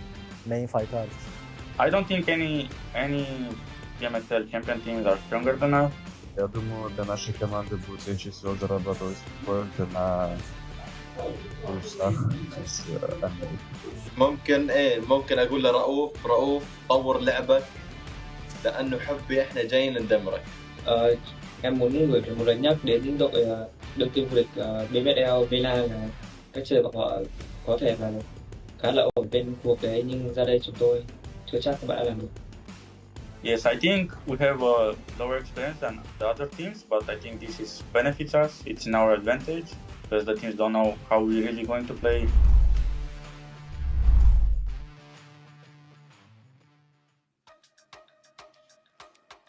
Nerves are still riding high here as we're getting into Miramar, hopefully fairly soon. The 2 desert maps at the end of the day still await us. You can see some teams still looking like they're definitely not in the lobby. I could see a couple of sets of headphones not on heads. But our admin teams are working to get things under control. Oh, okay, there they go. They're popping them back on. So hopefully we're going to be loading in fairly soon. Everybody looking to keep things going. It has been an interesting day so far to close down Group Red. Obviously, there's 2 military circles, very predominant in the mind, but the fact that Regnum Kaya and DRX have 3 of the 4 chicken dinners here, Blank, is kind of crazy. It's kind of a slap in the face to all the teams chasing those bubbles, right? Because they're the teams that need them kind of the least at this point. Yeah, I mean, the fact that they haven't stopped either is sort of cruel to some of our other squads in the lobby, where they are just fighting this almost isolated battle at the top of the mountain between Regnum Kaya and DRX, and it is a tremendous fight indeed. And then everyone else is at the bottom of the mountain just watching, and that's really how it feels. Back to back there from DRX is just incredible, though. Miramar, also the fact that it's back to back on difficult circles too is crazy. But we're heading over to Miramar in 40 seconds. We'll see exactly how things pan out. I think the players weren't too happy with a rehost there, considering how brutal that playing path was. And we'll see if it's a little bit kinder this time around. I think that is that why we had a rehost just then in Arena? I think that looks like a nosebleed fallout coming through. Hopefully that's not the entire reason, but we'll see. We'll have to wait and see. So Plague maybe at a disadvantage there, certainly uncomfy with a wad of tissue up your nose. Maybe a little bit difficult to heal. The comms might be slightly messy. We'll have to wait and see. But I'm seeing a countdown nearly reaching 0 right now, Blank. I'm seeing a map on our map feed, and I'm thinking, Miramar, yeah, let's go for Miramar. Let's have a go around the desert again. This plane path, a lot kinder. Yeah, I mean, again, it's not bad. Teams are banking E-Arena if that's the case. Straight from the south side to the north side of the map and very central. So really easy to get wherever you want to go. Hopefully teams aren't getting baited by this, though, and the circle heads, like, I don't know, far down towards the southwest side, Minas del Sur. But yeah, right now I think most teams are pretty pleased with how this one turns out. There might be some hot drops here. There's continued to be hot drops throughout the entirety of the Group Red stage on Miramar, which is a weird map for the hot drops to be happening on. But there you go. We'll see if the San Martin situation continues, but I think the Arena, very unlikely for that one to happen. We've only seen it once, so we do keep harping on about it because we hate it so much. Out early, you've got Nuclear Zone, you've got Boars just to their north, trying their best to stay up in those top 11. Virtus Pro as well, desperately been scrambling for an 11th place, which is definitely not what we would have expected, and that is going to make it all the harder. Milky Way has been taken down, and that point goes to DRX. The point sponge at the top of the table continues. Very silly. Very, very silly stuff. I mean, I didn't mean it. I didn't actually mean it. Okay. Okay. I think there's someone is pulling the strings. Someone's definitely pulling the strings somewhere. That's ridiculous. Okay. Still yet to touch down, though, up on the northern side. That circle is going to make lives hard. Up on this northern side especially, right? We're seeing Twisted Minds only just touching down. They're going to have to move quickly. Weibo wasting no time grabbing those vehicles. Going to be heading on in, maybe towards... No, they're going up towards Monte Nuevo to try and grab that north side of the circle. Nuclear Zone may be quite happy about this, but it's probably too little too late. One thing that has happened, Blank, is that we have confirmed that Team Secret will be our lowest scoring team from group stages. They were on 32 points at the end of proceedings, and that was with a chicken dinner right at the end of things as well. So our teams at the bottom really love to rub that in. Look, you know, it's always fun. But that does mean, yeah, they are going to be our lowest scoring team from all of group stage, which is unfortunate. You hate to see it, but you kind of love to see it. I don't know. I feel like you've brought it up so many times. It's cruel at this point. Absolutely. Yeah. I'm kind of not looking at which team's done the worst right now. I'm kind of looking at teams that are trying to get in. That's Twisted Minds and VP, with VP sadly losing that player, like you said earlier, to DRX, which is really rough.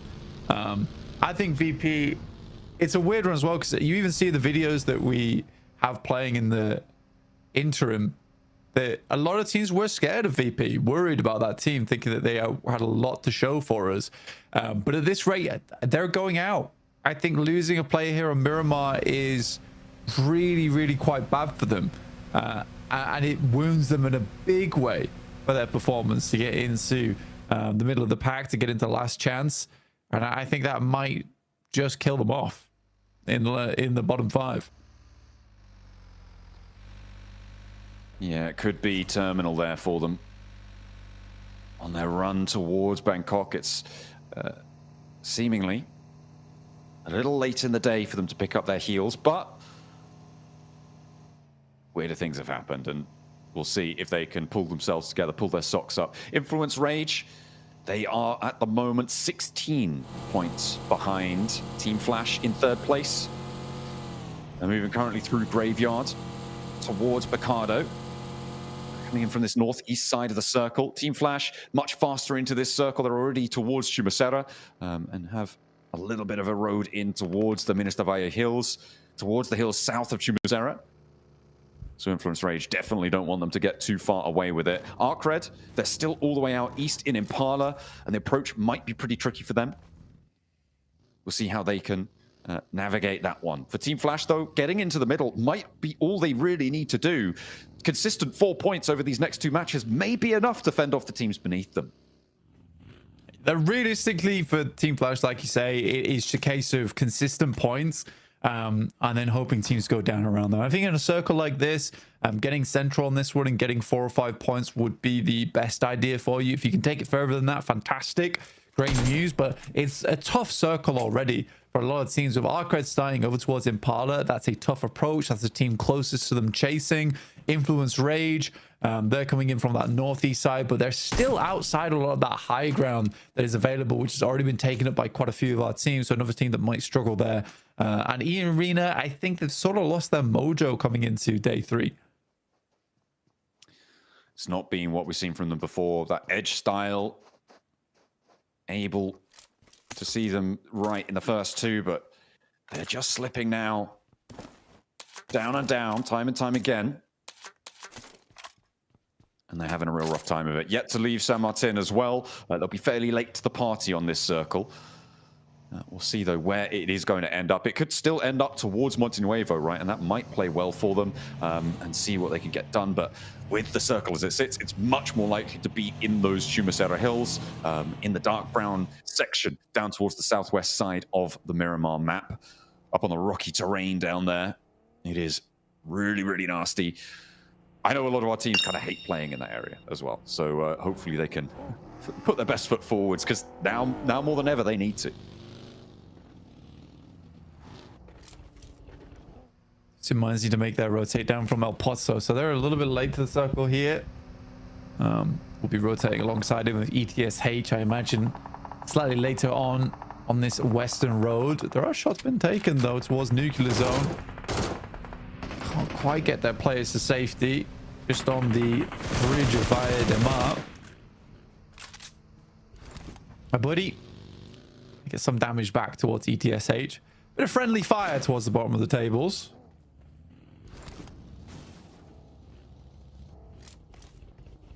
Not making lives easy. You just want points as much as you can, but again, it's one of those situations where if these 2 teams clash and the majority of the points get taken away, they're sort of inconsequential, blank. So if nobody is around to third party them, it becomes a tree falling in the woods situation. No one's around to hear it. Do the points even matter? A little bit. It would be nice to go to a team that actually needs them. Towards the top of the tables. Because they're taken out, like you say. Doesn't really matter.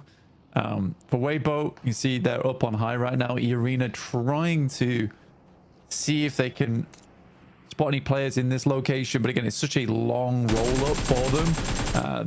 This point in time is better just to send away. Order as well with a spray down over towards Joker. Misses most of the shots on that one, though. A single tag on. Not quite able to get that knock, that flush. The only one we've seen so far is Virtus.pro losing a player on the drop.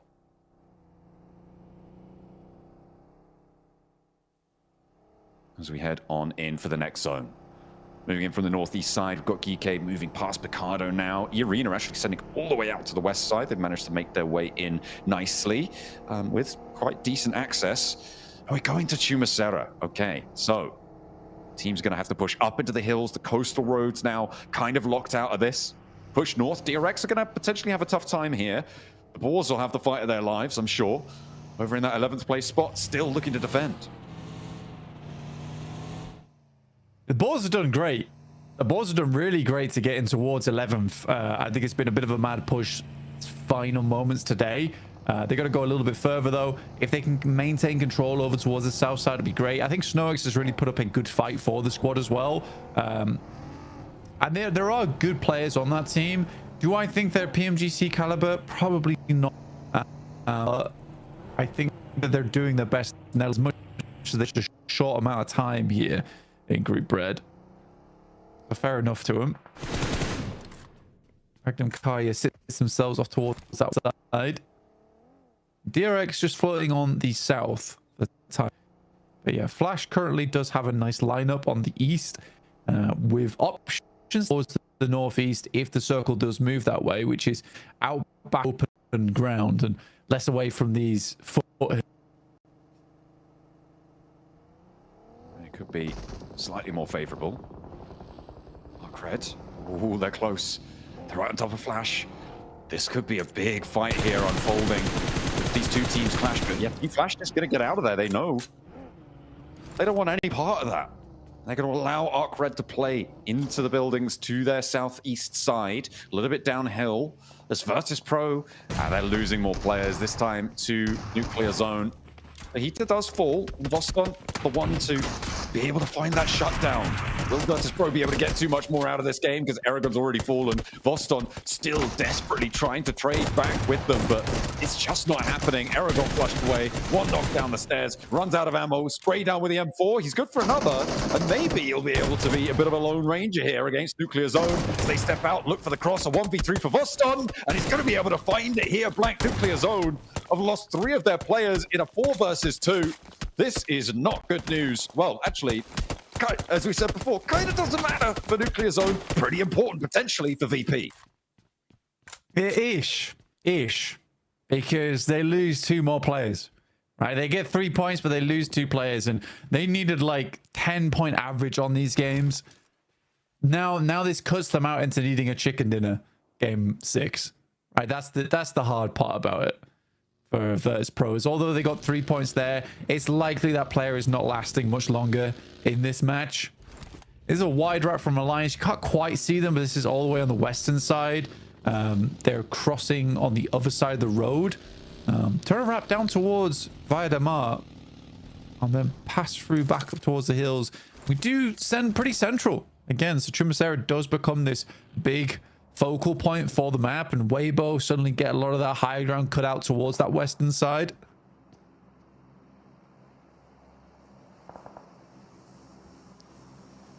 Western side is where Twisted Minds are going to be trying to find their way in as well, with Alliance halting them a little bit, dead in their tracks, maybe not wanting Twisted Minds to get too much further into this one, but pushing in across this ground, really, really difficult. Arena crashing into Voston now. It may just be the end of Virtus.pro's push. A 1 versus 4 against Nuclear Zone, you think maybe just about against the Arena? That's a little bit taller of an order, but we've seen Loxy at those 1v4s before. Is it going to be a repeat? Voston, the nades say no, but they're not connecting.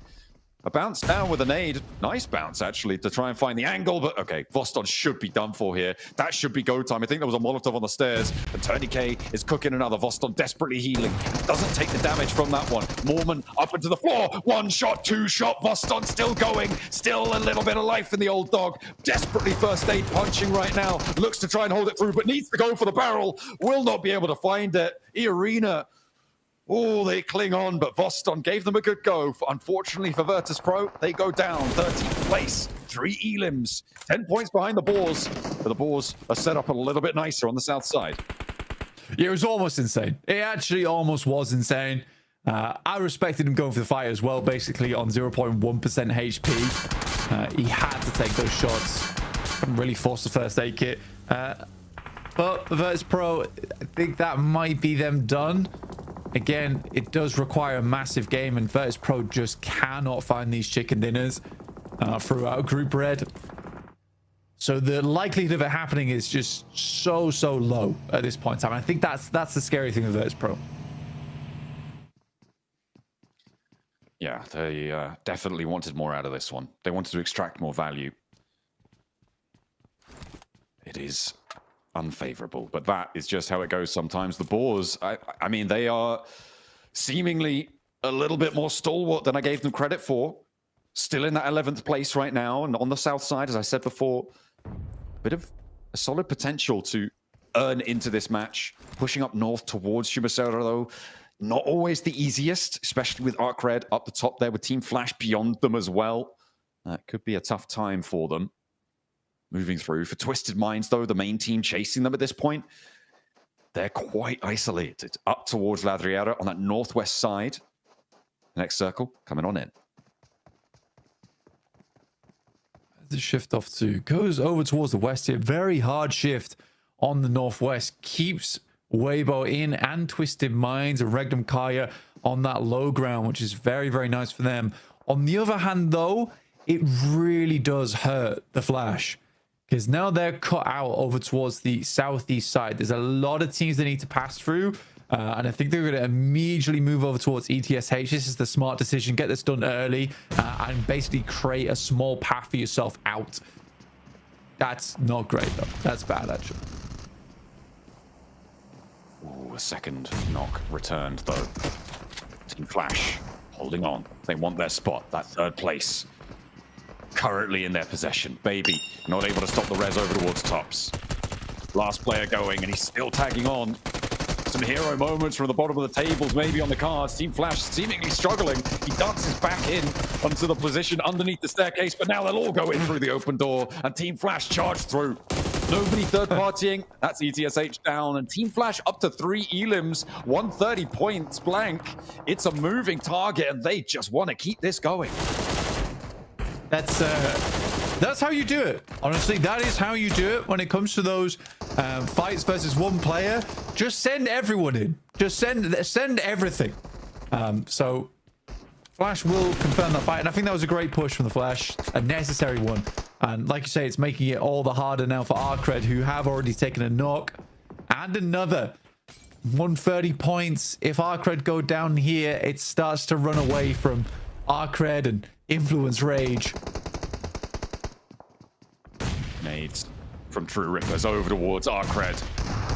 A nade back, not quite finding the knocks, but the hop in from Jelly. Hydra is there as well. Harsh on the off angle, taking Glory down. Arcred still trying to make this work, but the health bars are starting to get lower and lower for True Rippers. That makes it so much harder, and the flushes are coming through as well. Just Ramses remains blank against the True Rippers, trying to stay alive themselves. They're looking for the res and might be able to find it. Pick themselves back up to 4. A bad nade, and Ramses nearly takes himself out of the running. Desperately needs to try and find this heal now, and True Rippers, they're going to slow down somewhat, and the Boars are going to find the open door, find the angle over towards Harsh. The nade, not going to be able to find it, and the nade into the open door, not connecting either. Harsh is still down, though. That was the Boars doing. True Rippers do not want to charge. Ramsey still with a little bit of life left in him. Steps up, and it's Hydro to close down Arc Red. One of the chasers is down. They've only got one more match to do it. Team Flash don't show any signs of slowing. Team Flash can just push this even further in this game, and it looks like they will. I think Team Flash has been the biggest surprise out of anything inside of this lobby, other than maybe Virtus Pro being in 13th place. But I think for Team Flash, a lot of people weren't expecting them to be here in top 3 with 130 points, challenging out with one of the best teams in the world, Regnum Karrier, as well as DRX, who are newly invigorated into this lobby with 5 total chicken dinners over the stage here, which is just an unbelievable margin. Oh, this is...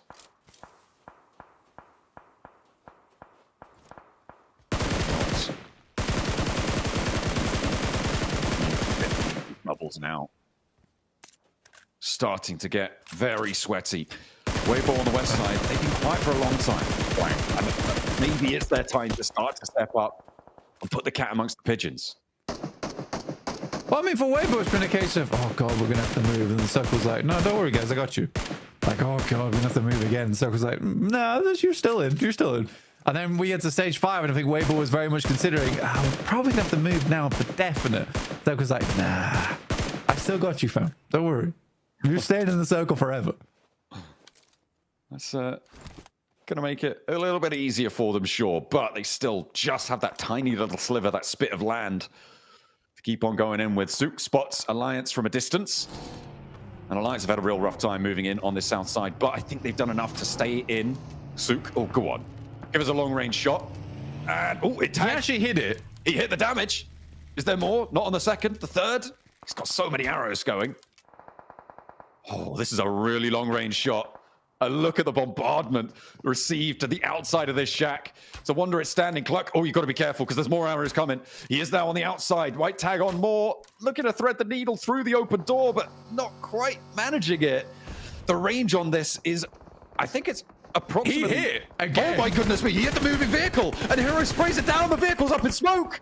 Oh my God, Sook with the bow stops half of Alliance out in the open and everybody chimes in. Regnum Karrier take one of those points, but that is nasty. It is actually insane. Robin Sook in the lobby causing havoc just must be a terrifying thing. See arrows start to pop out from the top of your vehicle, make you look like an exploding porcupine. Yeah, it's bad news. It's very bad news. But for Weibo, they're glad to have him on side. The aim, though, is, I think, the most impressive thing.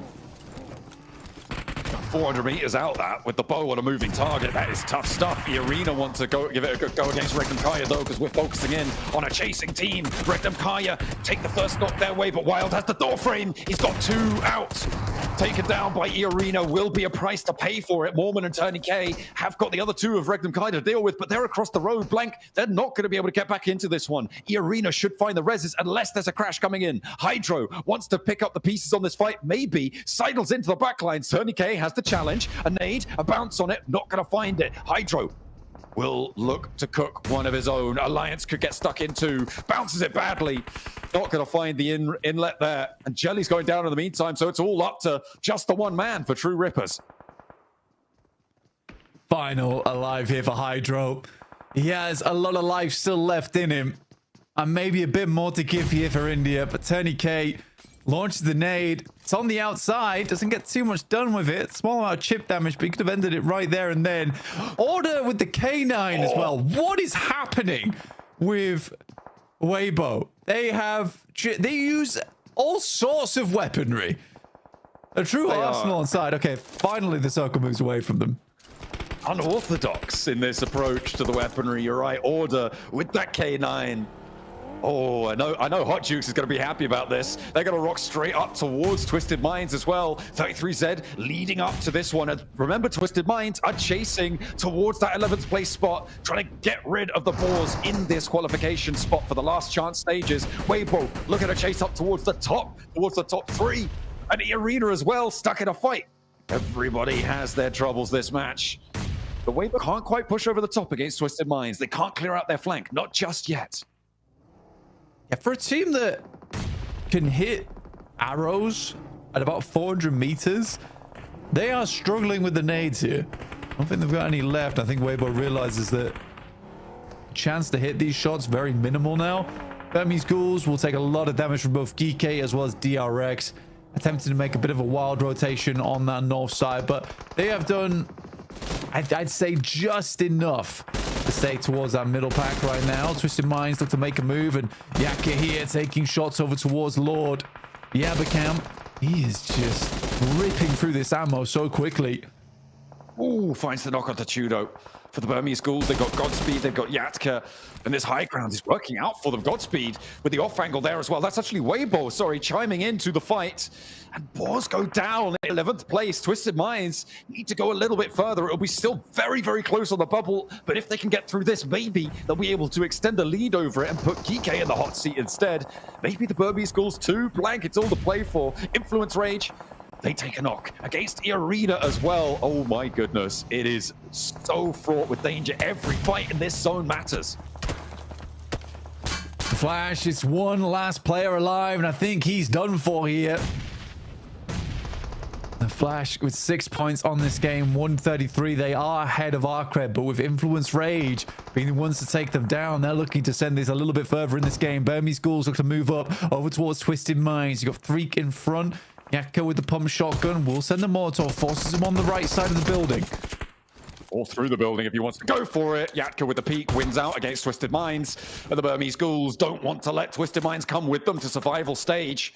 The last chance not going to be there, and they are locked out in 12th place. Blank. There is a really minimal difference here, but 7 points might be the boundary that the Boars need to stay alive in this tournament. It is so possible. And Virtus Pro still very much in the running going into this next match. But now we have to focus up towards the teams chasing third place, because Team Flash, I mean, they're still alive and the placements are going to start to kick in. Yeah, one more team goes out. You get that extra placement point coming through.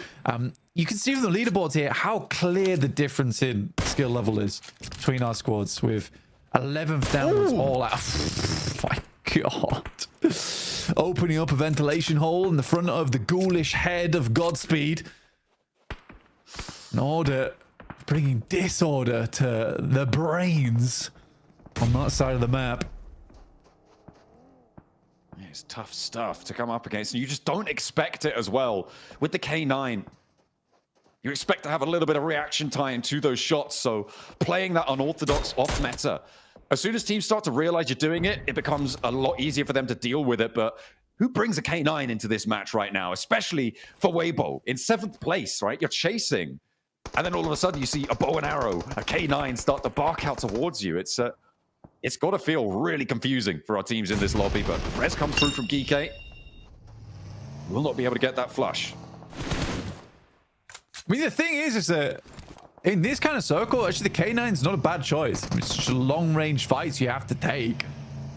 You get the one shot, one elim.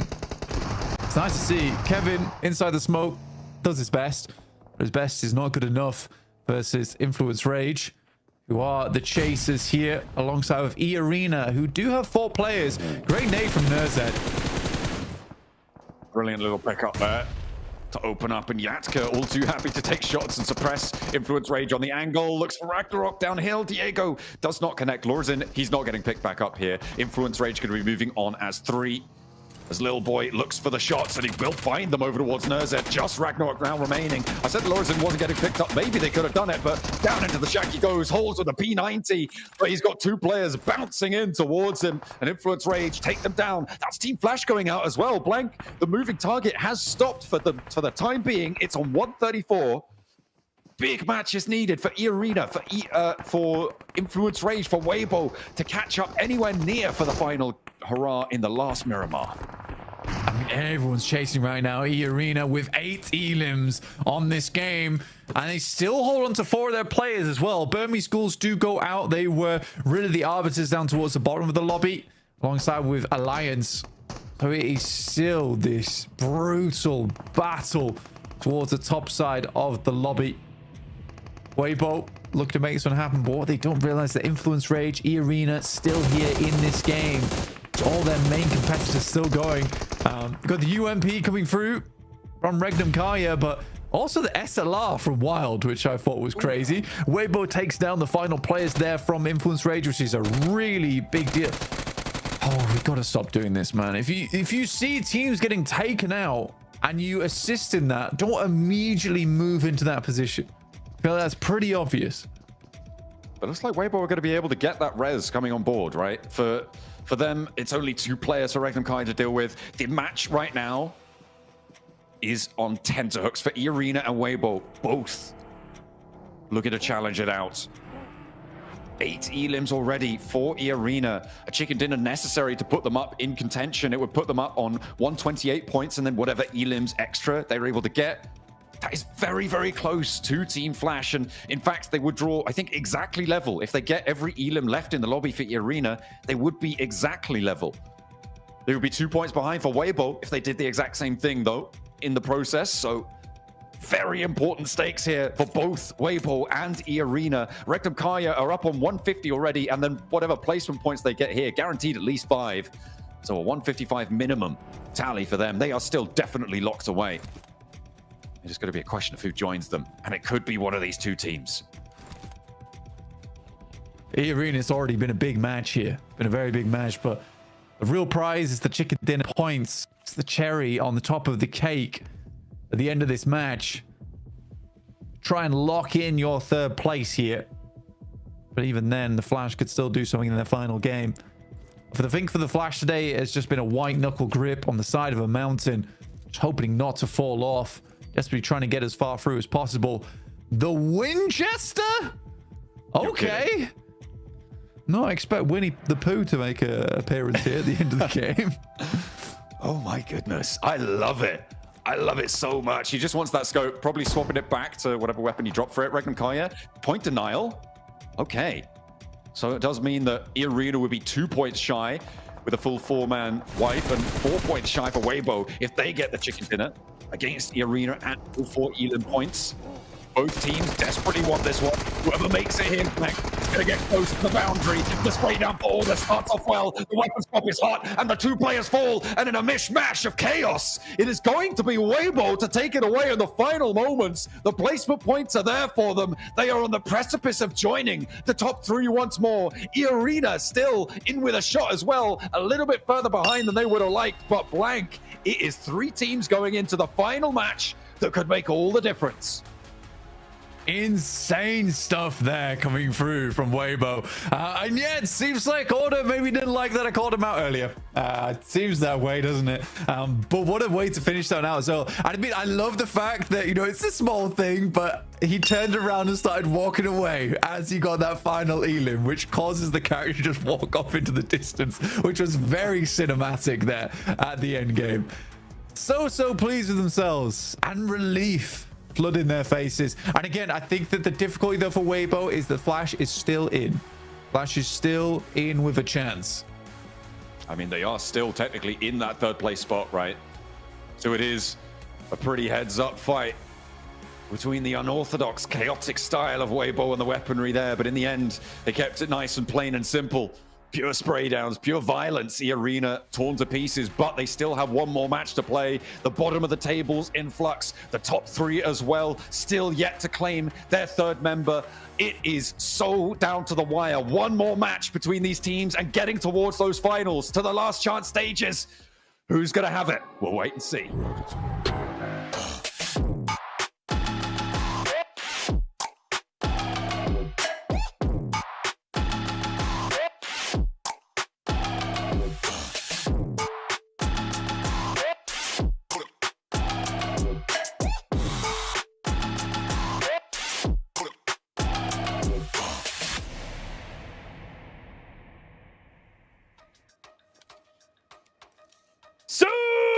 Channeling his inner Apollo, shooting that bow miles across the sunny desert. Weibo get the win right at the last second.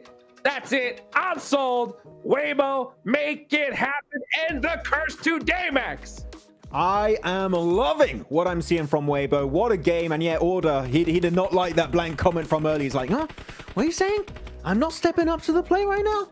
Oh, look at me with my insane spray down. The double spray down with the UMP swaps over right away. CQC instantly does just so much damage. Even if he doesn't find the knocks, which he does eventually, his team is there to back him up, Niptro, because they're fully committed on that fight to defend that position and make sure they lock down that chicken dinner. The elimination spread all over the board is looking magnificent. What a match from Weibo. It's not just Niptro, that was a good game, right, from Weibo. It was fun to watch because the weapon variety also was just so sick to watch. Yeah, it wasn't just the weapon variety. You bring up such a good point because we had the explosive bow. We had the Car 98, baby. I love seeing that coming into esports again after so long. But you're right, not just the weapons that were being used that made it entertaining. It was the control. It was the spread. It was the pushing up onto Twisted Minds and then deciding to fall back a little bit. It was the backup of their players. Everybody had each other's backs. They were just moving around the circle so effortlessly. And it just really goes to show you that when Weibo play well, they play so effortlessly. Oh, effortlessly indeed. We finally get to see some bolt action